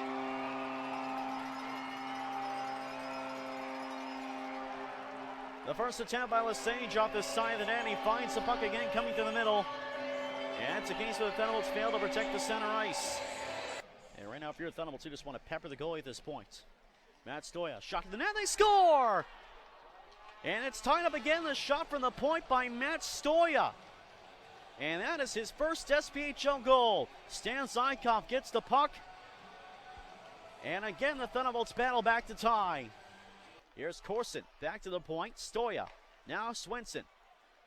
Corson, far side boards. Now Barnaby in the far corner. Barnaby, nice pan pass. Corson scores! What a feed by Matthew Barnaby. Tape to tape into the back of the nets by Noah Corson. My goodness, what a pass that was. Barnaby was coming around the near side of the net and backhanded one behind him. Blank Watchtawa was looking to the near side, had no idea Corson had on the far side an open net. And Corson gives the Thunderbolts their first lead of the game, 4-3. And that goal at 17:58, my goodness, what a goal and what a feed from Matthew Barnaby.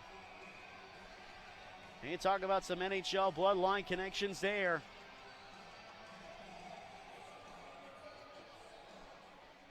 And now some NHL level passing there. And the Thunderbolts in front, 4-3. Another power play goal. This one to the Evansville net, deflected away. Across the Evansville line, McCloy, right circle. Goes around against Matt Stoya. Hard hit by Zane Jones as he takes him down the play. Back to the point, Lesage. Wind up, blocked down. Good play by Zane Jones. As he collided with McCloy. Those two looked at each other and he separates. Victor lost control down low. Zykov found the puck but went down the play. Hard clean hit by Josh Victor. And this one taken and cleared out. But now we get a collision and a tie up on the far side. Zykov checked down on the ice by Victor. And now we get some action. We haven't had much of this tonight, and now those two tie up. We see gloves drop. Linesman trying to pry those two apart. Stan Zykov and Josh Victor. We haven't seen much of this tonight, but certainly could see more of it. This has been a very competitive game. Switching from the line with Oliveri, near corner for Brian Bowen. Goes back to the blue line with it. Brian Bowen. Hands off, shot blocked and a save Osipchuk. Rebound back for Travis Jake. Oliveri, his shot scores! And the second attempt goes in and the Marksmen have tied it right back up with a power play goal of their own. Lubin and Stoya. Penalty box is empty. 4:57 gone. Third period of the face-off. Marksman control. Big save. Ostapchuk knocked down and they score. And exactly what the Thunderbolts are trying to avoid.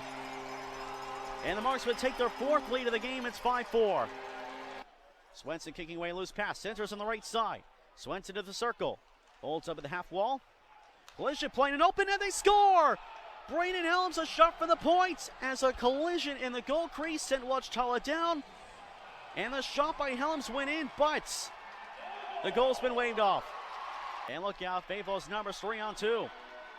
Scores! A 3-on-2 on the shot glove side, and the Marksmen lead 6-4. Back to the point, Lubin. And off Smith, now to the near circle. Plavy had to go behind him, gets it again. Plavy turning back to the corner, down low. It's Hanoun, scores! Nice feed from the near side corner. It's a one-goal game again. D'Amico Hanoun on the nice setup. And the Thunderbolts 3 for 5 on the power play tonight, and this one not over yet. It's 5:07 to go. It's a one-goal game. Dumped out, blocked, but carried up. Here's Victor to Max Cook. This one will be sent just wide as well. Victor gets to the empty, behind the empty net, but this one goes in. And Max Cook puts it home. And this one is over. Thunderbolts showing a lot of resilience, but just can't pull it out of the way. And the Marksmen behind a 4-goal third period outputs take the win by a 7-5 score. It was a good night for the power play with 3 power play goals, and Matt Stoya tallied his first goal in the SPHL. However, the defensive deficiencies proved to be too much for Evansville in the first game of the weekend. The following night was fairly similar. Starting up is Arfelt, handing off, and out of the box now comes Zane Jones. Thunderbolts kill out the first power play of the game. 2 shots for the Marksmen. Big hit the blue line as Gustafson is stood up by Zykov. Nice handoff though. Bednar on the move. He shoots and scores!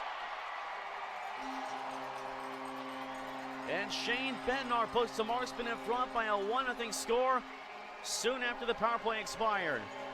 Plevy trying to get to the front. Pass easily intercepted, and back to the way comes Fayetteville. A 4-on-2 for the Marksmen.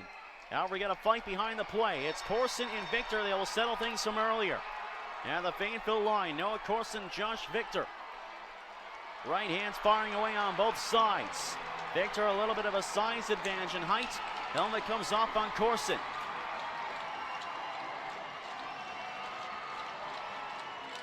And those two will go down with Corson getting the takedown on Victor. Both players getting some shots in. And a very even scrap here with 6:27 to go. And Corson's going to go to the Evansville locker room. Taken back by Lubin. Here comes Plevy. May have a number chance here. He has Smith with him. Plevy on the move to the front for Smith. He scores! Jake Smith on a net front rush. And a nice redirection play ties it back up at 1.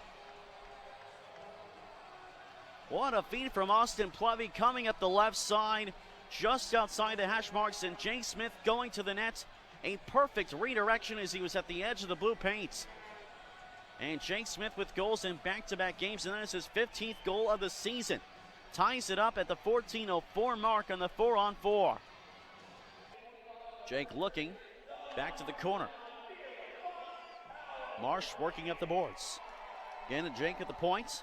Past Oliveri to Bowen on the near side boards. Bowen to the point. Oliveri across. One-timer, save, rebound. Great save by Billett, and the rebound hops in. Off the draw, Plevy the face-off wins. Smith off the near wall. For a man in front, Derek Sulliff retreat back to the hash marks and no shot. Plevy far side, handing off again for Sulliff. Sulliff at the hash marks. He shoots and scores! Derek Sulliff, a power play goal. And we're tied again at 2. A supreme snipe by Derek Sulliff. A forehander on the blocker side. And a nice play by Austin Plevy to help set it up. First try to Sulliff, didn't have much of a shot that he could get. Kept the play alive, and from the hash marks, let one go upstairs. And this game is tied up once again. The 5th time this weekend already the Thunderbolts have come back from a 1-goal deficit. And talk about a tenacious group these Thunderbolts are this season. The Cardiac Kids, as I believe Joe Downs, Thunderbolts insider, calls these guys. Hands this one across for Matt Stoya. Evansville has trailed 6 times this weekend, have only led once. Right now they're tied up. Here's a break in front. Saved by Billett off Alec Marsh, with a rebound put in. And a giveaway leads to the Fayetteville Marksmen regaining the lead. Once again, 3-2. McCloy play it to the corner. Smith and Bednard go to it down low. Bednard has possession to the far point. Now to center point. Trying to move up the middle. He shoots and scores. And the Marksmen take a 4-2 lead. Here's Sulliff.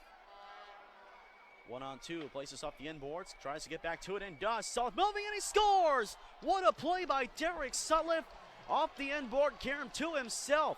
An alley-oop play makes it 4-3. And his second consecutive goal and his 16th of the season now takes the team lead. 1-on-2 across the Fayetteville blue line.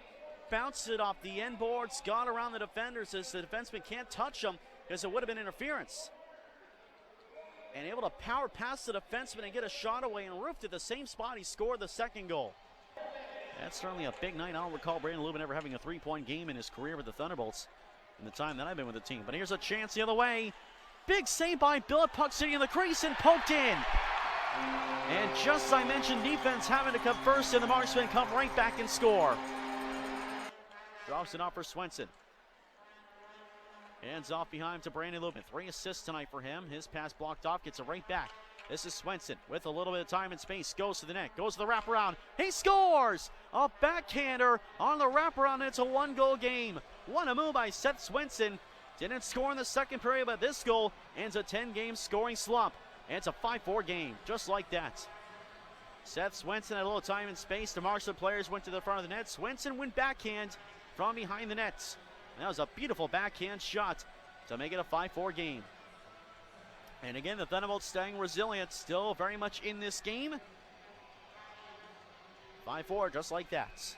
Swenson's goal, once again ending a 10-game scoring drought, his 6th goal this season at 13:28.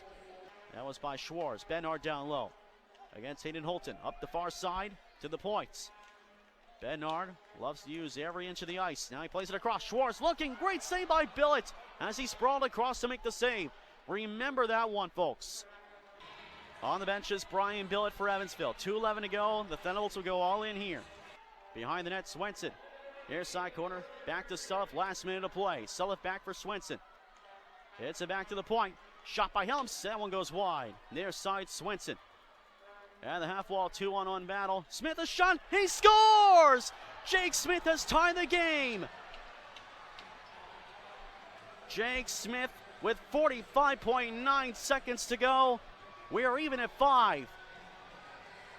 Second goal of the game for Jake Smith. His 16th of the season. And carried up by Lubin and lofted down. This one's going to overtime. And the Thunderbolts get a huge standings points going into the corner. That one's blocked away by Helms. Gillick trying to hold his own, and he takes possession back. A man in front, big save by Billett. As he denied McCloy going to the net. Holton the other way, 3-on-3. They have one shot so far in overtime. It's carried up by Bowen. Across the line near side, Brian Bowen rushing to the net. He is stopped by Billett. Puck still loose off the side of the net by Johnson.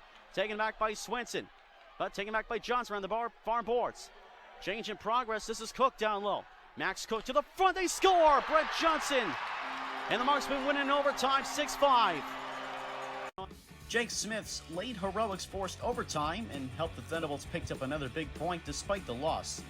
The weekend's finale on Sunday afternoon had one of the strangest endings I have ever seen in my career. Arfeld kicking a shot away. Hands off Gustafson. Top of the near circle. Down low. Low to high pass with a lane. Arfeld, big block by Zane Jones. And the Thunderbolts get a 2-on-1 shorthanded as a result. Plevy with Jones. Plevy on the near side. Jones going to the net. Play for Jones. So it rolls on goal. And did it go in? They celebrate. But where's the puck? They score! A shorthanded goal. And Zane Jones with a big credit for that one. And Evansville gets the first goal of the game. A shorthanded tally. Plevy and Jones on a 2-on-1 rush after a big shot block by Zane Jones to commit on the shot by Oscar Arfeld. Turn into a 2-on-1 chance the other way, and this one just gets through Waitala. And this, I think, will actually be Austin Plevy's goal. Not sure if Jones got a piece of it. And if that's true, Austin Plevy gets a big monkey off his back to end a lengthy score drop for his standards anyway. And the Thunderbolts strike first at 13:27, a shorthanded goal, the third shorthanded goal of the season for Evansville. That ends a 7-game goal-scoring drought for Austin Plevy. Here comes Sullivan, 3-on-2, they can hurry. Sullivan across the line. Marsh going on the attack, feeds Corson from a bad angle to the front, and that one's on the line, it didn't go in. That one nearly snuck through. Loban back in the Evansville zone, 25 seconds to go. Tipped in by Hanoun. That was sent to the net by Noah Corson. It sat on the goal line, at a good view from it upstairs. There comes Marsh back in for Fayetteville, on the move, near side. He shoots, big pad save by Bill as he got around the defender. And back to the outside with 10 seconds to go. Chances on both sides in the final minute. Still 5 seconds, loose puck, and they score! Alec Marsh! With 2.3 seconds left in the period, the Marksmen have tied it. One back for the Marksmen, and that'll do it for the first period. Alec Marsh tying it up with the Thunderbolts, doing a lot of good things in the first period, and one of their better periods this weekend. And we're even through 20 minutes. Normally right now we'd be coming back to start the second period, but a bit of a Zamboni issue down at ice level. The intel that I've collected currently indicates that part of the collecting process of the snow that's scraped up off the ice is not working on the Zamboni. Welcome back to the Crown Coliseum. Delay continues here as the ice not looking much better the past 12 minutes, as we've not seen the Zamboni at all in the past 10 minutes or so. And it's certainly not good news, as it looked like at least we were going to at least get the snow off the ice and have her fresh, but the Zamboni took about 2 turns around the ice, and well, it's been missing in action ever since. Okay, welcome back, folks. We have an update from the Crown Coliseum in Fayetteville. The word is the teams are going to take a 3-minute quick warm-up, and then this game is going directly to a shootout. So 20 minutes is all we will play in regulation time. And then this game is just going to go to a shootout. I've never seen anything like this before, folks. So,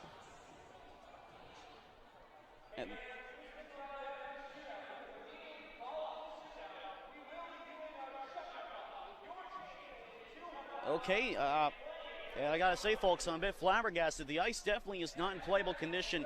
That is for certain. So, as I mentioned, this game is now going to go to a shootout. So we're going to go back to timeout because the players are going to warm up again very briefly, it appears, and then we'll go into shootout. So we're going to go back to commercial break, and then we'll come back for that shootout when it happens.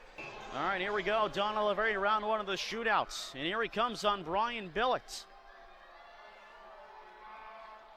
And he scores. 5-hole in. The Marksmen get one early in the shootouts. There comes Jake Smith on Blake Wojtala, and he's stopped by Wojtala. Oscar Arfelt goes up for the Marksmen in round 2.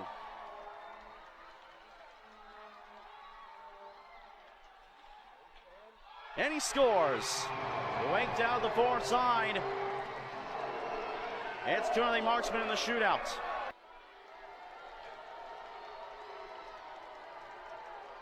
And Sullivan scores. And a big goal for Evansville in the shootout. And it's 2-1 Fayetteville going into round 3. Marksmen score both attempts, and here comes Alec Marsh. As Fayetteville's goal. And he's in, and he's stopped by Billett. And the goal horn sounds anyway, despite that, for whatever reason. And Plummy is stopped by Wojtala. So no goals on their side in this third round.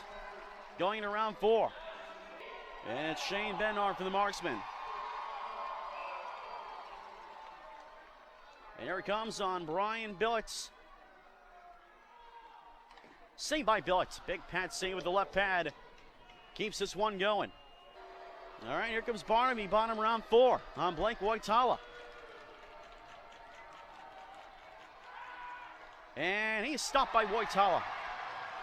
Went forehand to backhand, and I believe with the blocker, Wojtala made the save, and the Marksmen can win the game somehow with a goal here. And it's Brian Bowen, 21 goals this season, at 2 on Friday.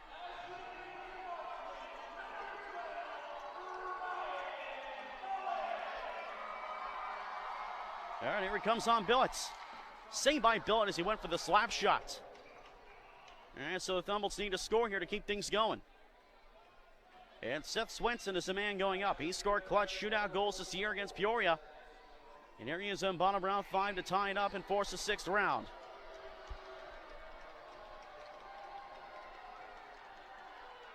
Misses wide, and that's it.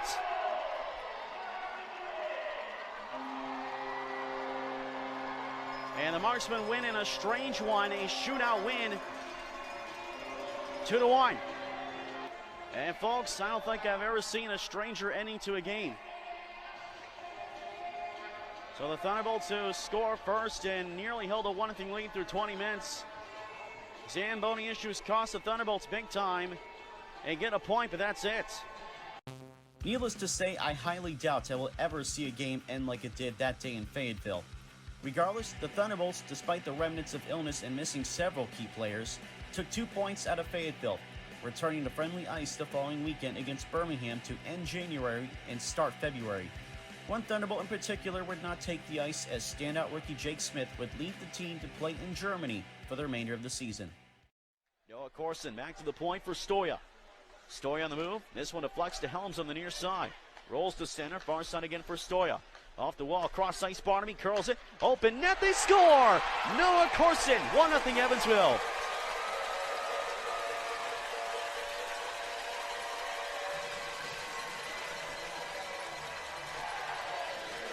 A power play goal for Noah Corson on a nice pass play by Matthew Barnaby from the near hash marks, and Corson winning at the doorstep.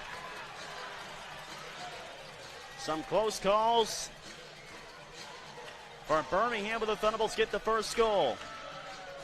At 13:07. Corson's 5th goal in his 8th game with the Thunderbolts from Matthew Barnaby, and I believe Matthew Stoya. Evansville leads 1-0. Barnaby through the neutral zone. Cross the Evansville Birmingham line, trying to get through the crowd, and does. What a glove save by Austin Lutz. Barnaby did everything but score on that sequence as he got around the 4 full-man crew of the Bulls. That's tough to do. He's not been very successful at it as of late. Oh boy, did he get through all of the Birmingham Bulls except for the goaltender, and Austin Lutz with a glove save to rob Barnaby what would have been a highlight reel goal. And now the battle ensues behind the Evansville nets. Retrieving and turning the front of the net, sent wide. Stan Zykov in the near side corner. Banked it along for Brian Hasselstein. Fan of the pass and checked by Russell Jordan. On the puck now, and a turnover. Here's Fuller, wide up, and he scores! And an offensive zone turnover leads to the equalizing tally. And it's very good in the power play. Cross ice. This one hops over Barber's stick. Up the boards, held in by Harris. Cross for Fuller at the point. Now heads it up. It's past Davis. Barber in the far side corner. Sticked away by Plevy. This one pinballs out of zone. It's a short and a breakaway. Austin Plevy moving in, and Austin Lutz. He scores! Austin Plevy shorthanded goals in back-to-back games. And it's 2-1 Evansville.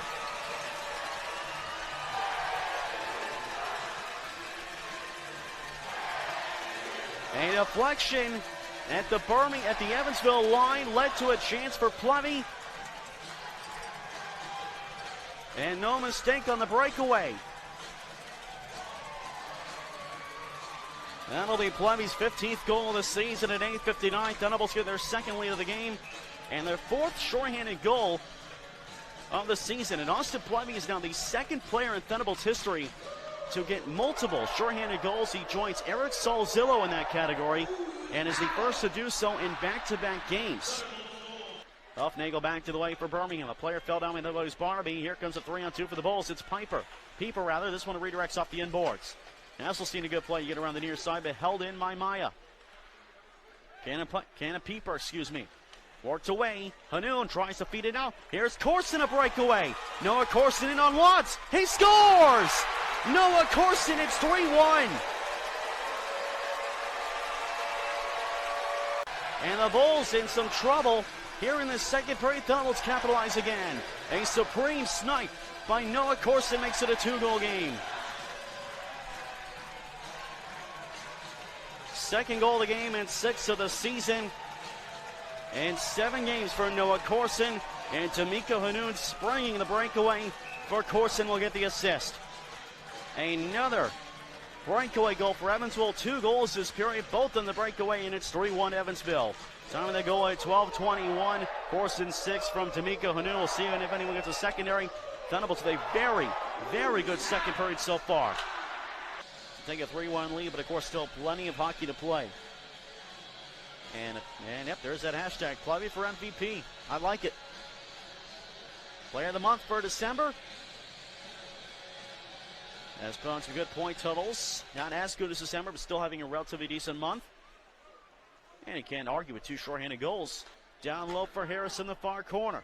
Davis camps out in front of the net. Harris moves up to the circle. Across Barber. Redirected save by Billets. With the man in front redirecting, and a big save by Brian Billets. My goodness, Brian Billets, some excellent positioning. That was Mike Davis, I believe, camped down in front. It was. And he got all that redirection and built in perfect position to make the save and smother the rebound.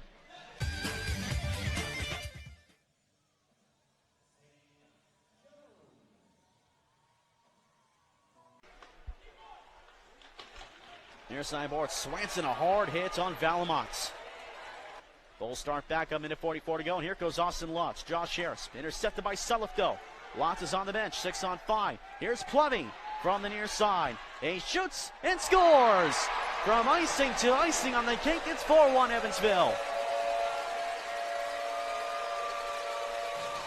Mere seconds after Lutz had gone for the extra attacker from the near side point. A 50-foot sinker.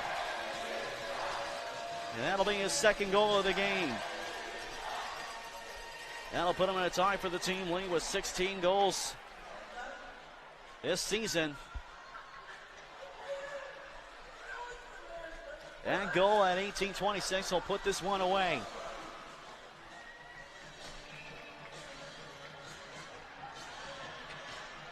Dalton Pietrowski for the face-off at center ice to resume play. Plevy's 16th of the season. An empty netter. Now Sulliff with 17 seconds to go. For the first time in over 2 years, the Thunderbolts have won back-to-back games against Birmingham.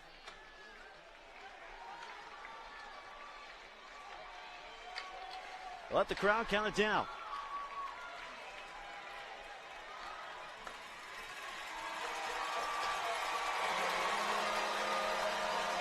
(4-1) Evansville, your final score, and a very big, all-around, good team efforts. Brian Bill, 23 saves, gets his third win of the season. 2-goal night for Plevy, 2-goal night for Corson.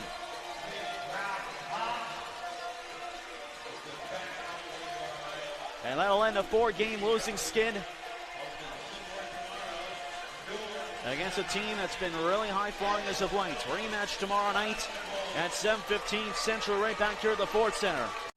Plevy and Corson led the way with 2 goals each, and Brian Billett was strong in net once again, as Evansville picked up the win to end a very rough month of January. The Thunderbolts quickly turned the page to February, aiming to start strong with a sweep of the weekend against Birmingham. Tried to bank it in front, couldn't get it there. Near side boards taken back by Birmingham. Huge hit by St. Jones on Davis.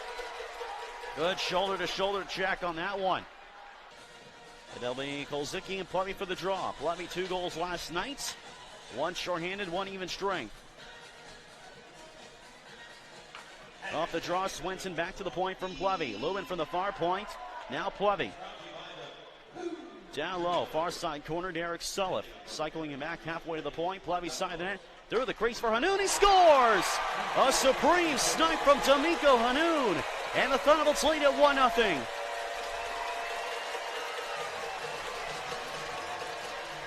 Talk about an almost impossible angle from almost maybe 5 feet above the goal line, all the way to the corner boards. And what a pass from Plevy.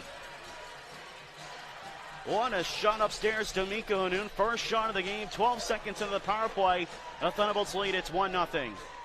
D'Amico Hanoun with his 7th goal of the season at 2:56. Plymouth will get a primary assist. Then it'll be a league-leading 31st assist of the season. And 47 points for Austin Plevy. Thunderbolts 1 for 1 tonight. And Sullivan, Plevy a breakaway goal last night, a shorthanded tally. Here's Golka.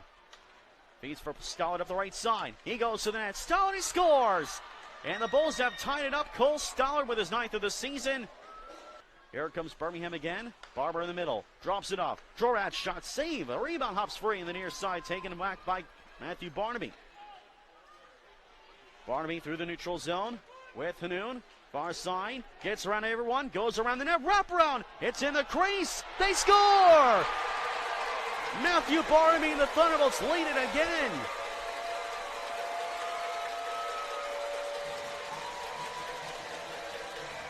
Matthew Barnaby dancing around everybody in the Birmingham zone from the blue line in. The wraparound try, fool Bryan, a slow roller.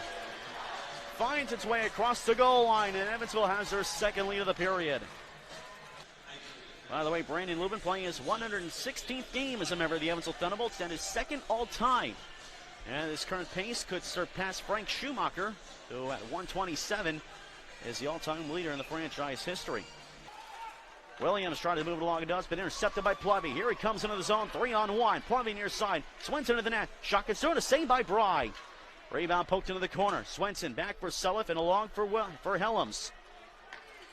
Letty the shot off the inboards. Rich Letty, his 2nd game with Evansville, has played a solid game. Plevy an intercept down low. Feeds up the middle. Swenson on the backhand. Can't shoot it. Helms does. He scores!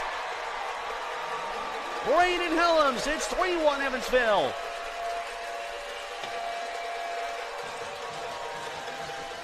A shot through traffic by Braden Helms after the Bulls coughed up multiple times. And a sneaker, a heat-seeking missile from Braden Helms finds its way into the back of the nets. And Braden Helms extends the lead to 3-1. This goal at 13:48. Escalate things slowly to a favorable pattern. Pietrowski, hard check by Asselstein as he moved the puck along. Well-performed areas, 80.2% kill-off, 9th in the league. Off the draw, it's Davis. Now Harris. 10:40 in the 2nd period. Jones for tripping. This is Harris back to Valamont, center points. Near corner, Harris tries to set it in front. Bouncing puck, freed up by Sulliff. Loose puck, they score! Jacob Barber scores, and it's a 3-2 game. This one back at center, Braden Helms. Corson gets into the zone, the Birmingham end, near side. Holds up the half wall, looking for a lane. Spins back to the boards. Corson, bad angle, to the front. Scores! Matthew Barnaby!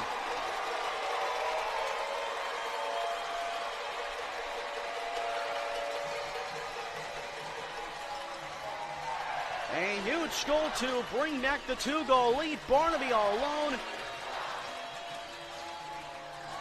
As Arpry went for a slide.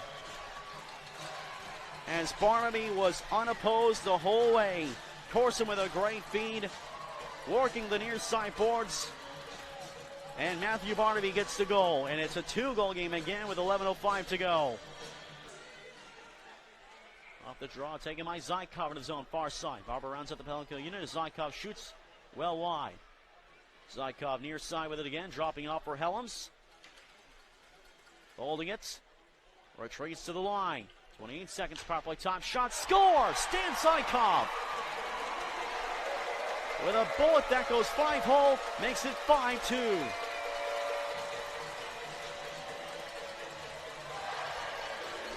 Helms waited and sent it up, and Zykov zips one through. And Evansville gets a 2nd power play goal of the game to make it a 5-2 lead. 2 unanswered goals this 3rd period. And that makes it 5-2 with 8:09 to go here in the 3rd period. Stan Zykov, then it's a bit of a scoring slump for him as well.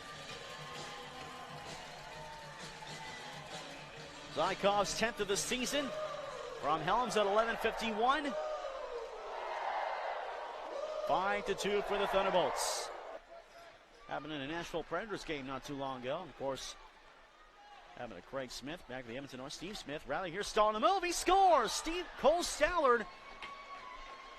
A big goal to get Birmingham life late. Minute 3 to go. Carl Jorad, last minute play in the 3rd period. Cole Stallard goes back to the Evansville zone, hands it across, they score! It's a 5-4 game, and it's a hat trick for Cole Stallard. Back to the point, Durant, feint on the shot, taken, Plevy, all the way down, off the post. Here's Sullivan getting to it though, and he'll score. From icing to icing on the cake, Evansville will win it. With 5.4 seconds to go, it is 6-4, and Sullivan picks up the garbage. Off the post by Plevy from about 180 feet, and Sullivan will get his 17th of the season. And the Thunderbolts will tie the Knoxville Ice Bears for 6th place, and rather 5th place in the SPHL standings. They'll have 2 games at hand on the Knoxville Ice Bears as well, so technically the Thunderbolts will move into 5th, but tied in points. Despite some big defensive drawbacks in the injury front, the Thunderbolts get this weekend sweep. The final score is 6-4, and now we get some action at the end as Johnson and Helms mixed up. And everyone comes together behind the Evansville net. Zykov mixing it up with a Bulls player. Linesman trying to calm things down. This isn't over yet. Hanun and Golka tie up. Linesman cover up Zykov in his pairing. Corson will pump up the crowd. Now we get Hanun mixed up. We got Holton. Zykov will get a score to the bench. We got Golka and Hanun behind the nets. Wrestling away, gloves not dropped. Certainly this has been a frustrating night for Birmingham, doing a lot of good things. And certainly played a good game and trying to get the win. Still got action going on as Jones will bump at the crowd from center ice. The Bulls will start to head down the tunnel. And the linesmen look like they have everything under control now.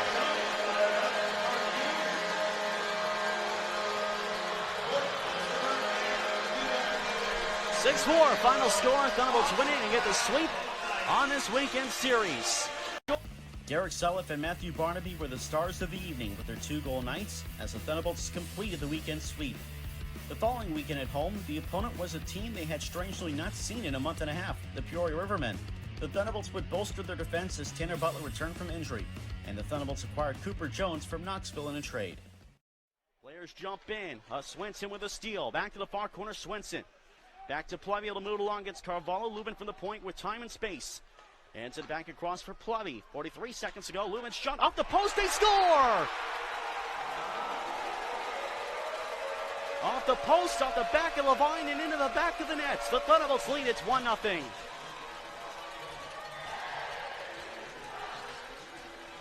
And a power play goal for Brandon Lubin. A little bit of puck luck there, and the Thunderbolts will take it.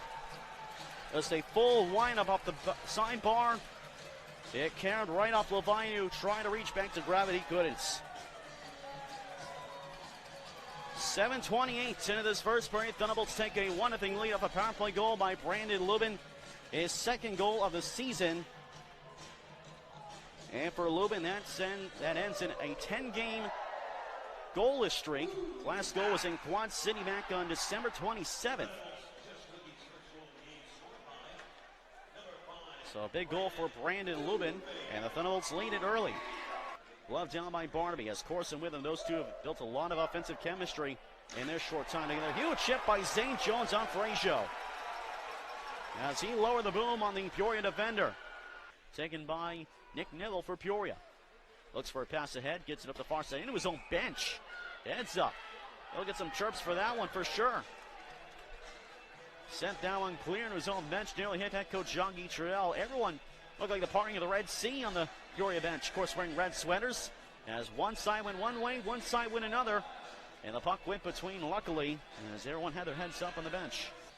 And this face-off will stay in the Evansville zone, if I'm not mistaken. Swinson, Thacker, Stoya, Sullivan, Plevy come out for Evansville. Lubin had the Evansville goal from Plevy. And I believe Sullivan, indeed, had the other assist. Both of Lubin's goals this season. There he is, a hashtag Plevy for MVP. Was the player of the month in December, and although didn't win player of the month in January, had a still decent month, well over a point per game. been a great find for the Thunderbolts in this season. It's been a big part of the Thunderbolts offense. And this one is won back by the Rivermen. Jordan Carvalho, the face-off win back to center goes. This goes all the way down. This will be icing as Asselstein held on long enough as Hageman. Those two mix up. Hageman may have said something or threw a quick shot. Asselstein drops the gloves. Will not be able to go at it as he was restrained by the linesman. Asselstein might have given himself a penalty, though, as a result. So not sure. I didn't see what Hageman did. May have said something to Asselstein, but whoever it was, it got Asselstein upset very quickly, and looks like both will come over. Yes, it will. So they'll be matching penalties, and those two mixed it up a couple times tonight. May not have been the last of we see of those two. Glovey from the near point. Hands it across. Here is a man in front. Swatliff trying to wrap it around and go. They score! A wraparound, and Evansville leads 2-0.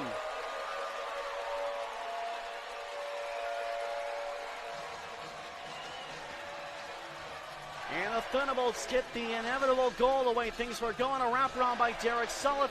Hit Riverman's skate. That was Hamilton's skate that it went off of and into the back of the net. And Evansville gets a lucky bounce and they lead 2-0.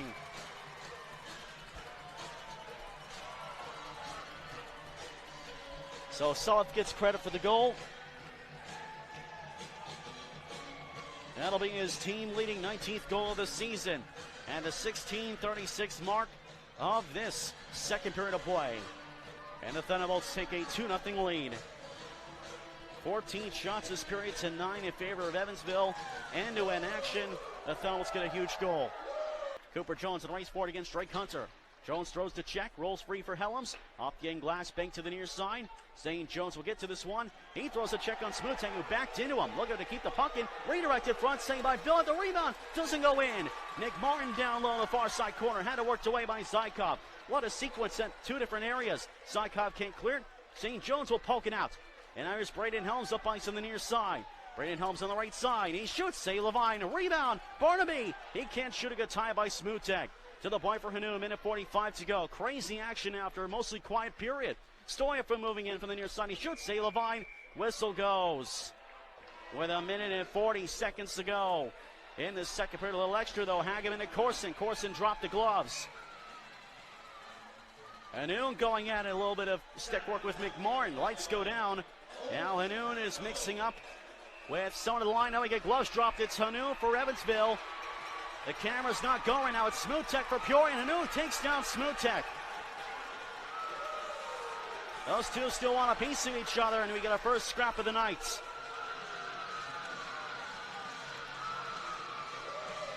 So Hanoun will go to the box at first, but he'll be sent to the locker room in a moment. I don't think he realizes it yet.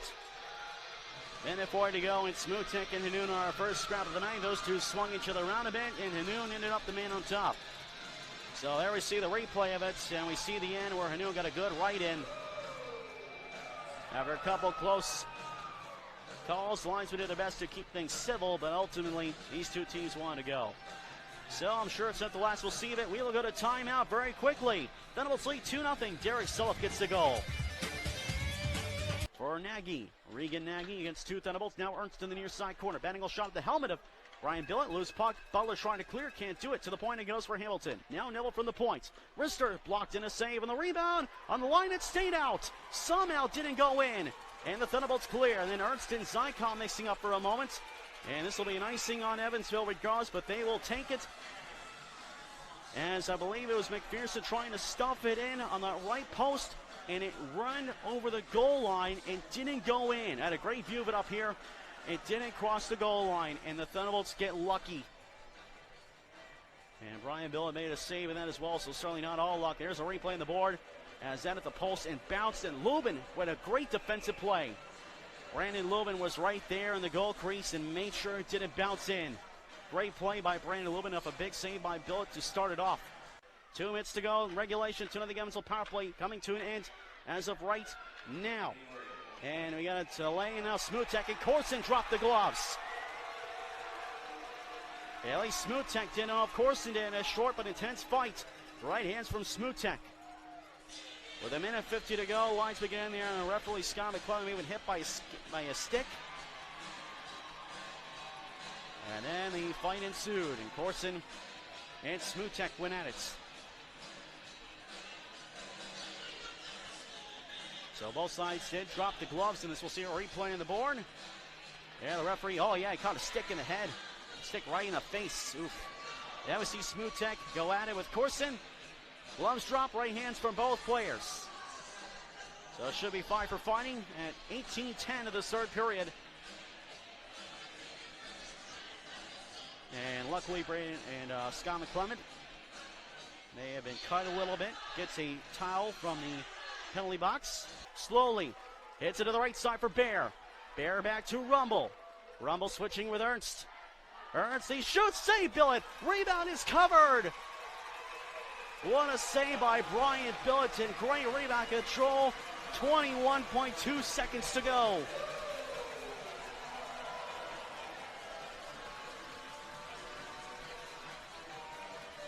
Big save in the lineup, Jordan Ernst, and then the rebound. Alec Bear was there and he couldn't get it. Off the draw and even in the face-off win, Rumble from the points. Rumble hands off for Ernst, back to Rumble with 17. Back to Ernst, into the far side. Having trouble with Hageman with 12.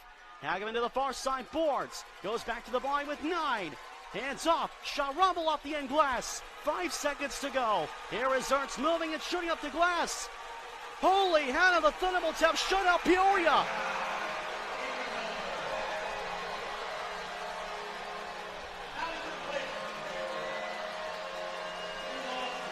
The fourth win against Peoria this year, and perhaps the most stunning of the 4. 2-0 Evansville is the final with a 6-on-3 at the end. The Thunderbolts brick wall stood tall. Brian Billett, 45 saves, shut out the new Thunderbolts franchise record. And the 6th shutout in franchise history, and the first time the Thunderbolts have shut out Peoria. And folks, I am speechless. 2-0 Evansville is your final. We're going to go downstairs for our post-game interviews with Stephen Rickard. Back up here for our Old National Bank post-game show. And our 3 stars of the game for Old National Bank. Thunderbolts shut out Peoria. 2-0. I don't know if I've ever thought I would say that. Downstairs we go. If past wins over Peoria were not enough to get the point across that the Thunderbolts were not to be taken lightly by Peoria like years prior, the 2-0 shutout by Evansville certainly proved it, in what would become arguably one of the biggest statement victories in franchise history. The Thunderbolts had little time to celebrate, as they had to quickly travel and prepare for an afternoon game in Huntsville the following day. High up in the rafters of Von Braun Center, I had an interesting special guest for the broadcast at one point. Up the wall with it. Goes into the corner. Severio Poza down low, hands off. Piacentini, one-timer, tries redirection attempt. Save by Ostapchuk with Nukovic in front. What a save by Braden Ostapchuk. And that is his best of the night. No doubt about it so far, as Nukovic may have got a piece of it and got it in the chest gear. And folks, I got distracted. There's actually a small bird here in the press box. I mean, we're high up, but that's kind of crazy. Piacentini finds it against Helms now. Far side, moves along, taken by Swenson. Out of the zone, 2-on-2. Up the far side with it. Onside, holds up inside the line. Feeds Plevy up the middle. A backhander, he scores! Austin Plevy! A supreme backhand snipe.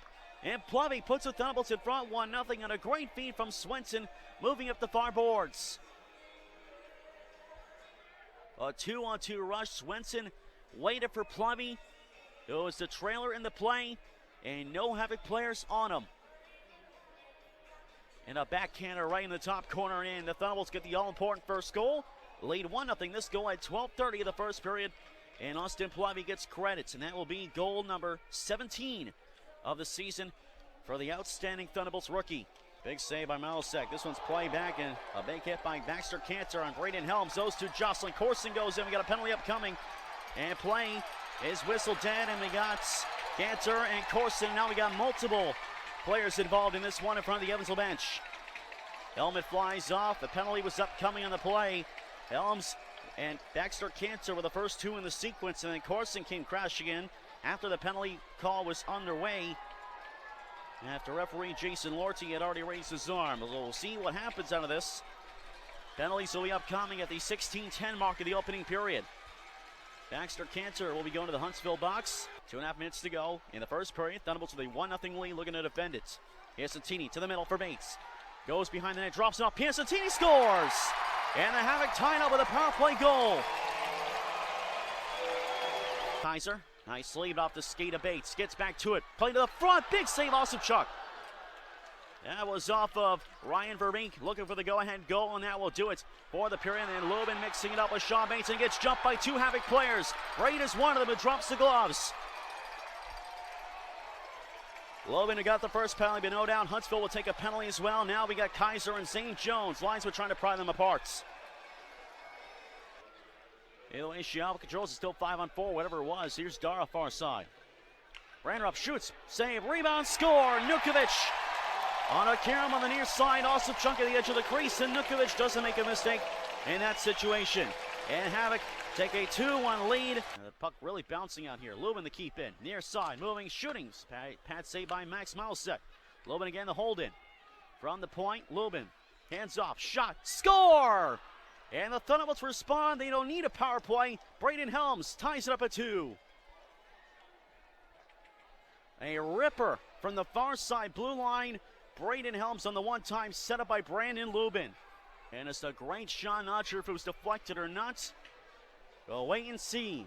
Nonetheless, the Thunderbolts lead or tied up by a 2-2 score. And that is a huge response goal for Evansville to not back up. If it is Helms' goal, that'll be his 4th of the season at the 9:03 mark of the second period against 2 Havoc players. Held up at the red line. Nice feed to Hanu for Holton. Holton for Zane Jones. He scores! Zane Jones in his return to Huntsville has scored to put Evansville back in front. Now pass deflected through from Holton, and it found its way to Zane Jones, and he made no mistake putting it upstairs. What a shot by Zane Jones, and certainly some good luck there. The Thunderbolts take it, and they take a 3-2 lead. And this one off the right, top right corner over Max Milesek. Thunderbolts' second lead of the game. And Zane Jones again with credits. That'll snap a 9-game scoreless streak for Zane Jones. Zykov against Condon, far corner. Last minute of play, 55 seconds to go now. Zykov to the point, makes it through. Thacker tees one up, deflected, they score! Zane Jones has done it again. And the Thunderbolts lead at 4-2. A shot by Kyle Thacker and the nice keep in the zone. And Zane Jones in front with a perfect deflection. Put it between the wickets, and it's 4-2. Second unanswered goal for Zane Jones. And the Thunderbolts have an insurance marker with 50.1 seconds to go here in the second period. Third unanswered goal for the Thunderbolts after being down by a 2-1 score.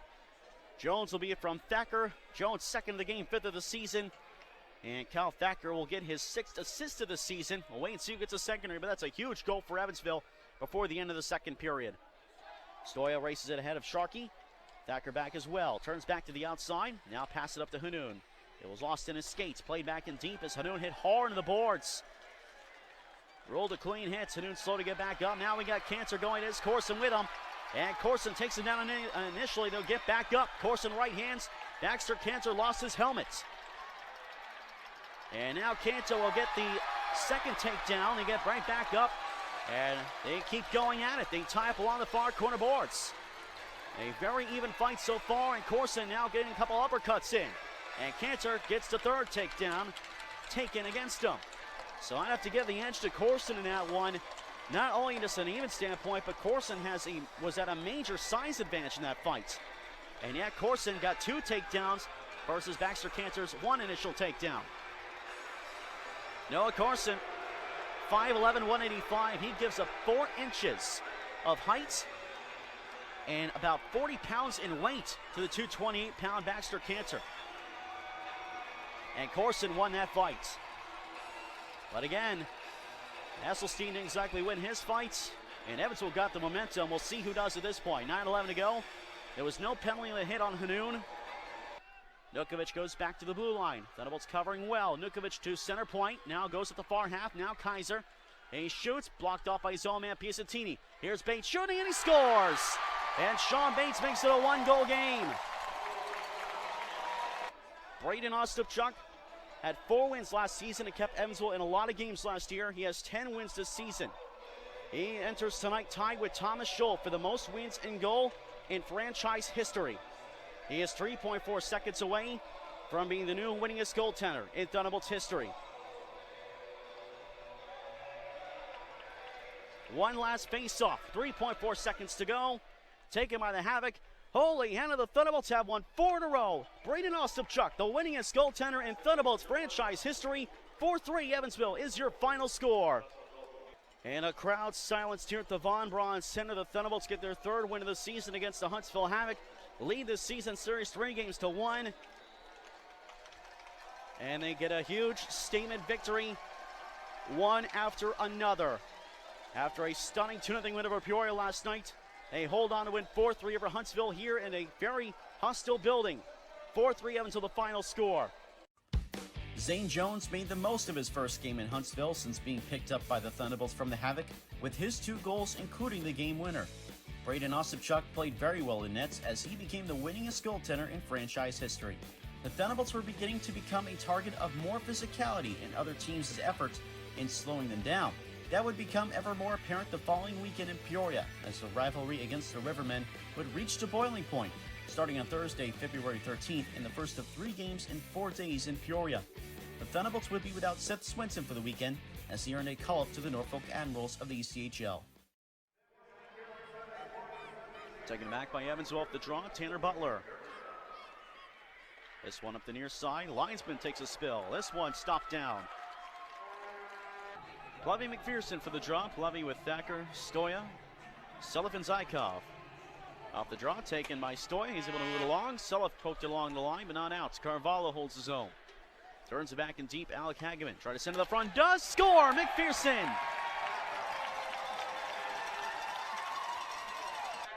We're trying to face off again. It'll be Zykov in instead against Nieminen to the right side of Belton Eric Levine. This one is won back by Evansville. Sutliff, Zykov, Plavy. Bates, Nieminen down low. Try to send to the front. Cooper Jones, mid-slot shots on. They score! Cooper Jones. A shot through traffic, went a top corner shot. Yeah, I went through traffic, and that's a huge response goal. Cooper Jones, his first as the Thunderbolts. A shot from the mid-slot, a nice feed by Austin Plavy. And he finds Jones, and this one wired upstairs in and out quickly. And this goal at 7:03 ties the rink back up at 1. And I believe that'll be an assist to Plavy, and that'll bring a new franchise record for most assists in a single season. That'll be Plavy's 35th assist of the year. That surpasses John Scorscia from 2 years ago in the 17-18 season when he had 34. Wait for the official call, but it's 7:03. Thunderbolts tied up at 1 on a goal by Cooper Jones. First it's a Thunderbolts, and that'll be his 3rd of the season. This is moved up. Zane Jones to the neutral zone, trying to beat out Frazier. He goes to the net, had the puck knocked away. Good play by Paul Frazier, and this was poked away by Levine. Holton throws a big hip check. And this is turn on goal and a save off Hayden Holton. Another Yarki Latello. Moves it up past Barnaby to Hanu in the neutral zone. Spins it up the near side past Corson. Skroba knocked it down the Peoria line. Under 5 minutes to play in the second period. Here's Hageman. Feeds McPherson. Hand up chance for Carvalho. Back for Hageman. He scores! A tic-tac-toe play. Peoria leads 2-1. Matthew Barnaby to the point. Corson now. Cooper Jones has Evansville's goal in this one. Now Zane Jones down low to the front. They score! Matthew Barnaby. A power play goal has tied up at 2. A supreme snipe by Matthew Barnaby, and what a setup for Zane Jones. And that is just with the doctor order for Evansville. This one played down by Cooper Jones from the points. Zane Jones there in perfect position. Matthew Barnaby on a post. Gets to the front and rifles one upstairs. And that goal ties it up for the second time this game. A top right corner shot for Matthew Barnaby. 10th of the season for the Thunderbolts rookie. And this power play goal, Thunderbolts 1 for 1. And we're tied up at 2.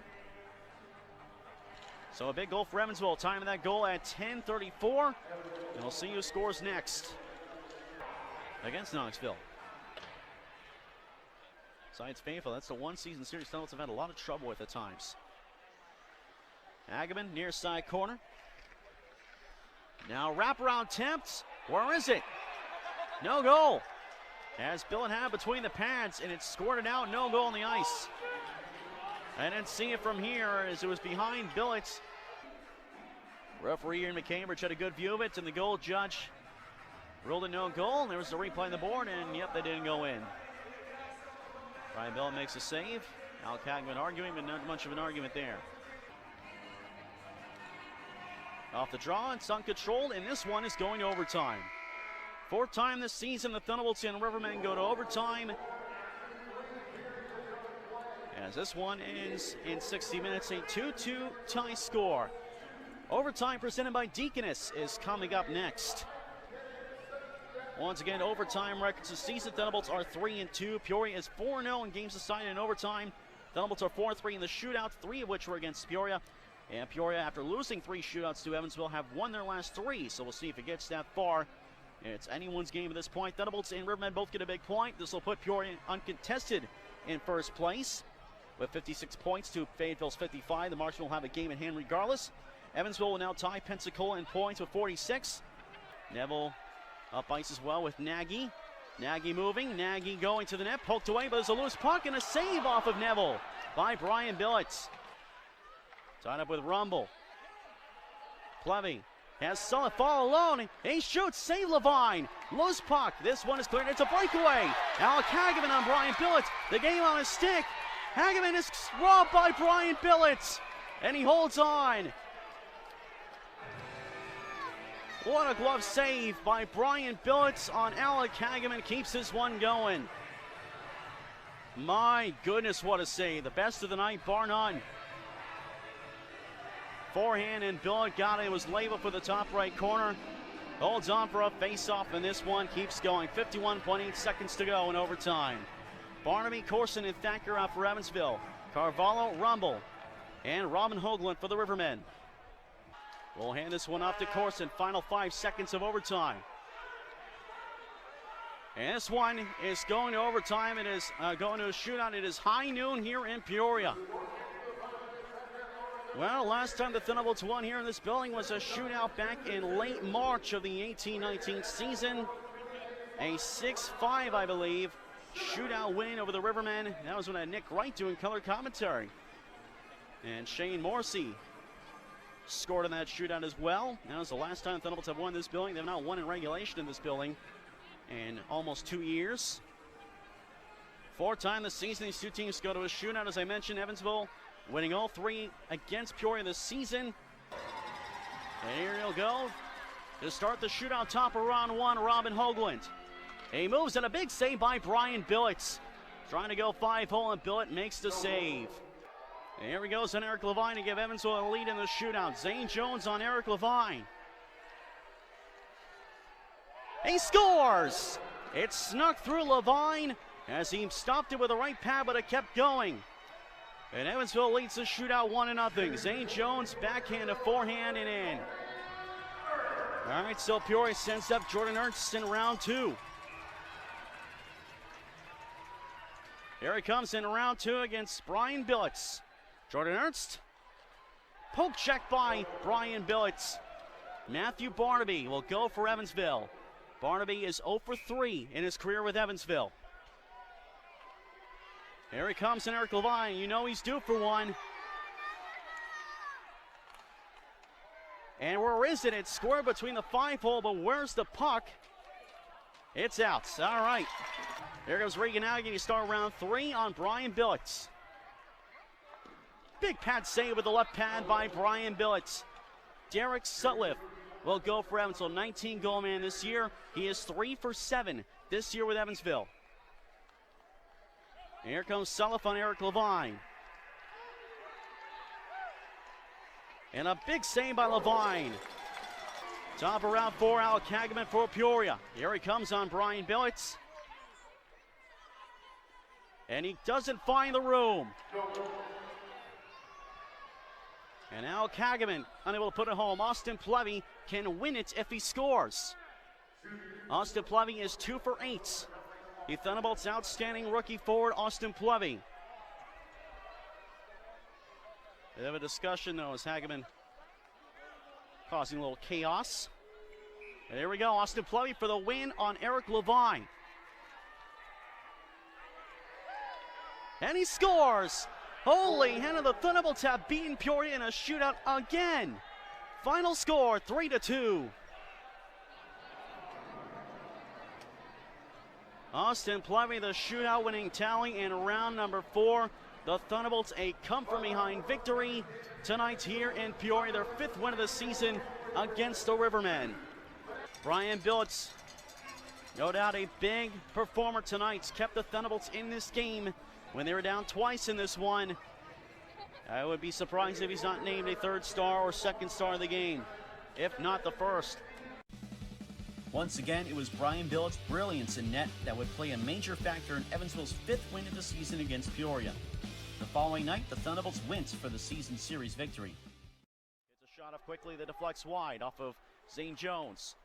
Game-winning goals in consecutive games for Zane Jones and the shootout winner last night. Neville near circle. Moves it, pad save by Billett.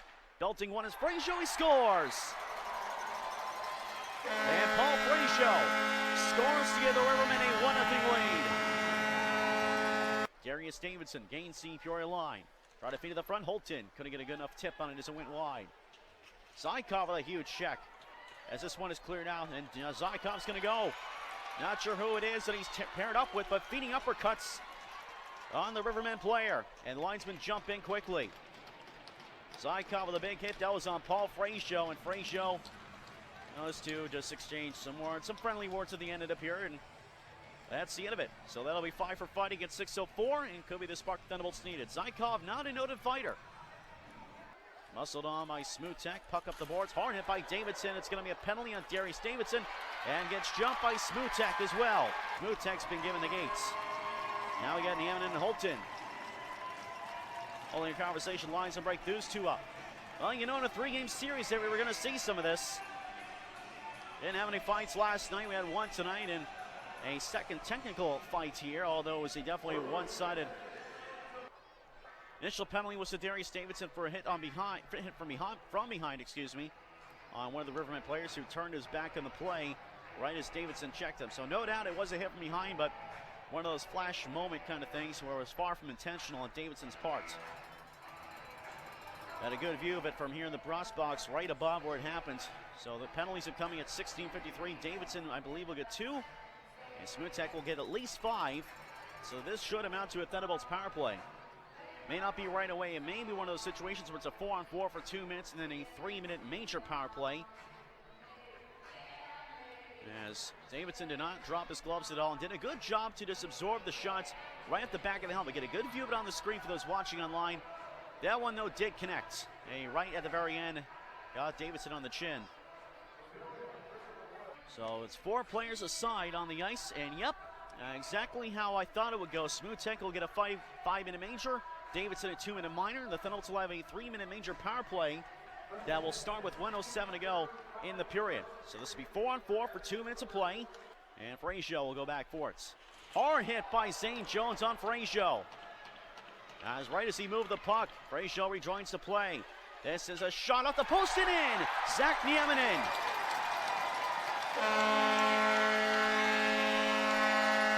This one handed off at the Rivermen line by Ernst. Moved up to the near side and across the line for Neville. Up the boards from McPherson. Cut off by Lubin. Loose puck taken by Hanuma. Taken back by Ernst. Backhander scores. And Ernst makes it 3-0 on a power play goal. At the courtyard by, on the courtyard by Marriott on Evansville's. Oh, I'm wrong again. Yeah, the Thunderbolts do score off the draw. Well, I can put that on my personal blooper reel, but the Thunderbolts will get credit for a goal here and a big one to get back within 2. Leading the line looks like Derek Sullivan, so we'll look for the replay on the scoreboard. Yes, off the draw, right off the draw, Derek Sullivan with his 20th of the season. And, well, there's that bounce the Thunderbolts were looking for off the hop and a big face-off win. First Thunderbolt to hit 20 goals this season, and Derek Sullivan makes it 3-1. That goal at 11:03 of the second period of play. That gives Evansville some much-needed life in this period. Blovey now tying a Thunderbolts franchise record with his 53rd point of the season. Ties Dave Williams in the 17-18 season, who finished with that amount of points. And Dave Williams still the all-time leading point scorer.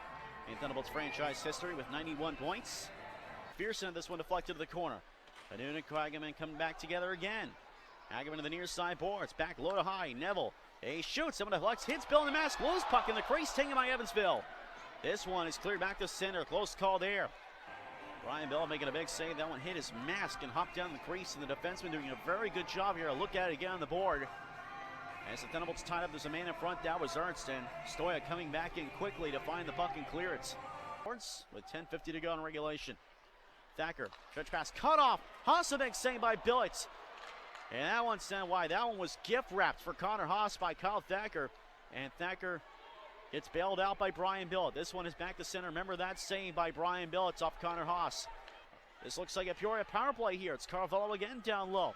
The Thunderbolts are not careful. Could end up being one. Hageman shot, he scores. Alec Hageman makes it 4-1.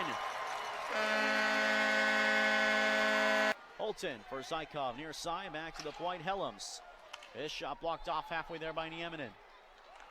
Lead for Nagy on side, a breakaway. Regan Nagy is in. Saved by Brian Billett. As he spoils Nagy of getting his first pro goal. And that's it. Final score, 4-1. Peoria Rivermen get the win. It was another solid showing for Brian Billett in nets, and Derek Sutliff would be the first Thunderbolt to hit the 20-goal plateau. But the Thunderbolts would be unable to clinch the season series, although at the least avoiding a shutout at the hands of the Rivermen. After a day of rest, the stage was set for the final meeting of the season against Peoria, in what would be a penalty and fight-filled contest. Regained by Helms, he'll try the breakout again. This one given away and a goal for Nieminen. A takeaway from Brayden Helms, and Nieminen puts it home. Across the line, checked off the puck nicely by Zykov, but it's going to be a penalty on Stan Zykov. Zykov wanting to drop the gloves. Hageman wanting to drop the gloves. They do. Hageman and Zykov, the two 17s.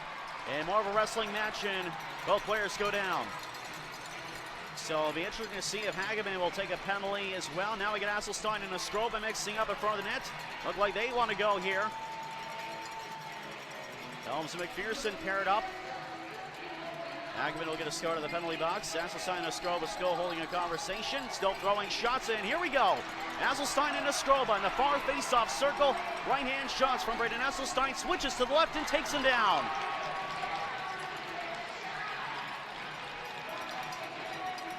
And there's the response. Asselstein and Ostrova.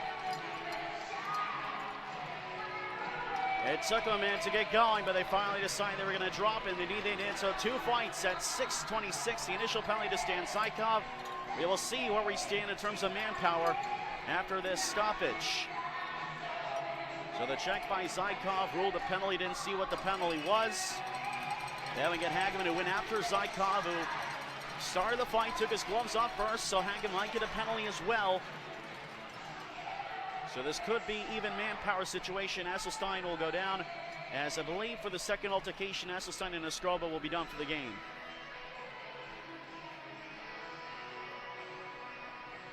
So I haven't seen one of those yet this year. Two face-offs off the same, or two fights off the same stoppage of play.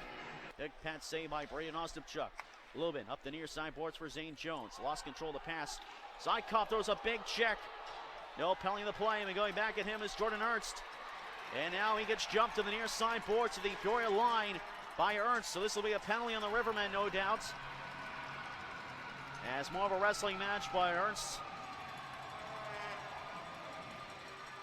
Looking to get a right hand free. Those two go down. There was no penalty in the hit itself by Stan Zykov. Peoria took exception to it quickly.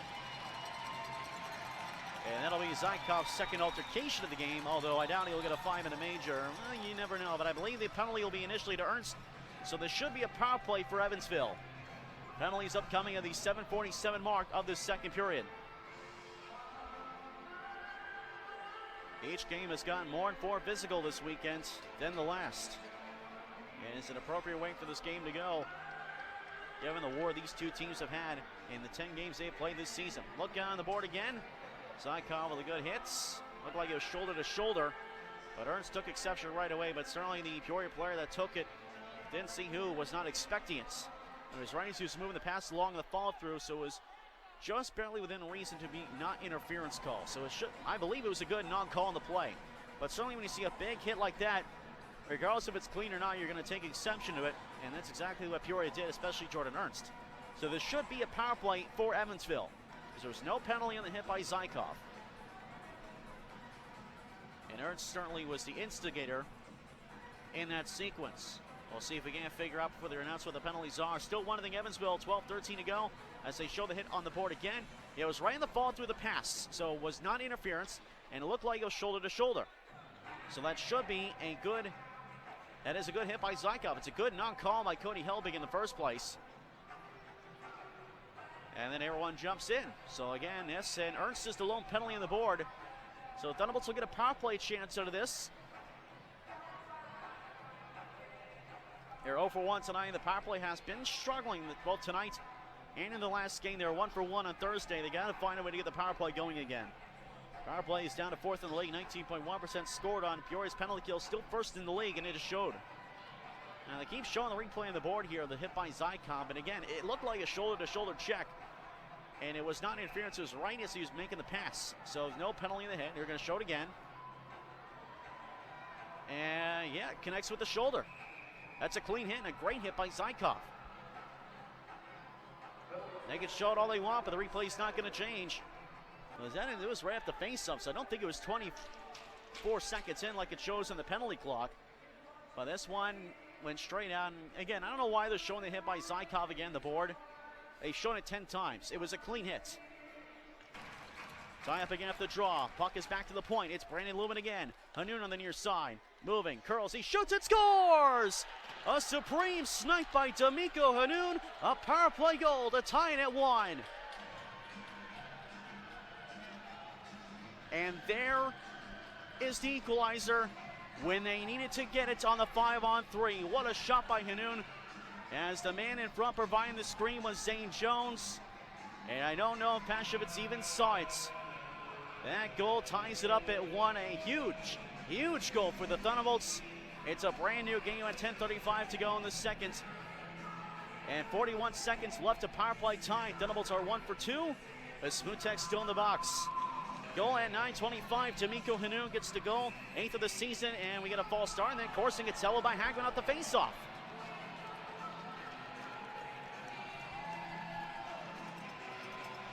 Now we're getting some applause from the Peoria fans here.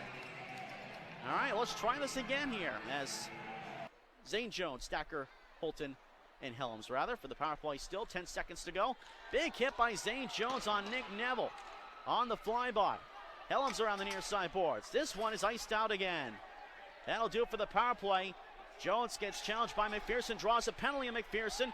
McPherson drops his gloves. Zane Jones doesn't go, and Hoagland jumps after Thacker. And now the wheels have come off for the Rivermen. That should be it for McPherson, and the Thunderbolts will just take the beating here. Now we got Helms and McPherson going at it, and this could devolve quickly into a full-on line brawl. Zane Jones had the flyby check. There was no penalty. Thacker has dropped the gloves and is going at it with Paul Frazier. Zane Jones to the penalty box. Linesman will go over and break up the other two, that being Thacker and Frazier. Time these penalties upcoming at 13:22. The Thunderbolts will get another power play out of this, it appears, as Zane Jones didn't drop the gloves and McPherson just started firing.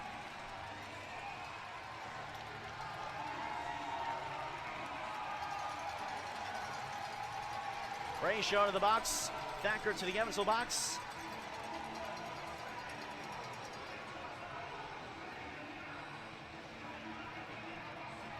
It is only appropriate that the last regular season meeting between these two teams unfolds like this. Wouldn't be as fun without it. And Robin Hoagland will go over to the Peoria box as well. Zane Jones is back out of the Evansville box, says, I don't think he really did anything to get a penalty. May have just gone over to defuse the situation for now.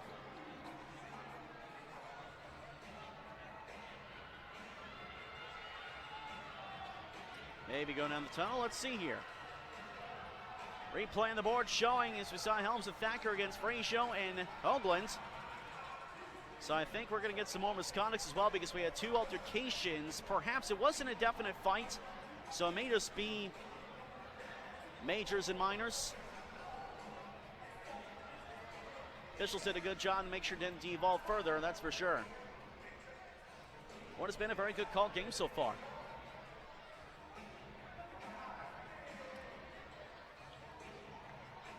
Conversations continue. Jordan Ernst is in the penalty box for the Rivermen, as well as Paul Frasio and another Rivermen player, and Robin Hoagland. So 3 in the box for the Rivermen. Thacker, the lone man, I believe, in the box so far for Evansville, as explanations and peacekeeping continues between the benches.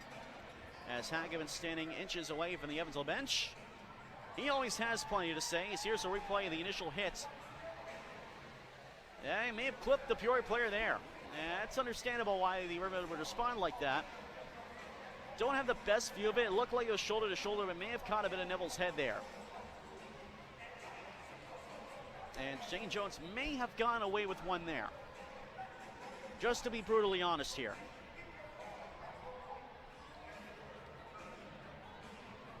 Either way, the initial penalty was on McPherson, then all the action occurred after that. They're going to show it again on the board as Neville carrying up the puck, and he's hit as he passed the puck. So again, it's not interference.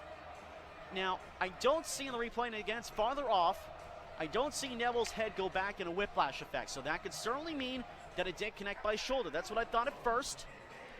So there's no way to tell for sure based on a replay if it was head contact. There was no penalty on it. And referee Cody Hillbig saw it. Didn't call a penalty. So, that being said, I would have to presume it was a shoulder-and-shoulder check. Could I be wrong? Yes. Could Jones have deserved a penalty? Yes. Do we know for sure? No. That's just the way it is. Either way, the penalty was coming up on McPherson as he went over and jumped St. Jones, which for McPherson's case, you see one of your leaders, one of your alternate captains go down, and Nick Neville, and what he sees as liberties being given against Neville by St. Jones, you're going to jump and defend one of your alternate captains, regardless if it's a clean hit or not. So that's no way to determine if it was a dirty hit or not either.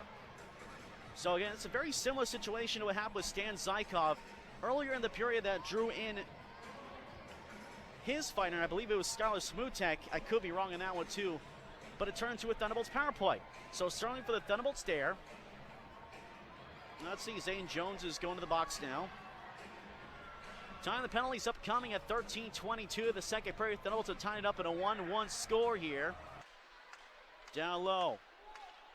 Back to 5-on-4s. Ernst shoots and scores. Here comes Evansville up the near side is Plevy. Gains the zone. Hands off. Sulliff on the move. For the middleman, Zykov couldn't get it on goal, and it rolls in. Well, the goal's whistled dead. Zykov was pushed in the Rivermen net, so he didn't have much control. The puck went in, but they say no goal. So it remains 2-1. Power play continues, but certainly the Thunderbolts had a good chance. A look at it again on the board. And again, Zykov, who was pushed into the goaltender. So for incidental contact reasons, it's no goal on the ice. Power play continues for a minute 18. Sutliff. Try to pass down low. It's cut off, and here comes Hunter, and they have numbers shorthanded for real this time. It's Hunter with the end in a rumble. Helms the man back. Here's Rumble. Saved by Osipchuk. Rebound stopped by Osipchuk, and Sutliff goes after a man, and then those two collide, and here we go again. We get a big scrum as Sutliff was shoved hard by Zach Nieminen after the whistle had gone. As Nieminen was whacking away at Osipchuk, that drew Sutliff in, and then Nieminen with a response.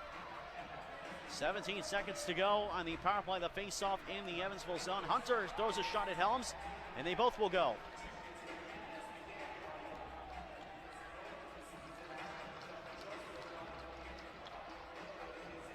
And then Helms goes after a man because that was Drake Hunter decided to poke Osipchuk's water ball down the ice. And I think Drake Hunter will get a penalty as well. So,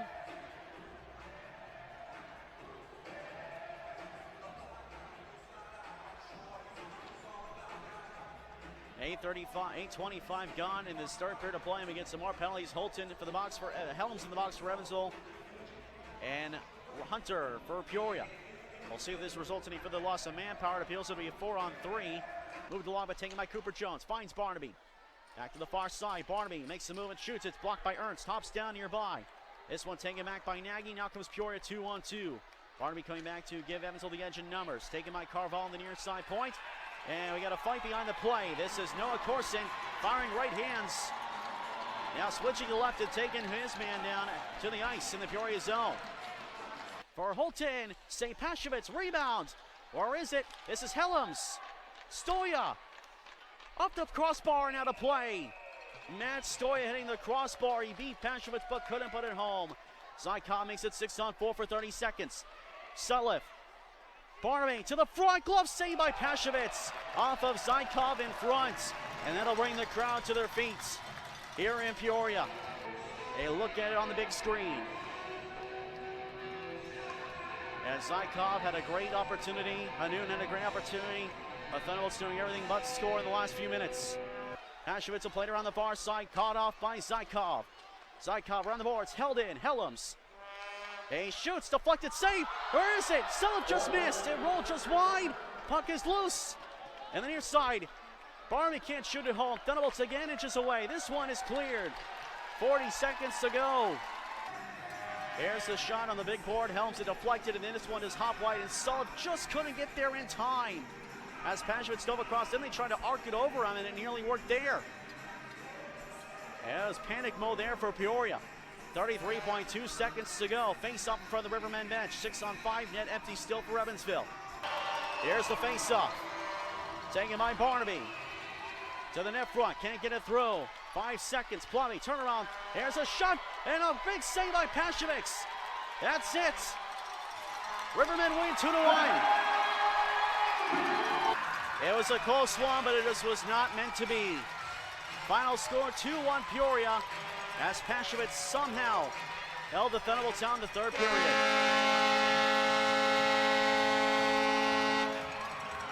Nonetheless, the Thunderbolts did a lot of great things in this game.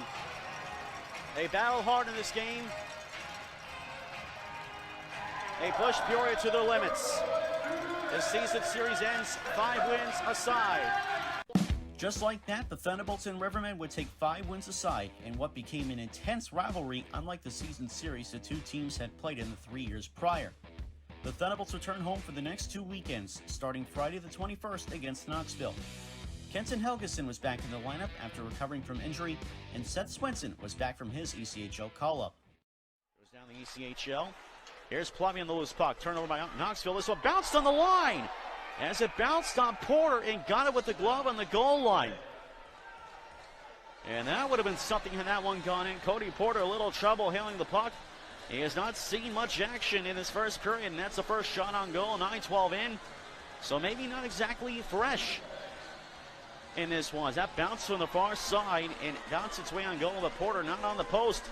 A little dangerous there in the bouncing play. Connecting with Sulliff unintentionally. This is Plavy on the near side, looking to center. Beats for Sulliff, deflected on goal, a save by Porter. Swenson far side, swung back to the front, blocked by Price. At the line, Helms. Near point, Butler. Near side, Plavy. Goes behind the nets, trying to feed it in front. It was blocked. Here's Helms shooting, and he scores! Braden Helms and the Thunderbolts score first.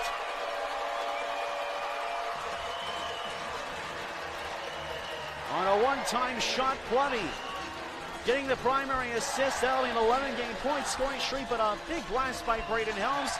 And he does get the puck to the net, and good things happen. The 11th shot of the game for Evansville, and it's a goal to put the Thunderbolts in front, 1-0. Helms with his 5th goal of the season at 3:17 of the third period. Austin Plummy will get an assist. It'll be his 38th assist of the season. And point number 55. And the Thunderbolts get the game's first goal. When scoring first this year, Evansville 15-1-2. When scoring first against Knoxville 9-11-2. So still a very good team even when they don't get the first goal. Down low, goes around the near side, boards under 8 minutes to play now in the third period. Palmerville taking himself up the near side across the line. Going to the corner, now down low against Butler. Try to play the front, pinball's chance. Great save by Brian Billets. Incredible. Brian Billets chance all alone in front, and he makes his best save of the night with 7:32 to go. A look at on the board. As Palmerville found chance, and he gets enough of the glove on it right there. A little bit of that arm, then may have bounced in. If Bill did not swoop it up right there. Great save by Brian Bill, his 23rd of the night. It remains 1-0. And we're going to take a quick pause for just 1 moment. As the clock starts to tick down a bit more. Now under 7 minutes to play. Work down Hanoun from his knees, trying to move it along. Helgeson plays it to the Knoxville zone against Price now, the far side.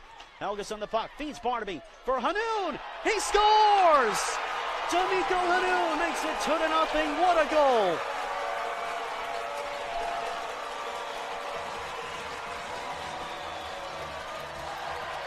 The play started by Quinton Helgeson, playing it on the far boards and beats out the race against Price. Finds Barnaby, and a pass team to Hanoun, and into the back of the net, and the Thunderbolts lead is 2-0. What a goal by Hanoun, and what a play from Barnaby and Helgeson. And Helgeson, there's that big impact in his first game back from injury. Hanoun's goal, his 9th of the season at 13-16. Barnaby will get his 17th assist, and Helgeson will get his 6th assist of the season. And the Thunderbolts get a big insurance marker in this game with 6:40 to go. Olton for side column, the near side plays it down ice. That's a huge goal for the Thunderbolts. Still plenty of time for Knoxville. In a defensive position. 4.5 to go now. As Sardis carries out past St. Jones. Sardis across the line, gets to the near circle, goes and shoots one and scores! Garrett Sardis, I believe, gets the goal. Knoxville gets one back with 4:20 to go. 3:46 to go in the third period of play. Thunderbolts with a 2-1 lead, and again, I mentioned before, Cody Porter giving his team a chance with some big saves in his own zone. Derek Sove, D'Amico Hanoun both had great chances as Porter gives his team a chance in this one with 1 goal to gain here with 3:46 to go. This one to Sargis, his shot deflected away. Off the face-off, win by Peach Antonio, right side Palmerville. This one back down low, Backnack. Cronwall and Lubin down low against Backnack. Double teaming, puck work free around the far side, taken by Palmerville. Off the wall, they score! Knoxville has tied it up at 2 with 3:18 to go. 2 goals in a minute and 2 seconds. With 3:12 to go, Knoxville 2 goals in a minute and 2. Sargis with 4:20 to go. And Peach Antonio with 3:18 to go. Mercado finds it, trying to spring Bombardier. He's done that before in last-minute ties against Evansville, but this time he doesn't. And this one's going overtime.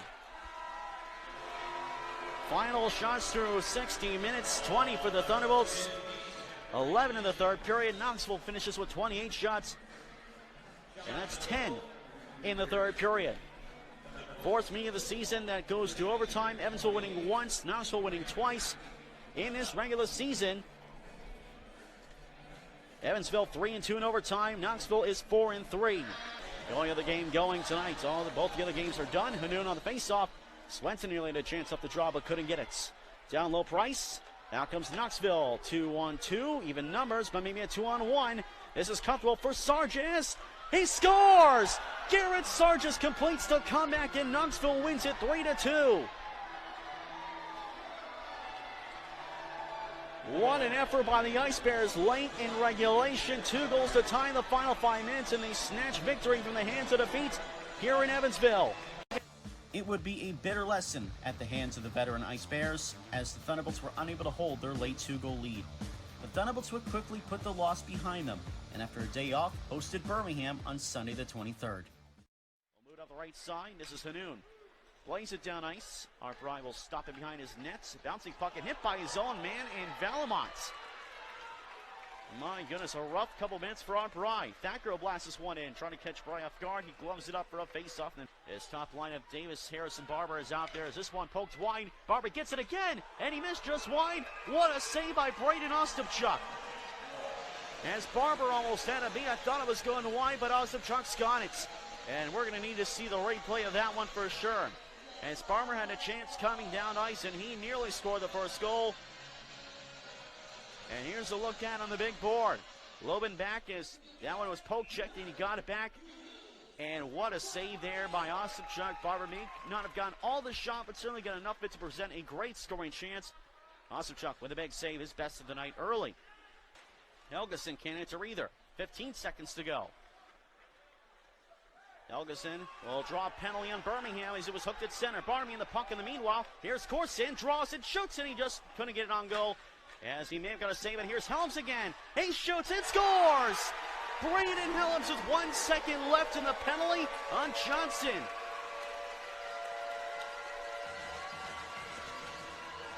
A power play goal for Braden Helms. He's got goals in back-to-back games, and the Thunderbolts get the game's first goal. Chaos in the delay penalty as Helms gets a shot away. Brian got a good piece of it. As Jordan tried to block it, may have deflected off of Russell Jordan, and Helms gets to go. And because there was 1 second left in Johnson's penalty, the Thunderbolts will have still a full 2-minute power play. Pietrowski, Schwartz, and Johnson. It's one again to Johnson, handing off for Schwartz. This one up the inboards. Barnaby blocked the net front presence attempt. Is Huffnagel on the far cornerback, low to high. Schwartz for Johnson. He shoots. That one's off the inboards. Loose puck, they score. Huffnagel. And Birmingham has tied it up. And Johnson set up the goal. And there's a little payback from Alex Johnson. It's a 1-1 game. So that should be Johnson the lone assist again at 14:30. That's a big goal for Birmingham in a brand new game. We'll see how the Thunderbolts respond. They played well so far in this game as a whole. Now they're going to build up the pressure again in the Birmingham end. It's Pietrowski carrying right back in though. He turns and his shot missed off the inboards again. This one back to center. Swenson in a one-on-one against Maya. Goes around the inboard, goes to the half wall. This one bounces to the near side. Plumby with a little bit of room to the near circle he goes. Playing the front, they score! Seth Swenson connects this time. Evansville has regained the lead 26 seconds later.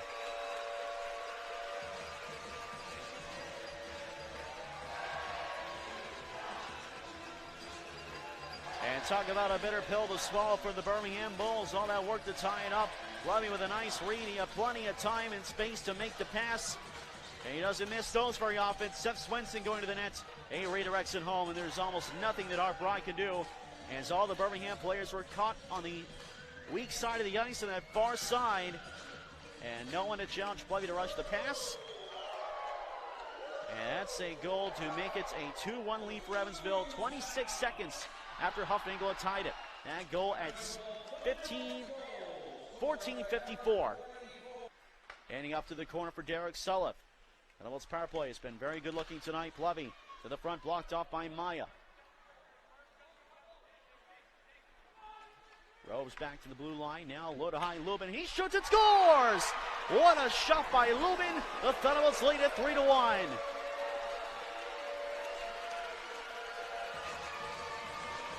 All three of his goals this year scored on the power play, and all the same way, just an absolute bomb from the blue line. A setup from down low from Derek Sulliff, and Lubin wired that one upstairs. What a shot. That goal at 18:05, third of the year for Lubin. It's a 3-1 Evansville lead. You got to feel for Art Bryan that one is a hard shot to stop. Good setup by Derek Sulliff. He picks up an assist on the night.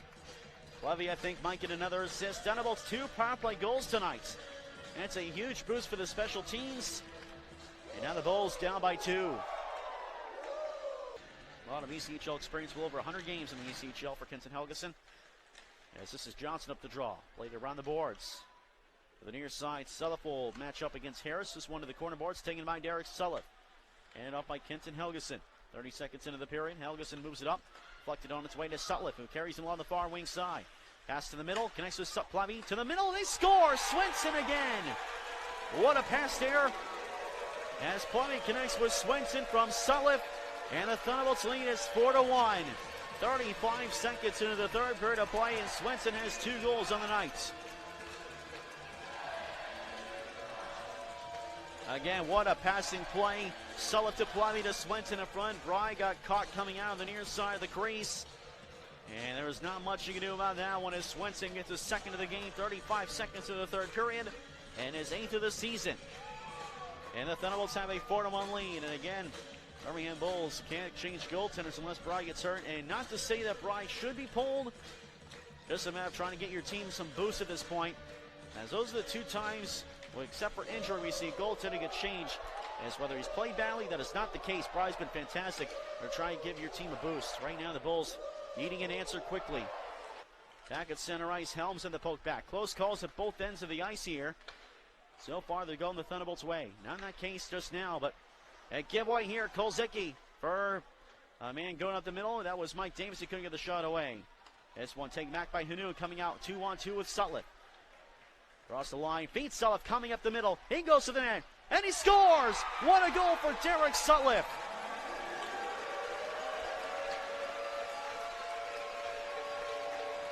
Doing what he's done all game, and that's driving hard to the net. Derek Sutliff finds one. It's a 5-1 game. Gets around the defenseman in Lane Valmont and gets it through Art Bry. Just enough room between the right pad and the post. And then went in with the puck in the nets over Art Bry. 4:13 in the third period. That'll be his 21st goal of the season and leads all Thunderbolts on the team this year. And the Thunderbolts with a great start to the third period. 2 quick goals. And now it's a 4-goal game for Evansville. Down low, Johnson again. A defenseman, previously a forward, still plays the forward time as he's on the attack here. This one bounces play back to Hanoun. Tries to find a man coming through the middle. It's Corson in a one-on-one. A penalty upcoming, and play goes. And now we get a fight on the far side as Barbie is throwing punches. I didn't see the hit behind the play, but it certainly upset the Thunderbolts to no end. And Hanoun's mixed in with Barbie wants a piece of him. Hanoun drops his man down to the ice. And it looks like that's Alex Johnson. I hope they show a replay, because I did not see the hit that was thrown, but Hanoun took down Johnson in the ensuing fights. Play stopped as Corson was coming up on a one-on-one. The feed from Hanoun. Penalties upcoming with 5:51 to go. They're going to show a replay on the board. Oh, Johnson threw a big elbow. Johnson threw a big elbow on the Thunderbolt. That may have been Hanoun. So Johnson, I'm not sure if he got a penalty for it as well, but he really reached out with that elbow. That's just some payback for Hanoun on Johnson. And the Thunderbolts really quickly coming to his aid, and that's certainly a great sign for the Thunderbolts as he took exception very quickly. Ever since the game in Peoria last weekend with over 140 combined penalty minutes, this team has really bonded over that and have each other's backs in these types of situations, and that's always important to have for a team that's looking to go far in the playoffs. You got to have that chemistry, and you got to have that brotherhood mentality. As they very quickly, without hesitation, came to Hanoun's aid, and then once he got back up, Hanoun got in the mix of things. So once again, penalties with 5:51 to go. Here in the third period, again, this game is just about over. It's a 5-1 Evansville lead. That's the Bulls' next 5 meetings. That'll be a 1 p.m. Central Time meeting at the Tax Slayer Center. The Bulls in storm. Hanoun will be going down the tunnel. And he looks like he's done for the night. And it looks like Johnson will also be done for the night. There's the sign again. Hashtag Pregame for MVP. 3 assists, 9 for him. 58 points in the season. As he has really made a case for MVP honors in the SPHL this year, as Johnson will be escorted off the ice as well. 14 minutes of penalties to Johnson. Barbie took a roughing minor. You never really see Barbie get into the mix of things, but he really did there. That's a page out of his father's book for sure. Moving to the middle, dropping it off for Harris. This is the 4th and 5th power play of the night for Birmingham. It's Maya shooting, glove save, Osipchuk. Makes it look oh so casual, but a great save by Osipchuk with the glove. And minute 48 to go, the face-off right side of Brian Osipchuk. Russell Jordan and Hayden Holton for the face-off. Won by Jordan, broke it stick in the play. It was Holton's. Here's Skolka. Schwartz rather shooting it wide. Russell Jordan far side with it, dropping it off, faking the drop-off, carries to center, moving up the slot, he shoots it, scores! Russell Jordan with a beautiful goal, and he makes it a 5-2 game. 10 seconds to go, he'll ice it down, obviously in a power play, so no icing. This will do it for tonight's game. The Thunderbolts win it by a 5-2 score, and they take the season series. 26 saves on 28 shots by Brandon Osipchuk, had to make some big ones in the second and third period. Swenson's 2 goals would lead the Thunderbolts to yet another victory over the Bulls. For what would be the final home games of the season, the Thunderbolts hosted Quad City on February 28th and 29th. Swenson would head back up to the ECHL to stay with the Atlanta Gladiators the following week leading up to the games. and Kenton Helgeson would also get called up to the Idaho Steelheads. Evansville brought in forwards Sam Williams and Mike Ferraro, along with defenseman Tyler Brower, and they would all have an impact in their first weekend with Evansville. Then it goes.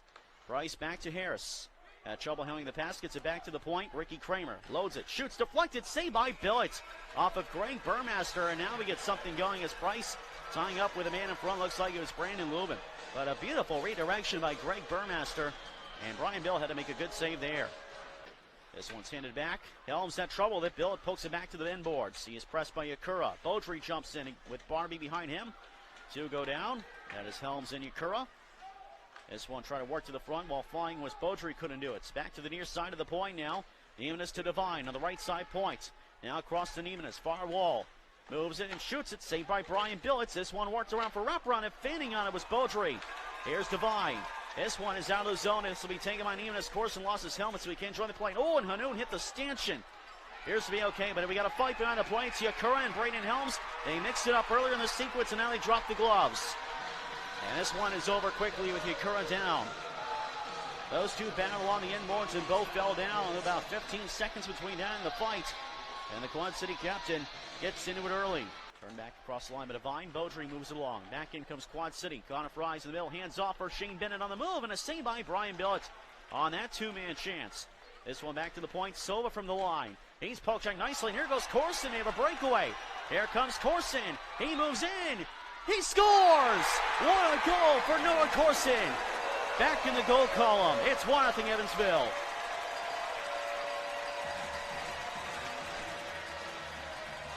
From the Evansville line down, a breakout pass as he got through Joe Silva. Had trouble handling the pass. Forehand, backhand to forehand, and he beats Pierre DeSalvo. That goal by Corson, 7th of the season at 18-12. And the Thunderbolts get a late goal to take a 1-0 lead.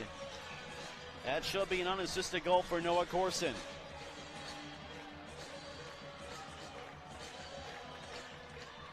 That'll snap a 7-game scoreless skid for Noah Corson. That's a big goal for the Thunderbolts. Shadow, this one to the front. Gletcher couldn't get a piece of it on the redirection attempt. Near point, Shane Bennett, hands off again. Kramer, back of the far side for Harris. Man in front is Kletcha. And the mid-slot Burmaster. This one back to the point for Kramer. Kramer moving to center. Down to the far side for Harris. He shoots. That's blocked in front. The rebound. They score. Great Burmaster. As the Storm have tied it up in a power play goal.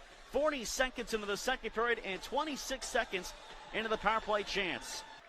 And up for Hanoun. Back to Lubin. Under pressure from Sikos. To the end boards. Good effort here by Tommy Sikos. And it causes a turnover. This one blocked by Hanoun. He was looking for Harris, but this shot scores. Great Burmaster again. And he scores another goal to give Quad City their first lead of the game. Joe Silva out there as well. As Ferraro will take the face-off against Dean Yakura. Off the tie-up taken by Evansville. This one's moved along. Hanoun has a lane. He shoots. He scores! Hanoun ties it up at 1.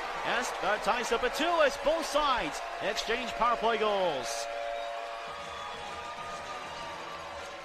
And a quick response for D'Amico Hanoun. Had plenty of time and space on the weak side as he found plenty of lane. Forget a lane, he had a whole highway to pick from. And he roofs it upstairs on the salvo, tying it up at 2.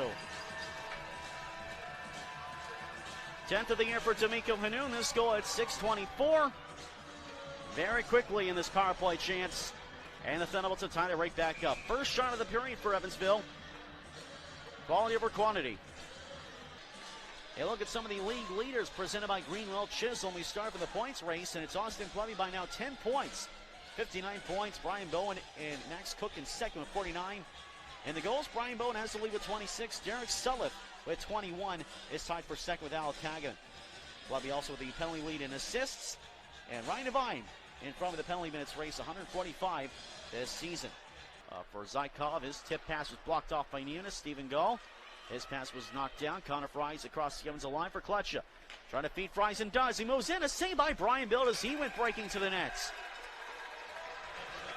And Esselstein gets run out by Dakota Kletcha. Linesman getting quickly. Linesman have done a good job of getting into the frames before they can finally break out.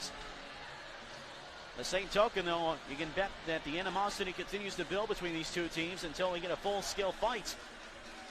And we certainly seem to be working towards that. And still have the rest of this game. We got all game tomorrow. These two teams not shy about chucking the mitts. Underway in period number 3. Let's see who jumps down at front first. Both sides have had leads in this game. We remain tied as Corson into the neutral zone. Tries to move it along. Blocked off. Able to move it along to Barnaby. Back to Corson across the line with Hanoun. Poked away to the boards. Corson free at the puck. Hanoun took the check from Silva. Kramer down low. Hanoun can't find the puck. Corson does. This one banked off his own man, Hanoun. And back out of the zone comes Taylor Price. Corson right back out there after being cut on a hit from Harris. Far side, here comes the Storm in the attack to the net front, and it will put it home. Was a man in front, I believe, Connor Fries. And here comes Evansville back to the way. It's Corson with Hanoun and Barnaby. For Corson, for Barnaby. He moves, can't shoot. A good play by Kramer. Feeds for Butler. He moves and he scores! Tanner Butler with his first pro goal. A supreme snipe by Tanner Butler. The Thunderbolts lead again. It's 3-2.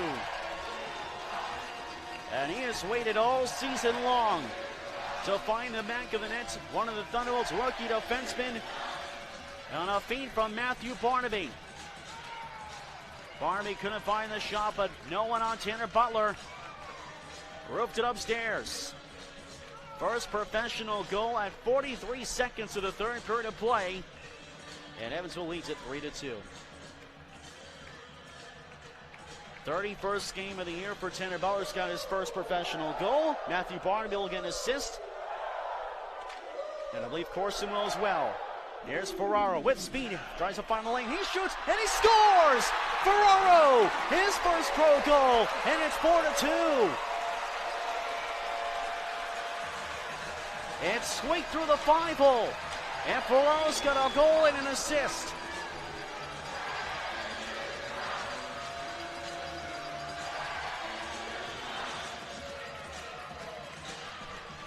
Two goals in 10 seconds. Ferraro coming up the right side of the draw. DeSalvo couldn't get enough of it. And it just rolled into the nets. The Thunderbolts lead at 4-2, and we're going to get a timeout called. And I'm not sure the Thunderbolts have ever scored 2 goals in 10 seconds or less in franchise history. That's what I'm going to have to check throughout the week, as I believe that likely is a new franchise record for Evansville. Congratulations again to Mike Ferraro. Picked up his first pro point on an assist on the goal for Hanoun. Picks up his first pro goal to make it a 4-2 lead.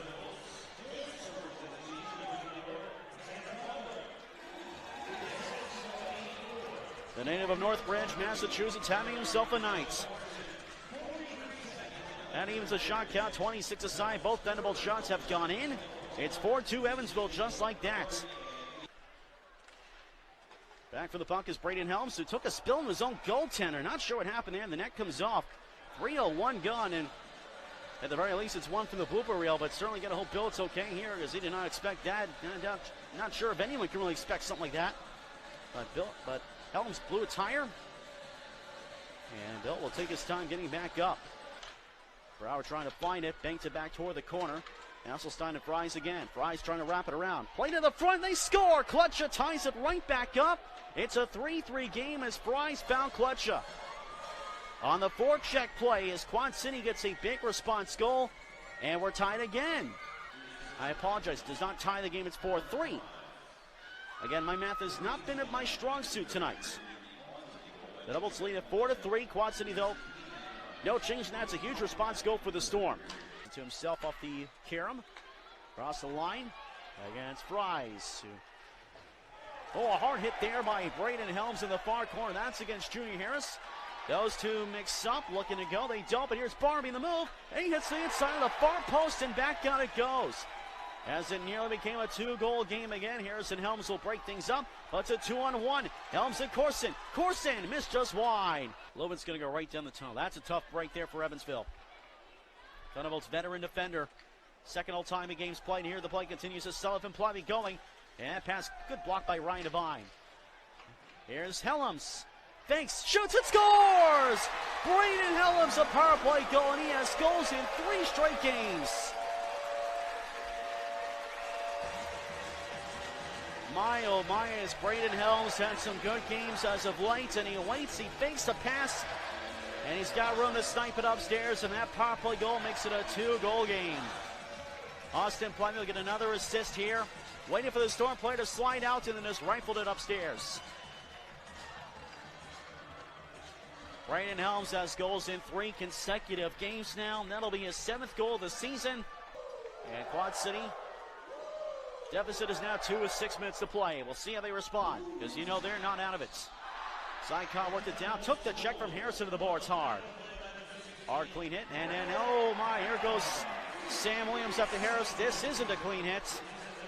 Williams will go. That's just a retaliatory penalty. Now we get a crowd going in the far corner.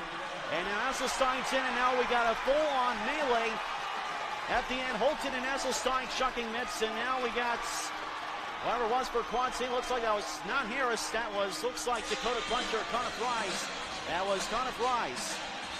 And, well, you knew this was coming. This was pretty much unavoidable that you were going to see this weekend. A hard, clean hit by Junior Harris on Stan Sykov. Maybe a little bit from behind, but it was deemed a clean check. In came Sam Williams to start it off. That came Esselstein and Holton.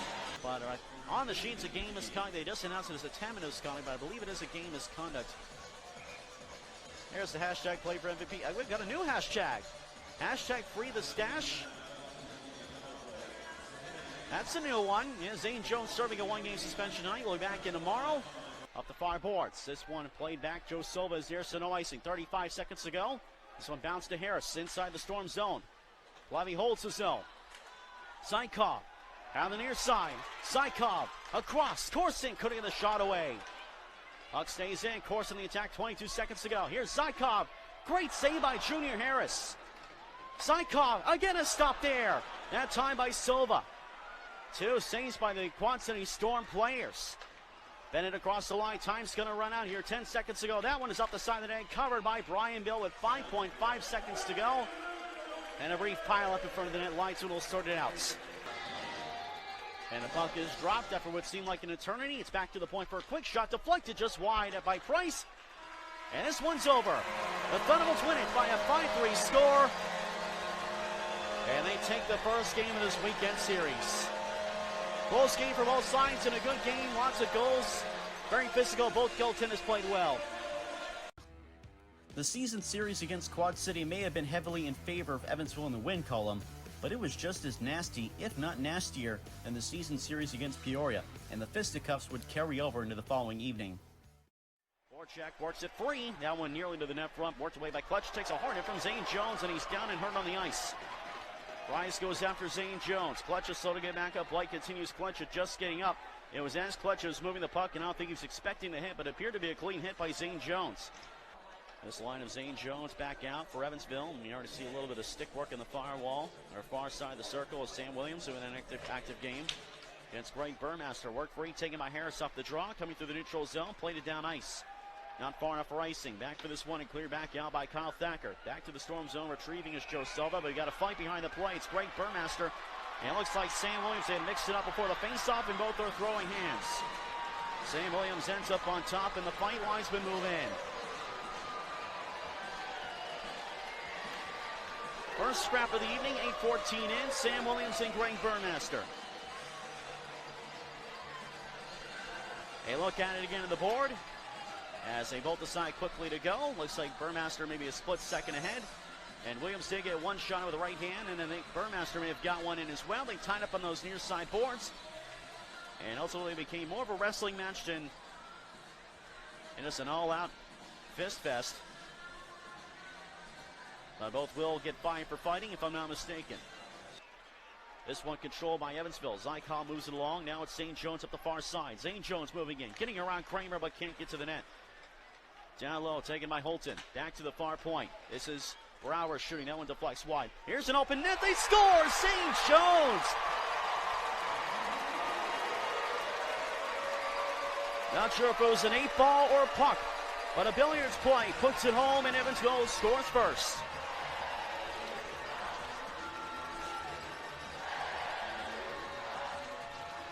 That's just a bad luck play there for Ryan Mulder. Bank off the far boards.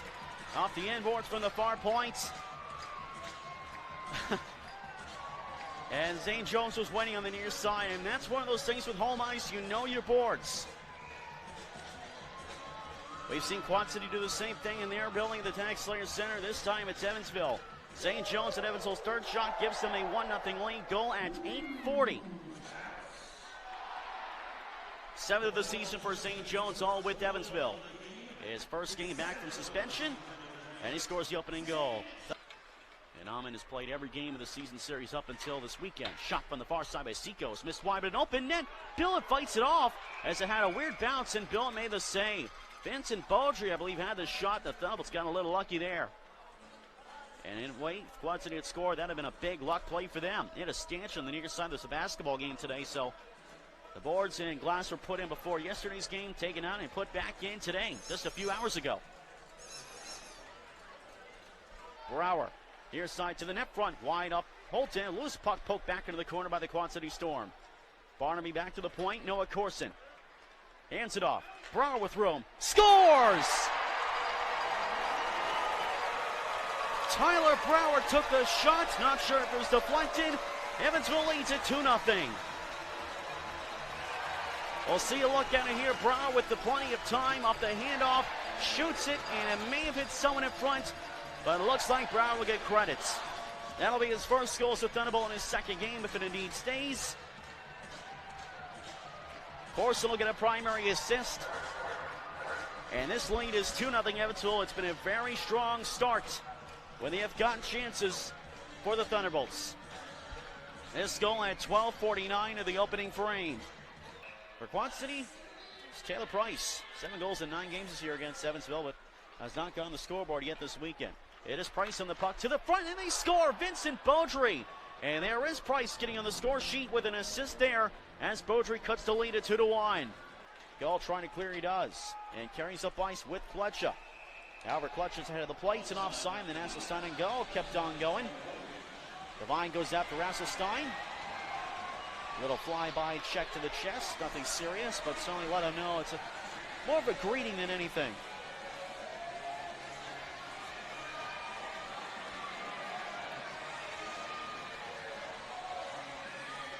And Devine definitely declaring his intention that he wants them. And they're both staying out here, and this could get interesting. Could we see a rematch? I think there's a good chance. These two at the very top of the fight card. Ryan Devine and Braden Hasselstein with 3:35 to go. They are ready to go. The puck is about to be dropped, and I'd say there's a high likelihood here we're going to see another scrap. And we don't. Not quite yet anyway. But Hasselstein throws a check on Joe Silva. And a couple players go after him. That's Kletcha. Hasselstein goes back to the play. And my goodness, whole lot of gasoline in one lit match not far away. Face off left side of Bill. It's Holton and Kletcha this time. And there's a bit of a stoppage here as the officials go over to the Evansville bench for whatever reason and have a word with head coach Jeff Bess.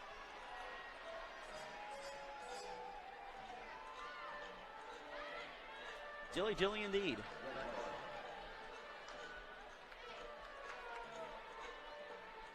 And now Holton will, looks like he's taunting Joe Silva. This has been some old-time hockey here at the 4-7 between these two teams. Two teams that battle hard, compete hard, and leave everything out on the ice. The Quad City Storm and Evansville Thunderbolts, and two teams that have improved on last season's records.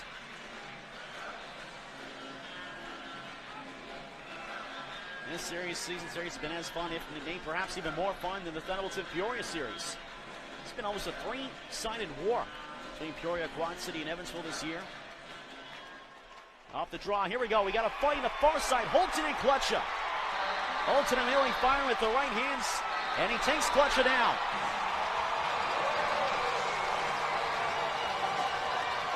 And this time we do get the deliverance. Relatively even fight, but Holton definitely got a vast amount of shots in. Kletcha and Holton will be done for the period. And the crowd loves it. Right-hand specials for both those players.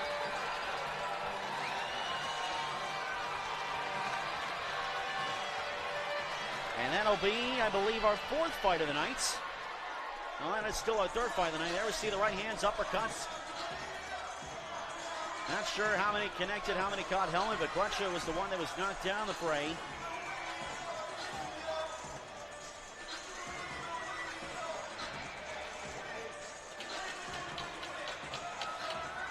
Some blood on the ice as I believe Clutcha was cut in the face. As some blood is being scraped up by one of the linesmen down in the far face-off circle. Those are the two that took the face-off. I thought maybe Holton was jawing with Joe Silva before the puck was dropped, but maybe it was Clutcha. They wasted no time. So 5 minutes each were fighting at 18:32 of the second period of play. And be sure to stay tuned after the period comes to an end. After a brief commercial break, we'll have our Shoot Crown of Intermission report. And then our SPH Live exclusive video highlights. And this is a night that, if you don't have SPH Live, you sure wish you did, because there will be some highlights for sure of those scraps. Now we get a fight, and this time it's Asselstein Devine at the top of the fight card. And this is a heavyweight tilt. Rematch from the last time. They faced off here at the Ford Center, and this time it's at the Quad City blue line. Right hand's cocked and loaded. Asselstein gets the first shot in. And those two go down a bit quicker. Devine still trying to throw. Linesman in there and trying to break it up. And there's fight number 4 of the night. Asselstein's not quite done. Linesman trying to hold away. Devine taunts him all the way back to the Quad City bench. Asselstein will in turn pump up the crowd. Well, this one was not as long lasting. Not about a shot given, one aside, before the linesman got in as both players went down. So these penalties at 18:34 of the second period of play. As again, the penalty sheet continues to fill up in this one. Last time the Thunderbolts had this many scraps was in Peoria a few weeks ago. Back 2 weeks ago on a Sunday afternoon game that was quite the fist fest. It's only appropriate with it being doxing up. There's plenty of roughing in this game. So if I do my math correctly, and again, my math has not been the best this week, and that's 2 fights in 2 seconds. Holton and Clutcha at 18:32, and this will be Devine and Asselstein at 18:34. And that's one that was built up throughout this whole stretch of the second period. Near side Price. Jones gets a stick back. Here's Kramer near point, 33 seconds to go. We're about a minute into this third period of play. Price sets up Burmaster, and he scores! Great Burmaster, a power play goal. And he has 3 goals this weekend, and this one ties it up at 2. Cut off by Stephen Gall. 2 shots on that power play, which is now expired. Thunderbolts 0 for 4. Barnaby tried to curl to the front, couldn't do it. Plavy in the puck now. Far side attack continues to the point for Thacker. Hands offside the net. Barnaby the net front. Blocked off. Corson scores while falling. Corson makes it 3-2.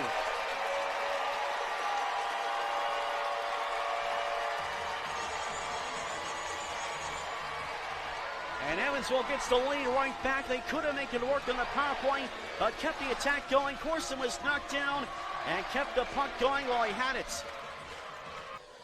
Burmaster for the face-off and the power play goal, and he takes the face-off. Howard's tied up off the draw. Controlled by the Storm. To the point, Ricky Kramer. Heading off for Gall. Side of the net attempt to the net front. Loose puck scored. Stephen Gall scores, and we're tied again at 3. And the Thunderbolts getting into penalty trouble this period, and they pay for it twice. Off the draw, battle for. Holton cutting the shot on goal. Back to the point. Lubin one last deflection just wide. This one's going overtime. Connor Fries will take it for the Storm. This one is won by Hanoun. It is high noon again here at the Ford Center. This one is going to a shootout. 6-1 in the overtime for the shot counts. This season, Evansville 5-3 in the shootout. Quad City is 2 for 1. Last time these two teams went to a shootout was that last weekend in Quad City the end of last year. As Evansville blew a 4-1 lead, and Quad City won it in a shootout by a 5-4 score. And here he comes on Brian Billick to start the shootouts. And he missed wide on the forehand attempt. Zay Jones coming up now on Ryan Mulder to round out round 1 of the shootout. Scores! Zay Jones makes it 1-0. As he is 2 for 3 in the shootout now this year. The backhand, a forehand between the legs of Brian Mulder. Evansville leads in round 2, and it'll be Shane Bennett for the Quad City Storm up now to start round 2. And here he comes now on Brian Billett from the near side. And he is stopped by Brian Billett, who got the right pad on it. Rounding out round 2 to extend the lead, Noah Corson. Here he comes on Ryan Mulder. Saved by Ryan Mulder as Corson again was looking to go 5-hole. And a chance to tie break back up for the Storm starting off round 3. Dakota Quetcha on Brian Billett. Missed it wide, and I believe Billett may have got a piece of it, but it stayed out. Derek Sullivan, his career with the Thunderbolts, 3 for 8. And here he comes on Mulder again to try to extend the lead. He scores! Derek Sullivan makes it a 2-goal lead in the shootouts. A beauty, forehand to backhands. He made this move on Max Miles' earlier this season. Fake to the backhand and upstairs on Mulder. And Quad City, to keep it going, sends out Vincent Beaudry. If Brian Billett stops it, this game is over. And here he comes, Vincent Beaudry to keep it going here on Brian Billett in the top of round 4. Billett makes the save. Holy Hannah, the Thunderbolts have won it in the shootout. Final score 4-3.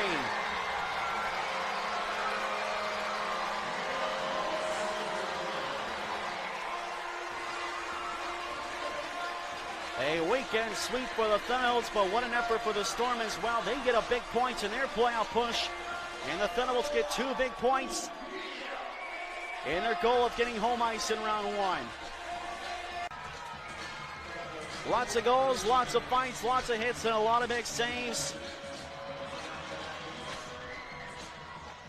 This was a fun one here at the Ford Center tonight. It may have ended up being the last home game of the season, but it was certainly a great game to end on. Topped off with the shootout victory and Noah Corson's Gordie Howe hat-trick, the first Gordie Howe hat-trick by a Thunderbolt in almost 2 years. The following weekend, it was off to Huntsville for a chance to win the season series against the Havoc to open up the month of March, and what was quickly becoming a march to the playoffs. Prior to the weekend, the Thunderbolts named their 6th captain in franchise history, veteran defenseman Brandon Lubin. Also prior to the weekend, the Thunderbolts would have their 2nd SPHL Player of the Month, as Brian Billett received the honor for the month of February with a record of 5-1-1 and a .929 save percentage. Brandon Lubin on the ice. He is the 6th captain in franchise history. In 16-17, Mike Donnellan and Stephen Thorne were captains at different points in the inaugural season. In 17-18, Corey Melkert was the captain. Last year, Roy Rogg and Bo Driscoll for a stint. And this year, it is Brandon Lubin. After a long stretch with no captain, he is the 6th in team history, and well-deserved for the captain, Brandon Lubin. Max Melisek line icing call, definitely not one worth there, and he's a turnover to Zane Jones. Can't get it to the nets. Here is for our Fireboards. From the corner, now behind the net for Jones, intercepted by Beauvais. And on the puck now, turned up to the Fireboards, held in. Esselstein scores! Braden Esselstein, his first professional goal.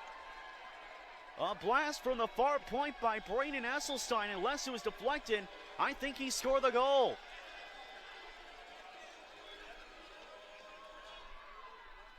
A look on the board, unfortunately not on the video feed. Well, that was an absolute laser beam by Esselstein. Milesek may have been screened, but that is his first goal in the SPHL for Braden Esselstein. And that's a huge tally. The Thunderbolts score first, the all-important first goal at 8:41. The Thunderbolts this year, 18-1-3 when they score the opening goal. And Huntsville, when they don't score first, still a dangerous 11-9-4.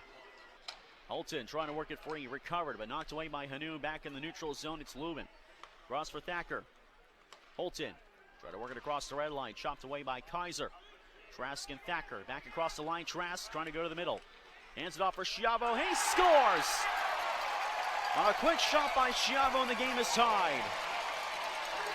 Got to move along, and here comes a chance. It's Cantor with a man in the middle. It's Sharkey all alone, and he's stopped by Brian Billett on a great scoring chance. As there was no one within, Kyle Sharkey and Billett with a big save. Dexter Cantor, not only is he tough, but he can move the puck as well. Inside, Con went hard to the net, slow to get back up, and Muon Star on a 2-on-1 the other way. Back to Dara, glove save, rebound stopped, and a whistle goes. Big save again by Brian Billets, and that keeps it tied. Back to the point, Con as it's back in the Evansville zone. This is Kaiser far side. Back to Sean Bates, moving in from the line, goes to the near hash marks. Now around the net he goes, trying to play to the front, they score! As it faked out, Billet and Nukovic scores. This time he does clear. Lubin giving away. Here's a chance. Shorthand breakaway. Piacentini scores.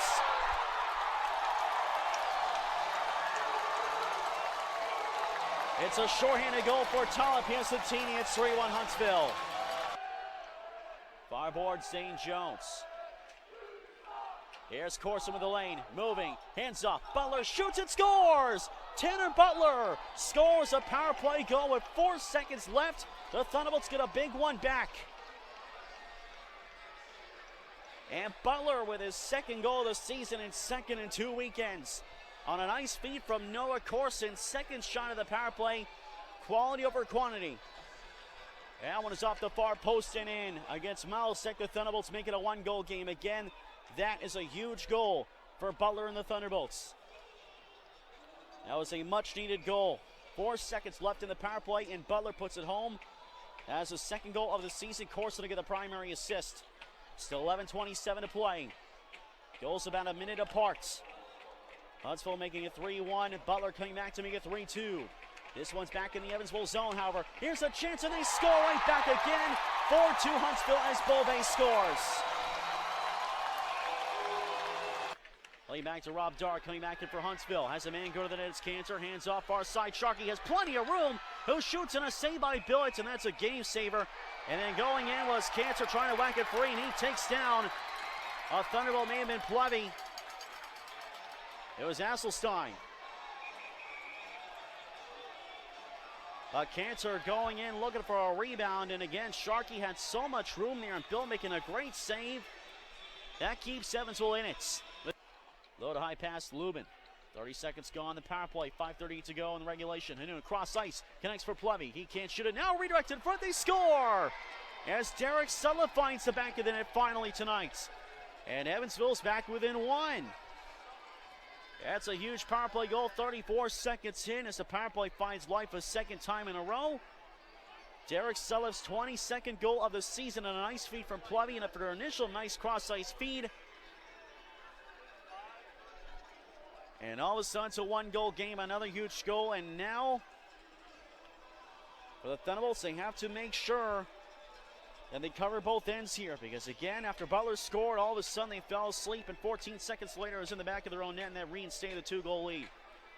They have to go defense first with 5:33 to go, and then go to the offense. They have some time left. They're only down by 1 now. Sullivan on a power play goal at 14:27, 22nd of the year from Plevy, and I believe the secondary assist will go to Corson, I believe. I might be wrong on that one. We'll find out momentarily.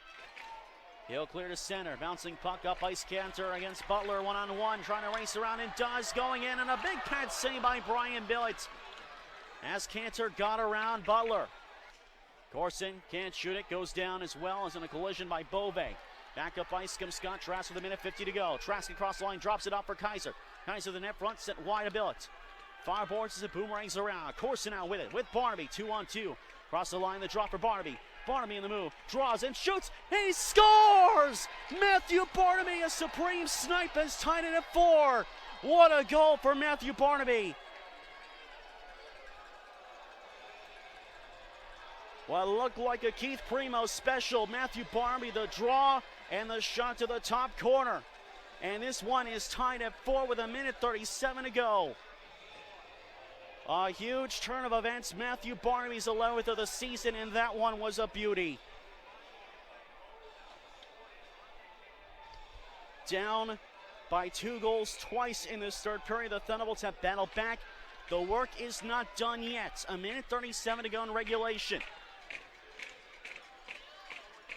Off the center ice draw, the goal at 18:23 for Barnaby. 4-4 score. Off the draws to the far boards. Hanoun ties up Nukovic.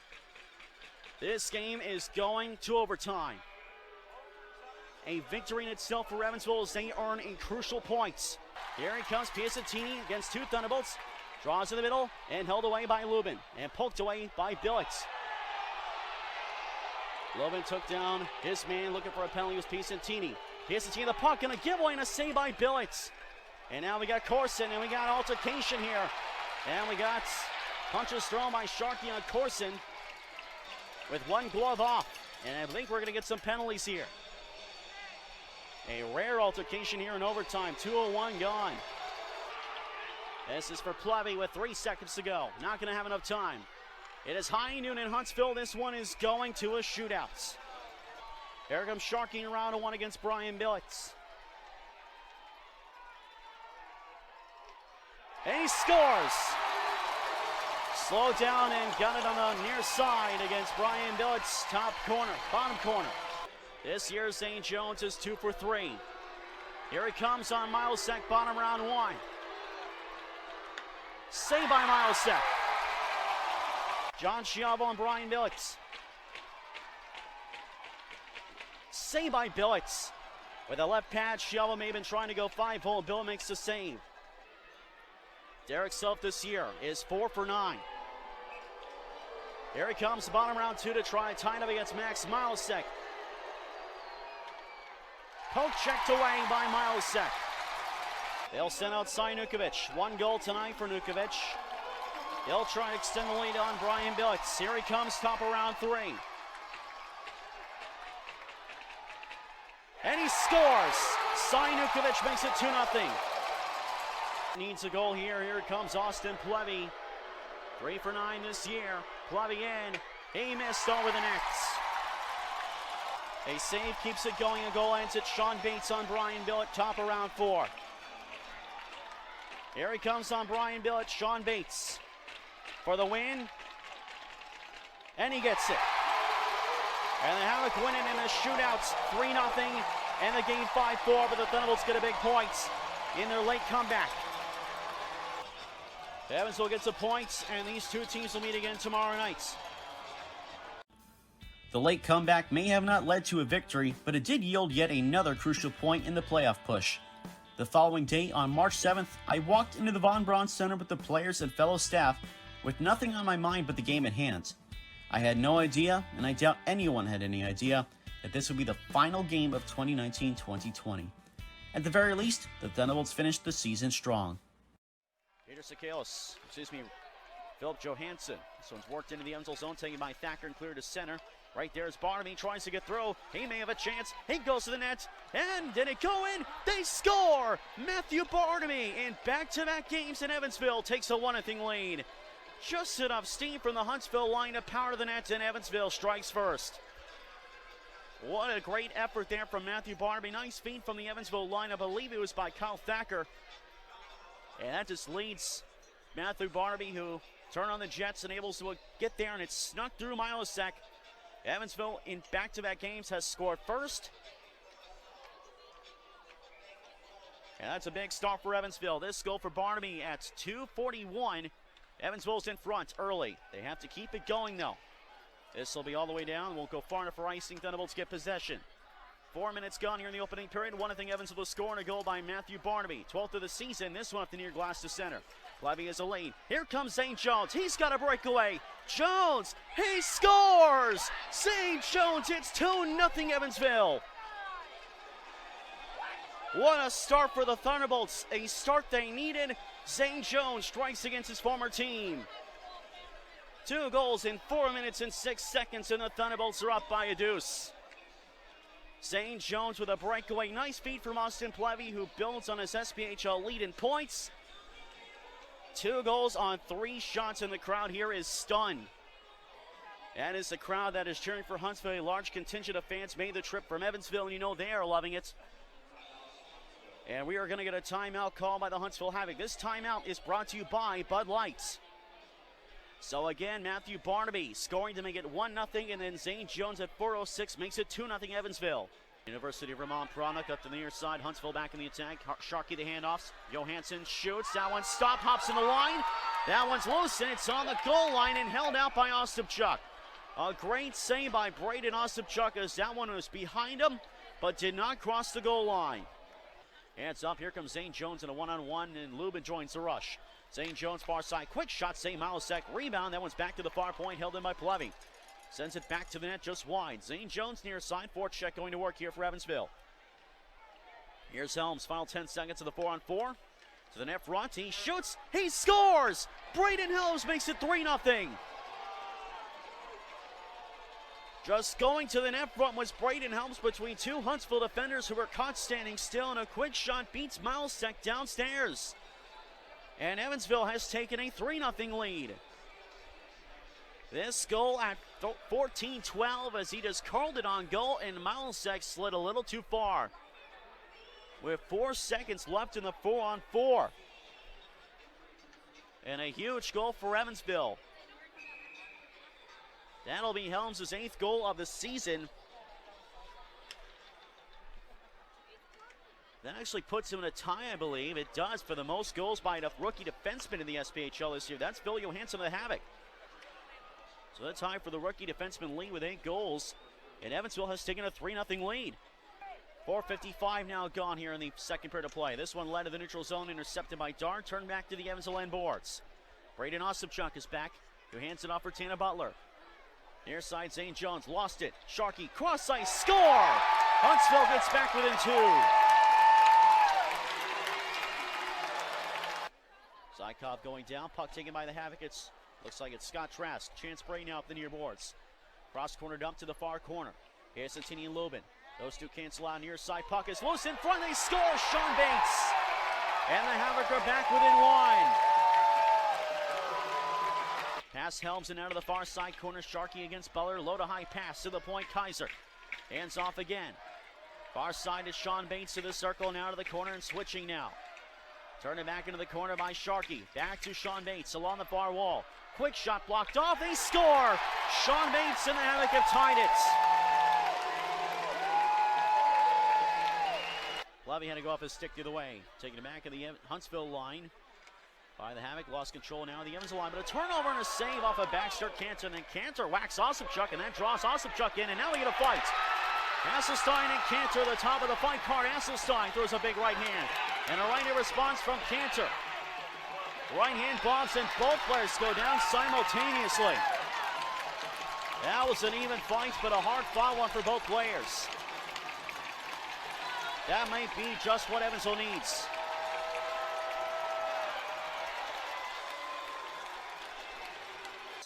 Zykov in the neutral zone, plays it in for the red line. Stan Zykov playing his 100th professional game tonight. Had 22 ECHL games and 78 now in the SPHL, so congratulations to Stan Zykov, celebrating a very big milestone tonight. And it's 7 to go in the power play. Stang sets it across. Sullivan is going for a change, and it's a miscommunication that leads to a turnover. Here's Trask to the net front. Great save! Rebound loose and taken back as Huntsville nearly made Evansville pay. And here's Trask again, shorthanded. Here's the shot stopped by Ostapchuk, and he will cover up very quickly. A big-time miscommunication for the Thunderbolts in that breakout from the defensive zone, and they nearly paid the price. Out center goes, blasted back in by Kaiser, set aside by Ostapchuk. Backers lead for Barnaby, up with St. Jones, across the line. The outside, wrap around, scores!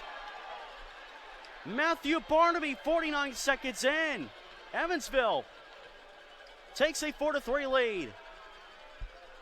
A wraparound tallies. He just came around the near side boards and around, and Malasek was not ready. Made a nice deke to the outside to fake out the defenseman and create some room in that far half. And he beats the defender in Malasek, and Evansville with a huge response. They're back in front. Second of the game, 13th of the year. He's got 3 goals this weekend. And Barnaby's goal from Zane Jones has made it 4-3 Evansville. Poke checked, able to get across the Evansville line, far wing side. Lubin staying with him around the boards. Kaiser load up front, big save, Ostapchuk. As going to the net front was Rob Darrow, point blank. Doesn't clear it. Helms nearly took a high stick there. Held in at the point. Moving the wall is Beauvais. Zykov tripped up his own man. Here's Kaiser. Dara scores!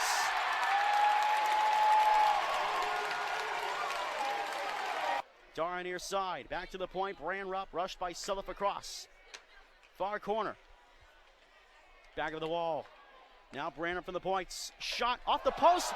Rebound, scores.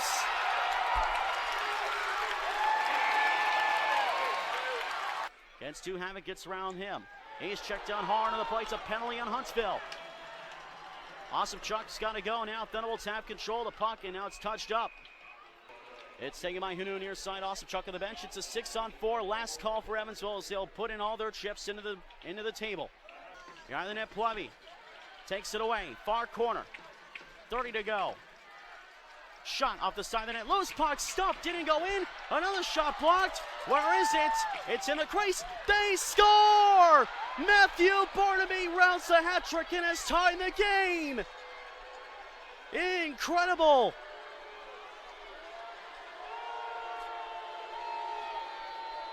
A hat trick for Matthew Barnaby. The third goal, the greatest of the three. The most meaningful of the three. And the tying goal of the three. With 20.8 seconds left. We're tied again. This team continues to find ways.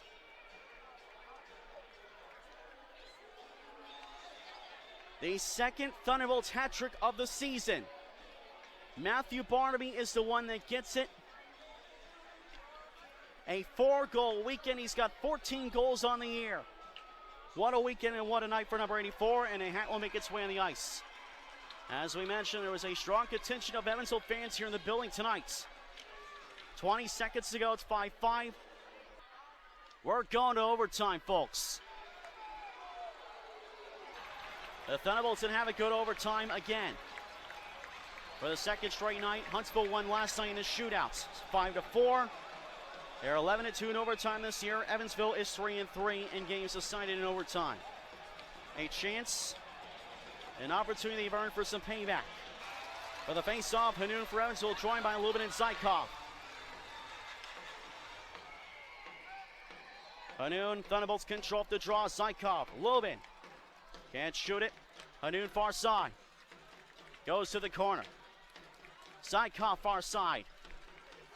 Taken down. Rolled a clean play. Stays in control of the puck. Huntsville player dropped the stick. Turns back up the middle. Zykov blocked. Loose puck. They score!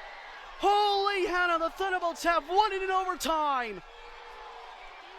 They have snatched victory from the hands of defeat.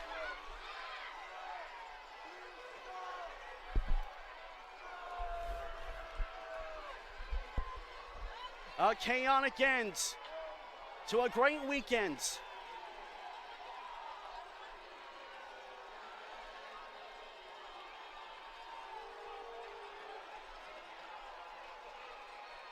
We're not done yet, though.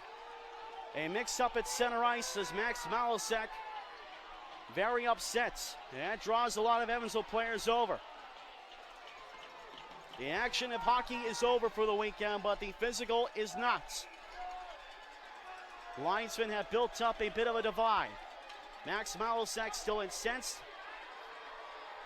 Osipchuk came up for a friendly greeting with Piacentini and another Huntsville player. There is nothing but civility there, or everything of civility. Max Malasek is still very incensed, and Rob Dar is holding him back. Glenn Natulio himself has come off the Huntsville bench to corral his players. Evansville's players will now go off. But the Thunderbolts have won it by a 6-5 score in overtime. The goal at 2:21 of the overtime period. I didn't see who put it in. I'm still waiting to find out. But the Thunderbolts pull off a major victory. They trailed 5-4 in the final minutes. Barnaby completing the hat trick with the tying goal with 20 seconds to go. And then the Thunderbolts take it in overtime and get revenge against the Huntsville Havoc. A huge victory. And I emphasize, a huge, huge victory for Evansville. Both teams will take 3 points out of the weekend. The goal again at 2:21. I'm still waiting to find out who got credit for it. It is D'Amico Hanoun from Lubin and Zykov at 2:21 as the Thunderbolts win it 6-5. We're going to take a timeout, and we'll be back with the Old National 3 stars of the game and post-game reports. The Thunderbolts pull it off 6-5. They are the victors tonight.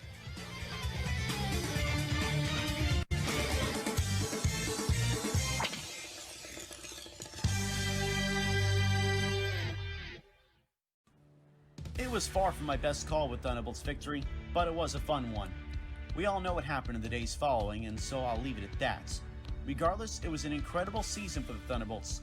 On the ice, the Thunderbolts skyrocketed up the league standings from the season prior, with more than twice as many victories and a 25-14-7 record, including an astounding 15-4-3 record on Ford Center ice.